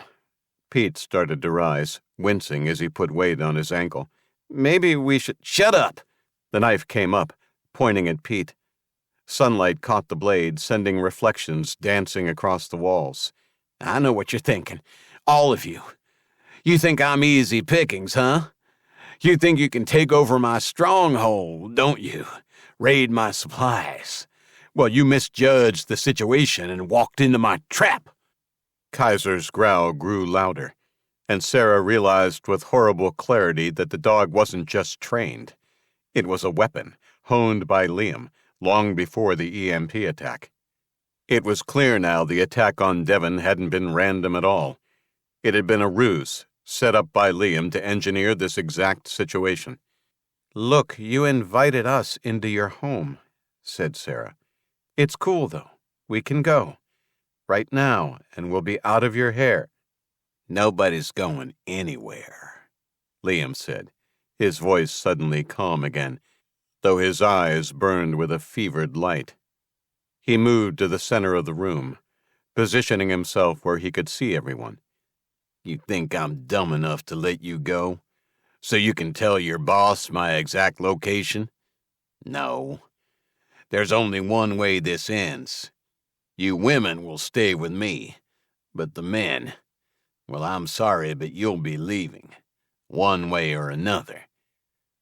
The knife gleamed as he shifted his grip, the blade catching another shaft of afternoon sunlight.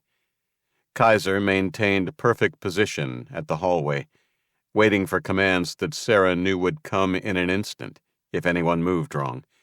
In the tense silence, she could hear Devon's frightened breathing, see Jake's finger tightening imperceptibly on his rifle's trigger, feel the weight of the Glock against her hip.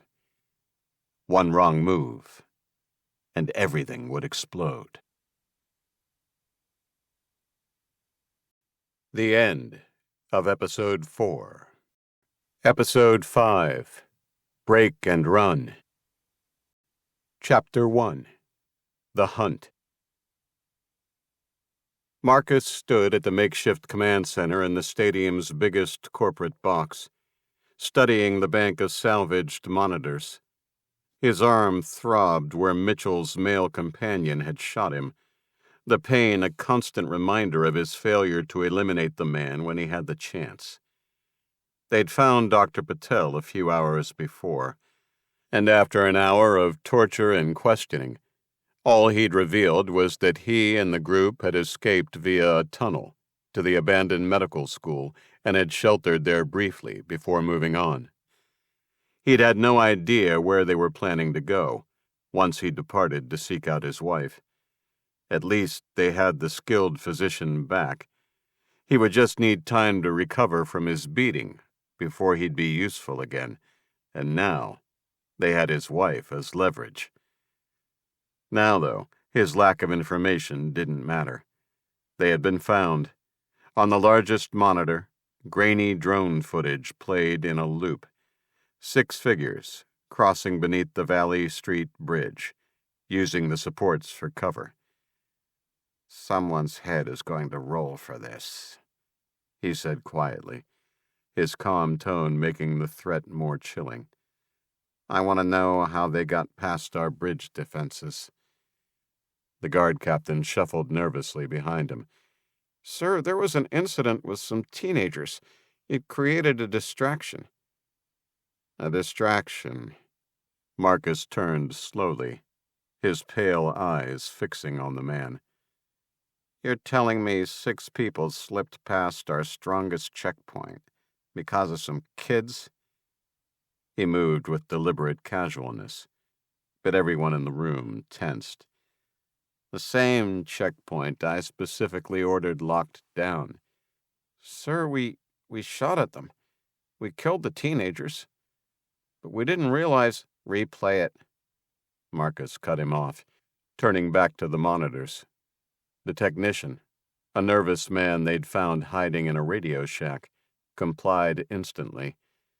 Marcus leaned closer as the grainy images flickered. "There. Freeze it." The image stopped on a frame showing 2 of the figures more clearly. Even in the low-quality footage, he could make out the movements of the man who'd shot him, Military training was obvious in every step. The woman beside him would be Sarah Mitchell, the combat medic whose file sat on his desk. His fingers unconsciously traced the bandage on his arm. "Sir?" Jensen appeared in the doorway, professional as always, despite the early hour. "Scout 3 drone reports they tracked them to Oakwood Heights. He lost visual when they entered a house. They are hovering in place now, but—" He hesitated slightly. "Spit it out." "We lost contact with Carter's patrol in that sector 3 days ago. 3 men, well armed on foot, never reported back." Jensen shifted uncomfortably. "There could be another hostile group operating in that area. Maybe even remnants of that militia we broke up on the first day." Marcus absorbed this, his expression unchanging. "Any of the drones spotted anything like a militia or team operating there?" "No, sir. Only a few random sightings of scavengers. It's been quiet and uneventful, apart from the missing patrol." "Good. Then we can assume it isn't an organized group. Carter got careless and paid the price, probably killed by a couple of random survivors." He turned from the monitors. "We have their location. Get Thompson and Rodriguez. Full tactical gear. I'll lead you 3 in." "Sir, maybe we should send a larger force, if there are hostiles." "No."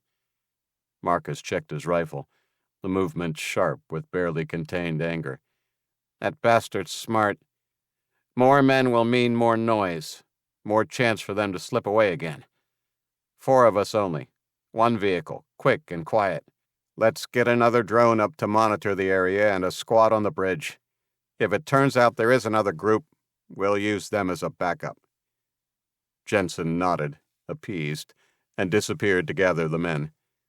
Marcus studied the frozen image one last time, focusing on the man who'd shot him. The drones had been a stroke of luck, stolen military surplus, their circuits shielded against EMP effects. He'd acquired them for a cartel, pocketing a hefty fee, but when the attacks came, they were still sitting untouched in his dockside warehouse. The Humvees had taken more work, stripping out their modern electronics and replacing them with basic mechanical systems, old-school diesel injection, analog gauges, even retrofit generator systems that predated computerized engine management. The mechanics he'd captured on the first day had complained about the modifications at the time, but when he shot one in the head, they suddenly found a new appreciation for his approach to problem-solving and a much stronger work ethic. Thompson and Rodriguez were waiting in the corridor, already geared up. Both men had been a part of Marcus's gang before all this. They understood how he worked, how he thought. More importantly, they knew how to follow orders without question. "I still want the woman alive, but that man with her?" His voice hardened. "When we find them, you take Mitchell. But him? He's mine. No one touches him except me. The others?" He shrugged. "Collateral damage." The guard captain followed them to the vehicle bay, still trying to explain the lapse at the bridge. Marcus turned on him, his expression cold. "We'll discuss your failure when I return," he said quietly. "You better hope I find them quickly. It might improve my mood." He watched the color drain from the man's face before turning back to his team. "Mount up. We'll drive to the end of the bridge, then we're on foot. I want them to have no warning." The Humvee's engine rumbled to life. As they pulled out, Marcus watched the guard captain shrink in his rearview mirror. The man was still standing there, probably knowing his career, and maybe his life, hung on the outcome of this hunt. Marcus smiled faintly. The day was already improving. The afternoon sun cast harsh shadows through the boarded windows as the group faced Liam, knife gripped in his hand. Sarah had almost given up hope the confrontation could end in anything other than bloodshed, and kept herself between him and Devon, while Jake maintained his position near the door, watching their unstable host with growing concern. "So you have a choice," Liam said, jabbing his finger at Jake and then at Pete. "You leave, or you die." He pushed his hair back, and Jake caught a glimpse of something on the back of his hand. Dark ink, partially obscured by dirt and grime, but unmistakable to anyone who'd spent time dealing with prison gangs.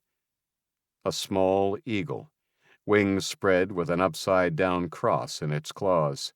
The mark of the Iron Patriots, a ruthless, tightly knit faction that ruled over the Folsom prison yard.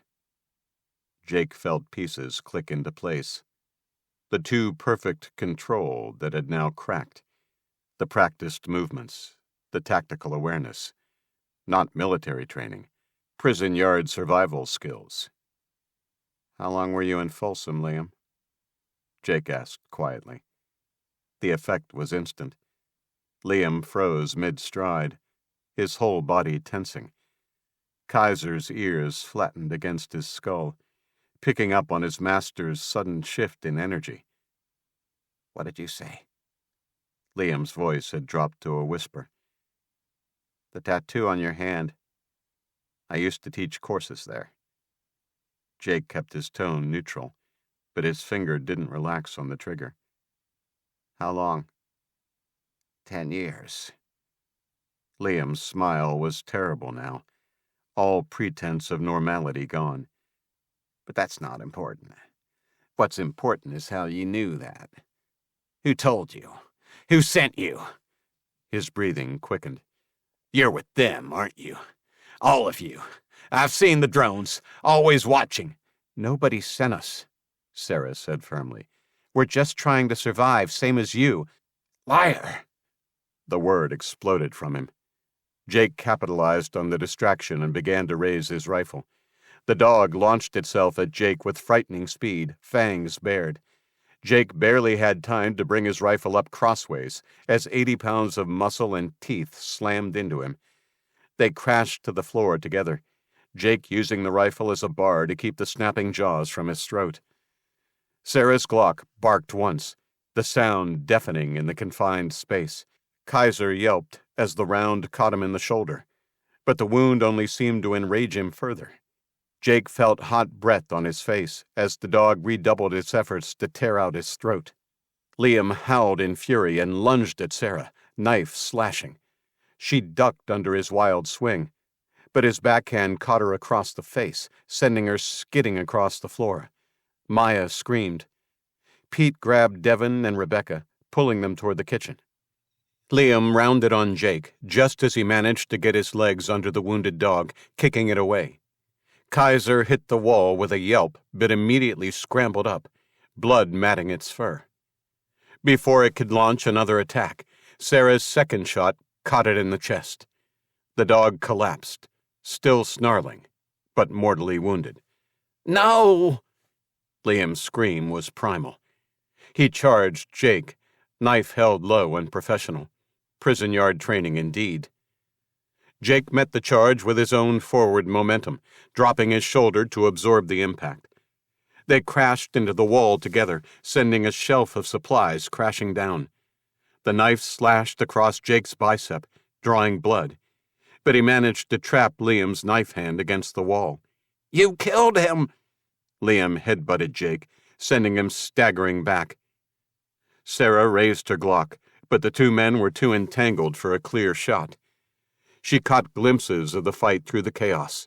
Jake blocking another knife thrust, Liam landing a solid punch to Jake's ribs, both men grappling for control of the blade.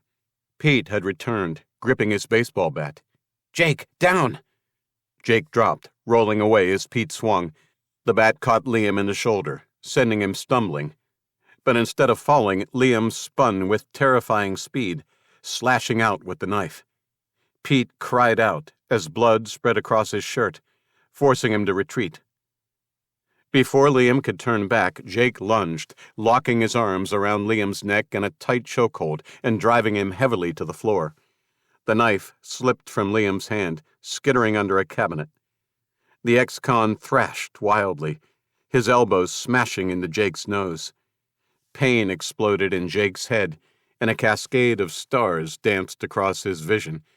But he tightened his grip, and Liam slowly relaxed as he was starved of oxygen. "Sarah, the rope!" Jake shouted through gritted teeth. She grabbed the coil of thin rope they'd spotted earlier on a pile of Liam's supplies, quickly wrapping it around his wrists and pulling it tight before tying it into a slip knot. Jake loosened his grip and let Liam collapse to the floor. The man gasped for air, his chest heaving as he fought to catch his breath.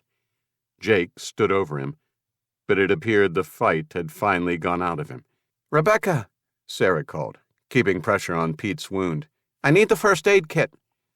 Rebecca was already moving, medical supplies in hand. Devon stood in the kitchen doorway, his face pale but composed. Maya approached Kaiser cautiously. The dog's breathing was labored, each exhale bringing bloody bubbles. "He's dying," she said softly. "Leave him," Jake said, checking his nose. Not broken, but definitely bruised. Sarah pulled Pete's shirt away, examining the knife wound. "Clean slash across the chest, not too deep. Didn't even get as deep as the ribs. Might even get away without stitching as long as we bandage it well." Liam had gone quiet, staring at Kaiser's dying form with empty eyes. All his manic energy seemed to have drained away, leaving something hollow behind. Jake kept his rifle trained on him, while Sarah and Rebecca worked. "You don't understand," Liam said finally, his voice barely a whisper. "They're coming. They're always coming. Had to be ready. Had to—" "He's in shock," Rebecca said, helping Sarah with Pete's bandages. "Probably been unstable for a while." "Since before the EMP, I'd guess," Jake agreed. He touched his bleeding arm, wincing. Prison medical records would show psychiatric issues. Probably got released during the chaos. Sarah finished with Pete and moved to examine Jake's arm. She shook her head. "We got lucky again. Not too bad. Won't need stitches." She cleaned the wound quickly, her touch professional but gentle. "What do we do with him?" Before Jake could answer, Maya's voice cut through the tense silence. Guys, there's a drone outside." They all turned to where she stood at the window. Through a gap in the boards, they could see a small shape moving across the sky, its camera lens glinting in the afternoon sun. "Marcus," Sarah breathed.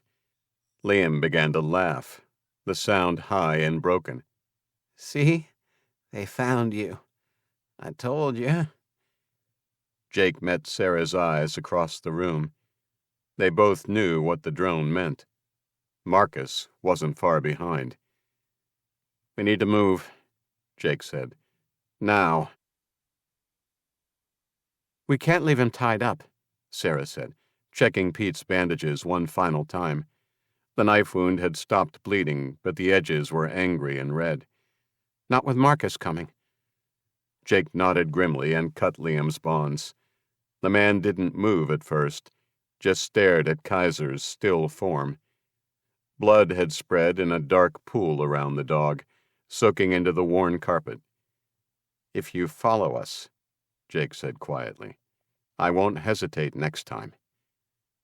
Liam crawled to his dog, gathering the animal's head in his lap. All his earlier mania had drained away, leaving something broken behind. "Just go," he whispered, not looking at them. "None of it matters now." His fingers stroked Kaiser's blood-matted fur with terrible gentleness. "He was all I had left. The only one who understood." They gathered their supplies quickly, working in practiced silence. Maya sketched possible escape routes in her notebook, while Pete tested his injured chest. It was sore, but not debilitating. "I'll be able to move just fine." Devon stayed close to Sarah, helping her pack up the medical supplies. "Which way?" Rebecca asked, shouldering her pack. She distributed the heaviest items among those still uninjured, taking some of Pete's load herself. Jake studied Maya's maps. The girl had marked possible patrol routes, using her gaming experience to predict likely search patterns. "Northeast. There's a ravine that'll give us cover." He glanced at Pete. "Can you make it?" Pete nodded tightly. "Yes." "Maya," Sarah called softly. "Time check." The girl consulted her notebook. 23 minutes since we spotted the drone. If Marcus was nearby when it found us. They didn't need her to finish. Time was running out. They filed out through the back door, Sarah taking a final look at Liam. He hadn't moved, still cradling his dead dog, mumbling something they couldn't hear. His knife lay within easy reach, and Sarah wondered if he'd use it on himself once they were gone. She closed the doors softly behind them. The autumn air felt thick with tension as they moved between houses, staying low and using whatever cover they could find. Dead leaves crunched beneath their feet, despite their best efforts at silence. Pete's injury didn't slow them. He kept pace without complaint, his face pale with determination. "I think the drone's gone," said Maya.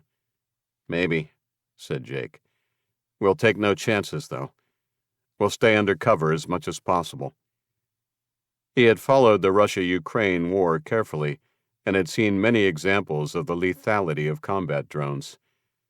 He suspected any drones Marcus had been able to utilize would be a lot more basic, but the fact was, they were hard to spot and even harder to neutralize, and even as a spotter, were a real threat. For now, the drone seemed to have moved on, but he didn't allow himself to even hope that it was there randomly. He led them through backyards, darting from cover to cover, whether it be trees or structures. Maya brought up the rear, constantly checking their back trail. Devon stayed between Rebecca and Sarah, moving with the quiet focus they'd practiced. The boy hadn't spoken since the fight, but his eyes were alert, watching everything. Marcus approached Liam's house 15 minutes later, Thompson and Rodriguez flanking him while Jensen watched their six. 20 minutes before, via radio, he'd ordered the drone withdrawn to a distance of 2,000 yards from the house so it wouldn't be spotted. He wanted nothing to spoil his surprise party. Unfortunately, while the drone operator had a visual of the house, it was grainy, and Jake's precautions meant he completely missed the group's departure. Marcus directed them into the backyard of the home next door, keeping the abandoned house between them and any line of sight from the target building. He called them to a halt, and they huddled by a gate set into the timber fence. "We'll breach through the rear," Marcus said. "Thompson, you take point. Rodriguez, you're second. Jensen and I will cover the flanks. Standard room clearing. Thompson and Rodriguez clear. Jensen and I secure. Questions?" They shook their heads. Marcus had drilled them on these tactics countless times since taking control. Each man knew his role. Thompson moved first, his rifle held ready as he approached the back door. The others followed in practiced formation, boots silent on the overgrown grass. At the door, they paused, listening intently. Nothing. No movement. No voices. Not even floorboards creaking. The house felt empty, but Marcus had learned never to trust feelings. After 30 seconds of silence, Marcus nodded to Thompson. The man tested the handle. Unlocked. Another bad sign. Thompson eased the door open, checking corners before stepping through. The first shot caught him in the throat as he crossed the threshold. He stumbled backward, blood spraying, as Liam emerged from behind the door like a ghost, knife already slashing toward Rodriguez. The ex-convict moved with the fluid grace of someone with nothing left to lose. "Contact!" Jensen opened fire, rounds tearing through the doorway. Liam dove back inside, taking Rodriguez's rifle with him. Thompson lay motionless on the porch, eyes staring at nothing, arterial blood pumping out with each slowing heartbeat. "Suppressing fire," Marcus ordered, moving to the side of the house. More shots rang out from inside. Liam had found a firing position behind an overturned table. Rodriguez cursed as a round clipped his shoulder, spinning him against the porch railing. The firefight was brief, but intense. Liam fought like a cornered animal, switching positions, using his prison yard cunning to deadly effect. He wounded Jensen with a thrown knife that seemed to come from nowhere, the blade embedding itself in the big man's thigh. In the end, superior firepower won out. When the shooting stopped, Rodriguez was bleeding heavily from his shoulder, Jensen was nursing his leg wound, and Liam lay dead in the living room, a few feet from his dead dog. His final expression was almost peaceful. Marcus kicked the rifles away from the stranger's body, his eyes widening at the familiar tattoo on the man's hand. He had one just like it. He surveyed the scene. Dead dog, coffee cups still damp from use, and the remains of hasty medical treatment littering the floor, bandages, antiseptic wipes, gauze. Something had gone down here, but he wasn't sure what. It didn't matter. He thumbed his walkie-talkie. "Get that drone closer. They're almost certainly headed into that ravine. Rodriguez, get that shoulder patched. Jensen, salvage what's left of Thompson's ammo, and let's go." He checked his magazine, still half full. "They're on foot. At least one of them is injured. They'll try to use the ravine for cover." Jensen nodded, checking his own weapon. Rodriguez started field dressing his wound, relieved, even though it hurt like a bitch, that it was only a flesh wound. "Sir," Jensen said quietly, looking at Thompson's body. "What about—" Marcus was already moving toward the back fence, following signs of recent passage through the overgrown yard. "Leave him. We'll retrieve the body after we finish this." His pale eyes scanned the ground, picking up their quarry's trail with ease. Blood and trampled grass marked their passing. "They're headed northeast, just like I said." He began pulling palings off the rear fence, noting the bloody handprint on the top. Jensen joined him and tended to his injured leg quickly and efficiently. The knife had fallen out before the bloody confrontation had concluded. Luckily, the blade had barely penetrated an inch. He tore the opening in his fatigues open further and stuck an adhesive gauze over it. Rodriguez joined them. He was pale, but gave Jensen a reassuring nod. "Flesh wound." The morning sun cast their shadows long across the autumn grass as they entered the next yard and began their hunt in earnest. Not limited by the need to hide from view, they made good time despite the injuries. Ahead lay the ravine, and beyond that, an interstate. Marcus smiled, feeling the familiar thrill of the chase. The group might have escaped his bridge checkpoint, but their luck had run out. This time, there would be nowhere left to run. Chapter 2. The Ravine. The ravine opened before them like a wound in the earth, its steep sides thick with fall vegetation. Jake studied the descent path, noting how recent rains had carved tiny rivulets into the dirt. One wrong step would send them sliding to the bottom. "Maya," he whispered, "what do you see?" The girl flipped through her notebook, comparing the terrain to her hand-drawn maps. "2 ways down," she said, tapping a page. She pointed to a worn trail that switchbacked down the slope. "Main path's there, but it's too exposed." Then she gestured toward a less obvious route winding through denser brush. "That one takes longer, but offers better cover. Sarah watched Pete try to hide a wince as he shifted his weight. The bandages across his chest were holding, but she could tell the wound was causing more pain than he admitted. We take the covered route, she said. Slower is safer. They began their descent in practiced order, Jake first, testing each step, then Devon, between Rebecca and Sarah, with Pete and Maya bringing up the rear. The vegetation provided good concealment, but made movement difficult. Thorns caught at their clothes, and loose stones threatened to give way under their feet. Devon handled the terrain better than some of the adults, his smaller size letting him duck under branches that others had to push through. Sarah felt a surge of pride at his quiet competence. He was learning, adapting, becoming stronger. Halfway down, Maya froze. Wait, she breathed, barely audible. She pointed to a broken branch, its pale inner wood exposed. Someone's been through here. Recently. Jake examined the break pattern. Last day or two. Single person, moving fast. He glanced at Sarah. Probably one of the locals. We've seen signs of scavengers. A familiar buzz made them all look up.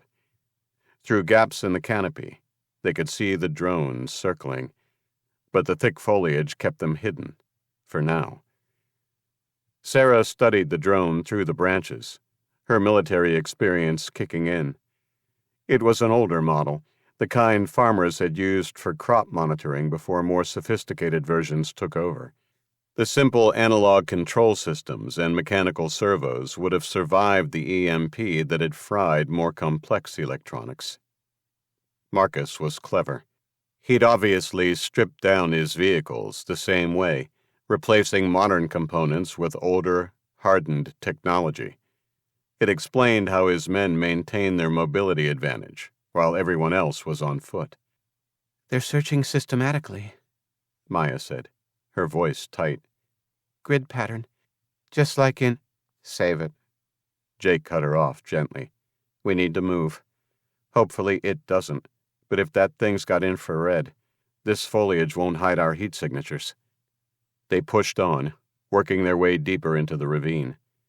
The temperature dropped as they descended, and the air grew thick with the smell of wet earth and rotting leaves.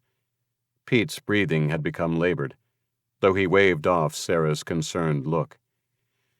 Just need a minute, he gasped, leaning against a tree. Sweat beaded on his forehead despite the cool air. Sarah checked his bandages while the others kept watch. No fresh blood, but the skin around the wound was hot to the touch. Early signs of infection, maybe. They'd need to find antibiotics soon.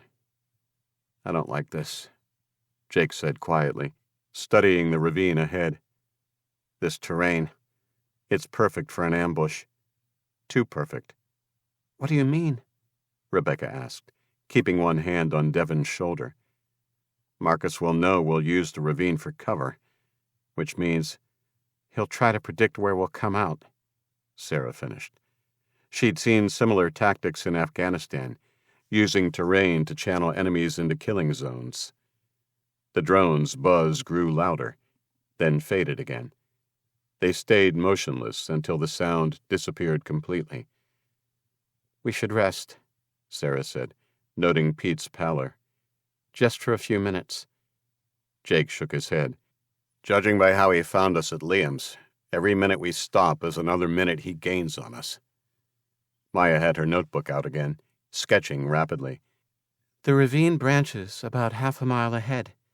If we take the eastern fork, it'll lead us toward... A sharp crack echoed through the ravine, a branch breaking somewhere behind them. Everyone froze, listening intently. Nothing followed, but the message was clear. They weren't alone. Time to move, Jake whispered. Maya, you're on point with me. Watch for signs anyone's passed through recently. He glanced at Sarah. You okay with rear guard? Rebecca can stick close to Pete.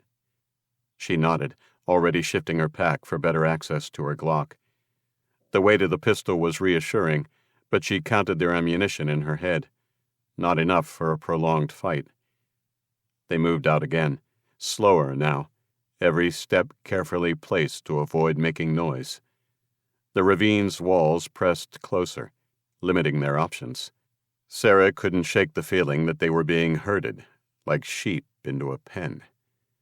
Above them, beyond the canopy of leaves, the drone continued its patient search pattern. Sarah wondered if Marcus was watching their heat signatures right now, planning his next move. The thought made her quicken her pace slightly, urging the others forward into the deepening shadows of the ravine. Marcus kept a steady pace despite the terrain, letting Jensen range ahead while Rodriguez covered their rear. The shoulder Jake had shot days earlier ached, the pain feeding his focus. The trail wasn't hard to follow. 6 people moving quickly through dense vegetation left obvious signs. Broken branches, disturbed leaves, even an occasional footprint in the softer ground. One set of tracks was deeper than the others, someone carrying extra weight, or maybe injured. "Sir," Jensen's voice crackled over the radio. "Found fresh markings. Can't be more than 20 minutes ahead. And there's blood here. Looks like someone brushed against a branch." That would be the one they'd wounded at Liam's house. Marcus smiled. Injuries slowed people down, made them desperate, made them make mistakes. "Drone command, report position," he radioed. "I spotted them briefly in the ravine," came the response. "Moving northeast, approximately half-mile ahead of your position. The canopy is hiding them, but they're staying on the overgrown track." Marcus studied the map he'd decided to bring at the last minute, noting the ravine's course. Something clicked in his mind as he traced the route with his finger. The ravine track they were on ran parallel to an old maintenance road for nearly 2 miles before emptying out near the interstate. Their quarry would follow the track all the way, using the cover, but the maintenance road would let him bypass all that. He remembered a while back that his crew had used these maintenance roads for moving product without attracting attention. The police never patrolled them, and they connected to all the major routes out of the city. Now that knowledge would serve a different purpose. "They're being cautious," he said to Jensen as the man rejoined him. "Moving slow, staying hidden. But that ravine only goes one place." He pointed to his map. "See how it narrows here? Then opens up right at the interstate. Perfect kill zone." Jensen nodded, studying the map. "The interstate. That elevated section where it crosses the ravine." He traced the route with his finger. "They'll have nowhere to go when they hit that wall." "Exactly." He looked back at his other man. "Rodriguez, double back to the Humvee. Take the maintenance road past the old toll station. You know, the one we used to use. Set up where you can cover the ravine mouth." "Okay," Rodriguez replied. "The scenic overlook will give it the opening of the ravine. Perfect spot to keep them boxed in." "Good. I'm sending the second team to meet us there. We'll have them completely trapped when they emerge." Marcus smiled coldly. "Keep your radio close. When you hear us engage, don't let anyone double back your way." Marcus radioed base and ordered a second 5-man team to the same rendezvous, then smiled coldly as he checked his ammunition. The group was good. He'd give them that. The way they'd slipped past his bridge checkpoint proved that. But they were playing his game now, moving exactly where he wanted them. "Jensen," he said quietly, "let's make enough noise to keep them moving forward. I want them good and scared when they reach the interstate." He chambered around deliberately, letting the sound carry. "Fear makes people predictable." They continued their pursuit, no longer bothering to stay completely silent. Let their quarry hear them coming. Let them think speed was their only option. The ravine would do the rest, its steep walls funneling them exactly where he wanted them. Marcus's radio crackled again. "Drone command here. They've reached the narrow section, moving faster now. The injured one appears to be struggling. Perfect. Fear would make them sloppy, make them miss things, like the fact that their carefully chosen escape route was leading them straight into his hands, or how the ravine walls got steeper ahead, eliminating any way but up the slope to the interstate. 30 minutes later, he thumbed his radio again. Rodriguez, status. Just picked up the Hummer. Should be in place 20-minute stops. They'll be completely exposed when they enter the cleared area at the end of the ravine. Want me to set up the M24? The sniper rifle. Marcus considered it, then shook his head. No. Too quick. I want this up close and personal. Stay out of sight. I don't want them spooked into trying to double back if they realize it's a trap. Copy that. I'll be set up and waiting. Marcus allowed himself a moment of satisfaction. The medic would be captured. The man who shot him would die, and he could then get back to business in the city. If the information they were picking up on shortwave was true, they only had a few days to set themselves up for the real fight. Remember, he told Jensen as they walked, we take Sarah Mitchell alive. The rest are expendable. But the one who shot me, he's mine. The drone buzzed overhead, its camera watching their prey run straight into his trap. Marcus checked his watch. Maybe an hour until they reached the interstate. An hour until he restored his authority, eliminated a threat, and acquired a valuable asset. All in all, not a bad day's work. Sir, Jensen said softly. What about the kid with them? Marcus didn't hesitate. Collateral damage. The rules changed when they chose to resist. His voice was cold, professional. Now keep moving. I want to see their faces when they realize there's nowhere left to run.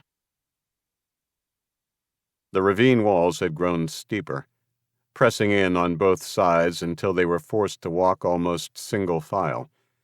Pete's breathing had become more labored, each step clearly causing pain, despite the pills Rebecca had given him. Maya kept checking her notebook, her earlier confidence replaced by growing concern. Something's wrong, she whispered, falling back to walk beside Sarah. The way they're pushing us, it's like an aftermath when the AI herds players into... She broke off as a stone clattered down the slope behind them. They're not even trying to be quiet anymore, Jake said softly. He'd noticed it too. Their pursuers wanted them to know they were being followed, wanted them moving forward. Sarah helped Pete over a fallen tree, noting how the bandages had started to spot with blood from the exertion. We need to find a way out of this channel. Can't, Maya said, pointing to the ravine walls. Too steep now. And look. She indicated marks on her map. The walls keep getting higher still. She traced the route with her finger. Until what? Rebecca asked, keeping Devon close. Until it opens out onto the interstate. It's the only way, though. Jake cursed softly. He's pushing us exactly where he wants us. He studied the walls, looking for any possible climbing point. We need another option. An engine sound in the distance echoed off the ravine walls, making them all freeze. Not from behind, where Marcus pursued, but ahead. We're close to the interstate, Jake said quietly. That's where the ravine ends, right at the old toll station. No, Sarah breathed. He didn't just follow us, he split his forces, Jake finished. Sent someone ahead while he kept us moving forward. Someone, probably a team taking up position where the ravine opens onto the interstate. His voice was tight with grudging respect. You mean we're trapped? Rebecca said. Maya was already studying her map, mind working frantically. Maybe not. Look. She pointed to a spot just before the ravine mouth. There's a storm drain here. Maintenance access for the interstate's drainage system, if it's big enough. The engine noise faded away, Marcus's men taking position. "How far to the drain?" Jake asked. "Quarter mile, but we'll be completely exposed for the last 100 yards where the ravine opens out." Sarah touched her Glock, counting ammunition in her head. Not nearly enough for what was coming. She looked at Devon, saw the fear he was trying so hard to hide, and made a decision. "Pete, Rebecca, Maya, take Devon through the drain. Stay parallel to this track, but go through the brush, and then stop at the tree line. Jake and I will create a diversion. Draw their attention. Don't make a run for the drain until you hear the shooting begin." She kissed Devon's forehead quickly. "Stay with Rebecca, baby. Do exactly what she says." "Sarah," Jake started to protest. "You know it's the best chance," she cut him off. "We're the only ones combat trained. We can keep them busy long enough for the others to slip through." Another engine in the distance. "Aunt Sarah?" Devon's voice trembled. "It's okay," she said firmly. "We'll be right behind you. Promise." She met Rebecca's eyes, saw her friend understand what wasn't being said. "Go. Now." They moved out, Pete gritting his teeth against the pain as they pushed into the trees and brush. Sarah watched until they disappeared, then turned to Jake. "Ready?" He checked his rifle. "Born ready," he said, managing a tight smile. The sound of Marcus's team behind them grew closer, and the second engine faded into silence. Jake touched her arm briefly. "Come on. Let's give them hell." Together they began jogging along the trail, heading quickly toward the ravine mouth, where Marcus's trap waited. Sometimes, Sarah thought, the best way to deal with a trap was to spring it on your own terms. Chapter 3. No Way Out. Sarah moved silently through the ravine, scanning the rock faces rising on either side. Her fingers traced weathered stone as she counted paces, marking distances in her mind. Ahead, Jake crouched behind a fallen oak, checking sightlines through his scope. By now, Maya and the rest should be in place, waiting on the sound of a firefight to make their move. "Good position," she whispered, joining him and pointing up the slope to the right. "Natural choke point where the walls narrow.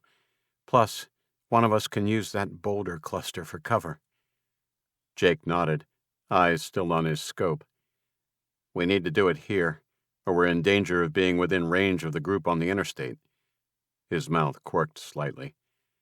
"This is really similar to an exercise I ran in Montana, teaching advanced tactics, except with considerably higher stakes." "Oh? And how did that end?" Sarah said, checking her Glock's magazine again. "It didn't.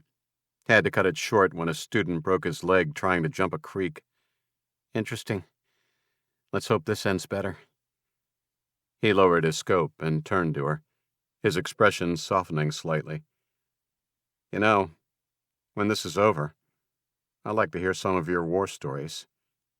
"Bold of you to assume I have any." "Combat medic with 3 tours? You've got stories. Maybe we could discuss them sometime. You know, assuming we survive the next hour." "Are you asking me on a date while we're setting up an ambush?" She smiled as a faint flush warmed his cheeks. He shrugged. "Seems as good a time as any." His hands moved with practiced efficiency as he divided their limited ammunition evenly. "You take the boulders. I'll set up on the other side." "And where exactly do you plan on taking me?" she said, pocketing a magazine and standing up. "Pretty sure all the nice restaurants are closed. End of the world and all that. Well, I make a mean MRE casserole. Candles, maybe some scavenged wine." He paused at the sound of a stick breaking, about 50 feet behind them. Their eyes met, no words exchanged. He pointed 2 fingers toward the boulders Sarah had indicated earlier, then toward her. She nodded sharply, her movements fluid as she crouched low and darted for cover. She moved like a shadow, each step deliberate, avoiding loose rocks and brittle branches, Sliding into position behind the largest boulder, she pressed her back against it, her weapon at the ready. She didn't need to look to know Jake was already moving, keeping low as he slipped to his spot across the ravine. The forest was still, the usual hum of insects and rustling leaves conspicuously absent. Sarah scanned the area, her eyes sweeping the slope above. Her breaths were shallow, controlled, her heart steady, now that the familiar rhythm of preparation had taken over. Jake settled behind a jagged outcrop opposite her. From her position, she saw him ease into place, his rifle balanced against his shoulder. They met eyes again, his free hand flicking a quick signal. 2, closing in. Sarah responded in kind, pointing up the slope toward the narrowing walls, their agreed ambush spot. She caught a flicker of movement in the brush and froze, her Glock tracking the area. Jake shifted slightly, his rifle barrel angling toward the same spot. Sarah's finger tightened on the Glock's trigger, her other hand signaling to Jake. Wait. He gave a slight nod, his focus unbroken. Sharp cracks echoed through the ravine, followed by the deeper sound of return fire. Maya grabbed Devon's hand. Now, that's our signal. They burst from the tree line, Rebecca helping Pete as they scrambled up the loose screed toward the concrete drain opening. Sharp-edged stones shifted under their feet, sending small avalanches of gravel tumbling down behind them. The engineering aggregate, crushed granite and limestone, meant to prevent erosion, made every step treacherous. Almost there, Rebecca gasped, half carrying Pete as his injured chest heaved with effort. Blood had started to seep through his bandages again. The first shots from above took them completely by surprise. Sharp cracks, followed by impacts that kicked up stone chips around their feet. Shots! Maya yanked Devon along faster. Up on the interstate. Up there, Pete gasped, pointing to a figure moving along the interstate's guardrail. Quick, he's trying to get a better angle. Rebecca half-carried Pete between protective outcrops. Devon proved the most sure-footed, his lighter weight letting him practically dance across the unstable surface as Maya guided him. A bullet struck stone inches from them, sending fragments spinning. Maya pulled Devon tighter against her as they ran. 20 more yards, she called back to the others. A stone turned under Pete's foot, and he stumbled, nearly pulling Rebecca down with him. Leave me, he wheezed. I'm slowing you down. Not happening. Rebecca's voice was steel. She hitched his arm higher across her shoulders as rounds impacted around them. Maya, get Devon up there. We're right behind you. The drain loomed above them now, its concrete mouth dark against the earthen slope. Maya boosted Devon up onto the lip, then turned back to help with Pete. A burst of automatic fire sent chips of concrete flying from the drain's edge, but the angle was wrong for Rodriguez to get a clean shot into the opening. Together, Maya and Rebecca half-dragged Pete the final few yards until they all collapsed inside the tunnel, chests heaving. Water trickled somewhere in the darkness. The concrete felt cool against their backs as they caught their breath, the sounds of the two-sided battle echoing strangely through the drain's acoustics. Devon pressed against Rebecca, his small body trembling. Aunt Sarah, he whispered. She'll be here soon, Rebecca assured him, though her voice hitched slightly. She and Jake just need to keep the bad men busy for a little while. I'm going to see where this leads, said Maya, standing up. Be careful, said Rebecca. Don't go too far. Maya grinned, clearly energized by the life-and-death situation they'd just escaped. Okay, back soon. They watched her disappear into the dimness of the tunnel. Another burst of gunfire from above made them all jump. Rodriguez's team was still trying to find an angle into the drain. Pete tried to sit up straighter, wincing. How long do we wait? Rebecca checked his bandages, her hands steady despite everything. As long as it takes. Sarah will find us. She finished her checks and kissed the top of Devon's head, thankful he couldn't see the doubt in her eyes. They huddled in the darkness, listening to the battle raging on two fronts, each of them trying not to think about what would happen if Sarah and Jake didn't make it. The drain's concrete walls felt both like a shelter and a tomb, and the waiting was almost worse than the climb had been. Almost, but not quite.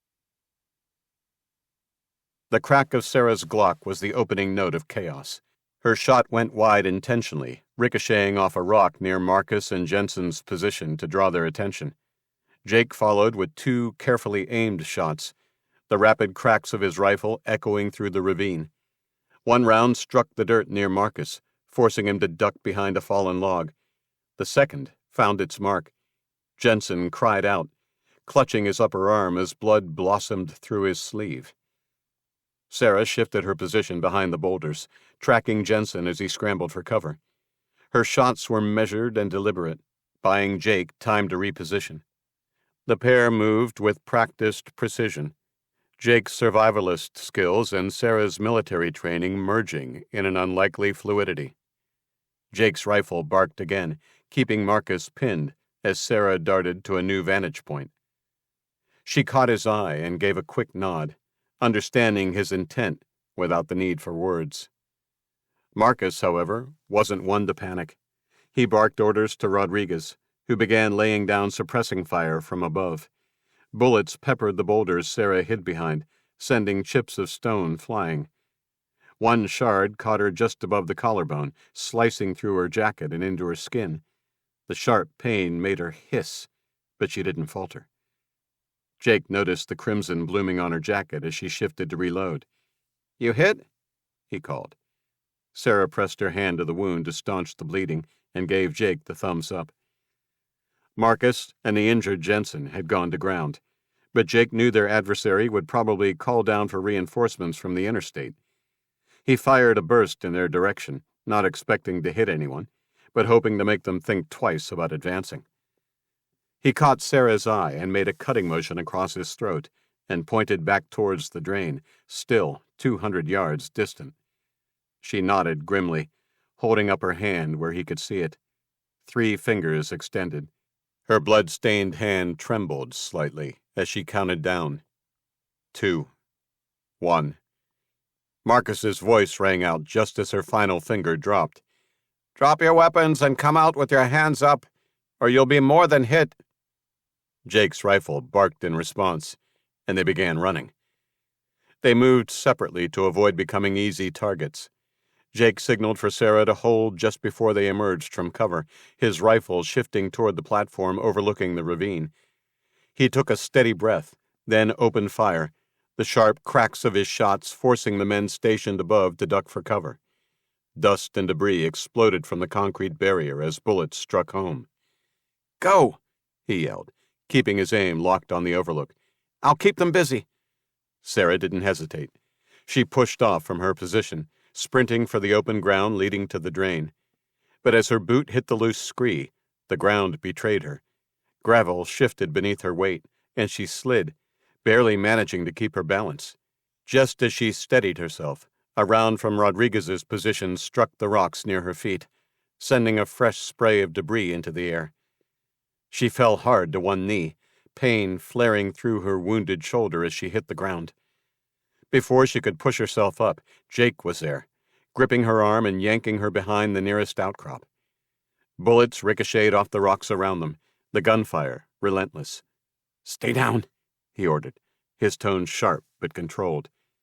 She barely had time to catch her breath before he shifted, lining up his next shot. His rifle cracked again, and someone on the platform let out a pained scream. "Don't harm the woman," a voice yelled behind them. Marcus. The return fire faltered. For the briefest moment, silence settled over the battlefield. A low rumble vibrated through the ground. Distant at first, but quickly growing into something undeniable. Heavy vehicles, fast-moving, powerful. From the interstate above, Marcus's men started shouting. "What the hell is that?" Rodriguez's voice crackled through Marcus's radio. "Sir, we've got 2 trucks inbound. Modern builds, no markings. Front one's got a machine gun turret. Wait! Oh shit, it's the goddamn Russians!" Marcus cursed under his breath. Get off the interstate. Get down here and help me round up the fugitives before—" Gunfire erupted from the turnpike. One of Marcus's men had panicked and opened fire. "You goddamn idiots!" Marcus bellowed, but the damage was done. Sarah's mind raced as realization struck. Russians. Maya's parents taken as translators. Marcus's increasingly desperate hunt for medical personnel. The well-equipped force above them now. It wasn't just about taking the city. Marcus had been preparing for something bigger. He knew who was behind the EMP attack. A deep thud, thud, thud filled the air and echoed in the ravine as a heavy weapon let loose, sending high-caliber rounds slamming into the overpass. Concrete exploded, shrapnel raining down into the ravine. Jake didn't wait. He grabbed Sarah's good arm and hauled her forward. "Move!" She staggered but kept going, her wounded shoulder throwing off her balance as they sprinted toward the drain. Above them, the firefight intensified as Marcus's men were caught between the fury of the Russian gunfire and their original mission. Sarah stumbled toward the drain entrance, her shoulders screaming in protest with each step. Fresh blood trickled down her collarbone, hot against her cold skin. Behind her, Jake watched Marcus's men scrambling off the platform and scurrying, half falling down the treacherous embankment. "Go!" Jake shouted, his rifle methodically picking targets. "Jake!" She started to turn back, unwilling to leave him alone against both threats. "Don't argue. Devin needs you." His rifle barked, sending someone diving for cover. "I'll make sure no one follows. If you don't hear from me within 10 minutes, move on." Their eyes met for a moment. So much left unsaid. Jake's face was streaked with dirt and gunpowder residue, but his eyes were clear and determined. Sarah gritted her teeth and plunged into the darkness. Each movement sent fresh waves of pain through her shoulder. The wound wasn't deep, but blood soaked her shirt, and she could feel her arm growing weaker. Her medical training told her she needed stitches, but that would have to wait. The temperature dropped immediately, and the sounds of battle became muffled and strange, as if happening underwater. Water splashed under her boots as she moved deeper, one hand trailing along the cold wall for guidance, while the other pressed against her wounded shoulder. "Rebecca," she called softly, voice tight with pain. "Devin." Nothing but the echo of dripping water. Her heart rate kicked up. The drain should have been straight, but somehow she'd lost them. The wound in her shoulder throbbed in time with her pulse as she pressed forward, fighting rising panic. Had they gone the wrong way? Been caught somehow? "Maya!" Her whisper bounced off concrete walls, coming back distorted. The sounds of combat grew more distant, then changed pitch. The fight had moved from the overpass and into the ravine. She could hear the distinctive thud of the Russian's heavy weapon, followed by the sharper cracks of small arms fire. A hand touched her arm and she spun, Glock half raised, finger already tightening on the trigger. "It's me." Maya's whispered voice came from a side passage she hadn't noticed, hidden behind a concrete support. "Quick." Sarah followed the girl's tugging, rounding a corner into what felt like a maintenance junction. As her eyes adjusted to the deeper darkness, she made out familiar shapes in the gloom. Rebecca holding Devin, Pete propped against the wall, his bandages gleaming faintly in what little light filtered down from a grate above. "Aunt Sarah?" Devin's arms wrapped around her waist. She bit back a gasp as he pressed against her wound. "Shh," she whispered, hugging him tight despite the pain. "We need to stay quiet. We're not safe yet." Above them, the battle reached a crescendo. Someone screamed, the sound cutting off abruptly. A staccato burst of automatic weapons fire penetrated the concrete and rock. Not from above, but from the ravine slope. Sarah pressed Devin tighter against her, as Russian voices called out sharp commands. The sounds of combat intensified, punctuated by screams. A voice shouted in Russian, and the thud, thud, thud of a heavy weapon caused dust to fall on their heads. Then, silence. Chapter 4. Crunch Time. Jake pressed himself deeper into the brush as two Russians moved past his position. Their gear was top tier: modern plate carriers, thermal optics, encrypted comms. They had decimated the group from the overpass, and it looked like they were now doing a sweep to make sure there was no further threat. Through gaps in the foliage, movement caught his eye on the other side of the track. It was the man that had been stalking them with Marcus. A Russian was about 20 feet away and closing toward him. There was no sign of Marcus.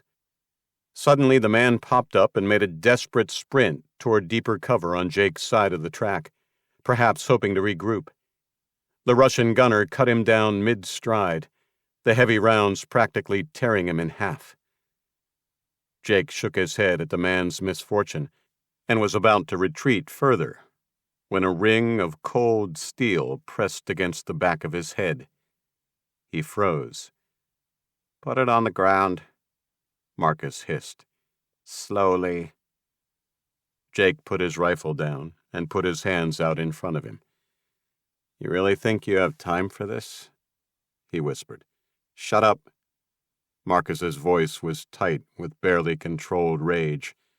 Boots crunched on gravel nearby, more Russians moving into the ravine. "Your men are dead," Jake said quietly, "and you're about to have bigger problems than me." "Because of you." The gun pressed harder. "You and that medic. I had everything under control. The city was mine." A burst of automatic fire made them both flinch.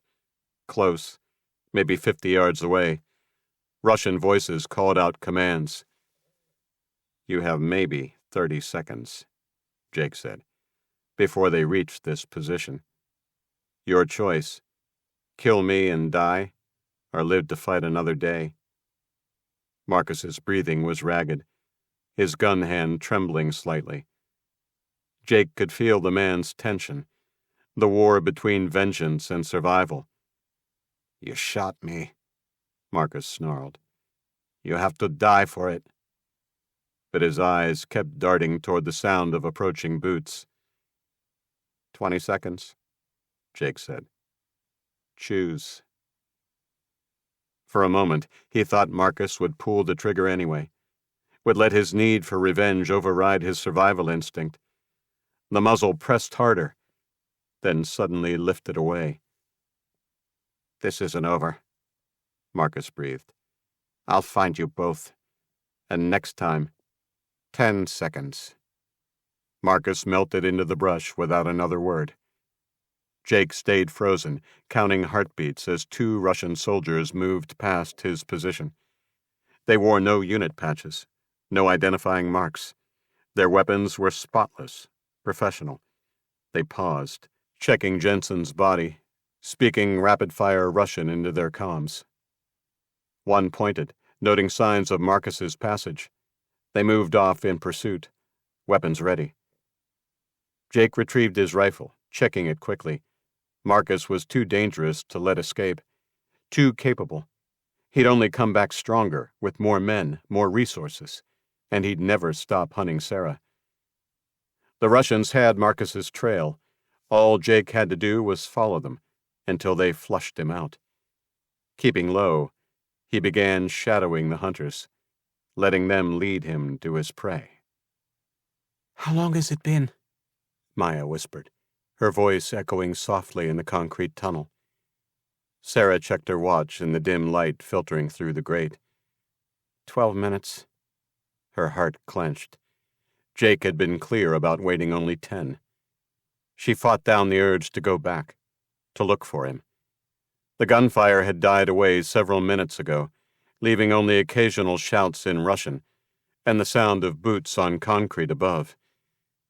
"We need to move," Rebecca said gently, though her eyes were full of sympathy. Pete shifted against the wall, wincing. "She's right. If he made it..." He left the rest unsaid. Maya returned after a short expedition. "I think I know a way," she said. "There's a main junction ahead where multiple tunnels branch off. One looks like it leads all the way under the interstate. Aunt Sarah? Devon's small hand found hers in the darkness. Can we wait just a little longer? She squeezed his fingers, swallowing hard. We can't, sweetie, she said, forcing her voice to stay steady. He wouldn't want us risking everyone by staying too long. The Russians are still up there, Maya added quietly. I heard them calling out when I moved past one of the vertical shafts. Sarah took a steadying breath, finally letting the possibility of Jake's demise enter her mind. We'll go that way. Maya, lead the way. Everyone stay close and quiet. They moved deeper into the tunnel system, Rebecca helping Pete while Sarah kept Devon between them. The sound of water dripping echoed off concrete walls, masking their footsteps. Sarah tried not to think about what might have happened above ground, about Jake facing both Marcus and the Russians, alone. She did a quick mental inventory as they moved. 8 rounds left in her Glock's magazine, plus the spare, with 12 more. Rebecca had the medical supplies split between 2 packs, enough for maybe 3 more dressing changes for Pete. 2 water bottles each, protein bars, Maya's carefully hoarded cookies. Not enough for a long journey, but maybe enough to keep them going for a day and a half, if they were careful. Finally, she let her mind go back to Jake. He was a survivor. Of that there was no doubt. She just had to trust that if he was alive, he would catch up or make his way to the safe haven. The Russians moved with practiced efficiency, following Marcus's trail through the ravine. Every movement spoke of professional training. The way they checked corners, maintained spacing, swept their sectors. Jake kept his distance, using their focus on tracking to mask his own movement through the dense undergrowth. He had 3 magazines left, 12 rounds each. Not enough for a prolonged fight, but he had no intention of engaging them directly. This pursuit's sole purpose was to make sure that Marcus did not make it out of the ravine alive. Late afternoon sun slanted through the trees, casting confusing shadows. The lead Russian raised his fist suddenly, a signal to halt. He'd found something. A boot print on the soft edge of a mud patch. Jake crouched, suddenly alert. Marcus was too good to leave such an obvious trail. This wasn't carelessness. It was bait. The thought had barely formed when steel sliced through shadow, a lethal glint in the dying light. A knife struck the rear soldier's throat, the force of the throw burying it to the hilt just above his body armor. He went down without a sound, hands clutching uselessly at the blade, eyes wide with surprise. Blood pulsed between his fingers as he tried to breathe. His partner spun toward the sound of the body falling, weapon half raised. "Dmitri?" The brush to his left exploded, and Marcus charged at him, a fist-sized rock gripped in his hand. The Russian never had time to bring his weapon to bear. The first blow caught him in the temple, knocking him to his knees. The second caved the top of his head in, and nerveless fingers dropped the rifle as his body slumped to the ground. More blows followed. Marcus's first 2 strikes had been savage, but efficient. Prison yard violence refined by years of practice. The ones that followed were pure, blind fury. When the fury that had consumed him finally ebbed, he stood over the lifeless body, his chest heaving, hands slick with blood and the rock still clenched in his right fist. He spat on the dead man before reaching for his rifle. He moved to pick up the rifle when a metallic click behind him froze him in place. "That's far enough." Marcus's shoulders slumped, and he looked at the sky, as if for answers before raising his hands. He knew who it was without turning. Marcus's shoulders sagged, and he tipped his head back, staring at the sky as if it might offer an answer. With a slow exhale, he lifted his hands. "I let you live back there," he said over his shoulder. "You did?" Jake's aim didn't waver. "Because you had no choice. And now I have nothing left. No weapons, no men. Back in the city, though," he said thoughtfully. "What do you say we do a deal? Work together. Get back there before the Russians are at full strength. You'll kill me the first chance you get." Marcus chuckled. "Yes, I would. That's why this has to end here. Are you going to shoot me in the back like a coward? At least look me in the eye." "Fine. Turn around." Marcus turned slowly, his eyes locking onto Jake's, a smirk playing at the corner of his bloodied lips. The rock was still in his fist, slick with crimson, fingers tightening around it. Jake's grip on the rifle never wavered. His finger rested on the trigger, steady. For a beat, neither moved. Then Marcus lunged, his arms snapping forward, the rock a blur in the dim light. Jake fired. Epilogue. The cornfield whispered around them as they moved carefully between the rows, stalks rustling against their clothes. They'd emerged from the drainage system nearly 10 minutes ago, finding themselves in a culvert near a dirt road, a half a mile from the interstate. Maya's navigation through the tunnels had been flawless, leading them away from the sounds of Russian vehicles and voices until they'd finally seen daylight. The dirt road bordered an expanse of cornfields, and Sarah had wasted no time ushering them into the dense rows, an ideal hiding place from anyone looking in this direction from the elevated stretch of interstate they'd left behind. They had spotted a farmhouse in the distance, its weathered walls promising shelter. The late afternoon sun cast long shadows through the corn, and the air smelled of earth and growing things, so different from the dank concrete they'd left behind. Devon walked beside her, his small hand clutched in hers, while Pete followed with Rebecca supporting him. His breathing had steadied, but the wound needed proper treatment soon. A distant gunshot, the first in a long time, echoed across the fields. None followed. Sarah turned back toward the interstate, now hidden behind the endless rows of corn. One shot.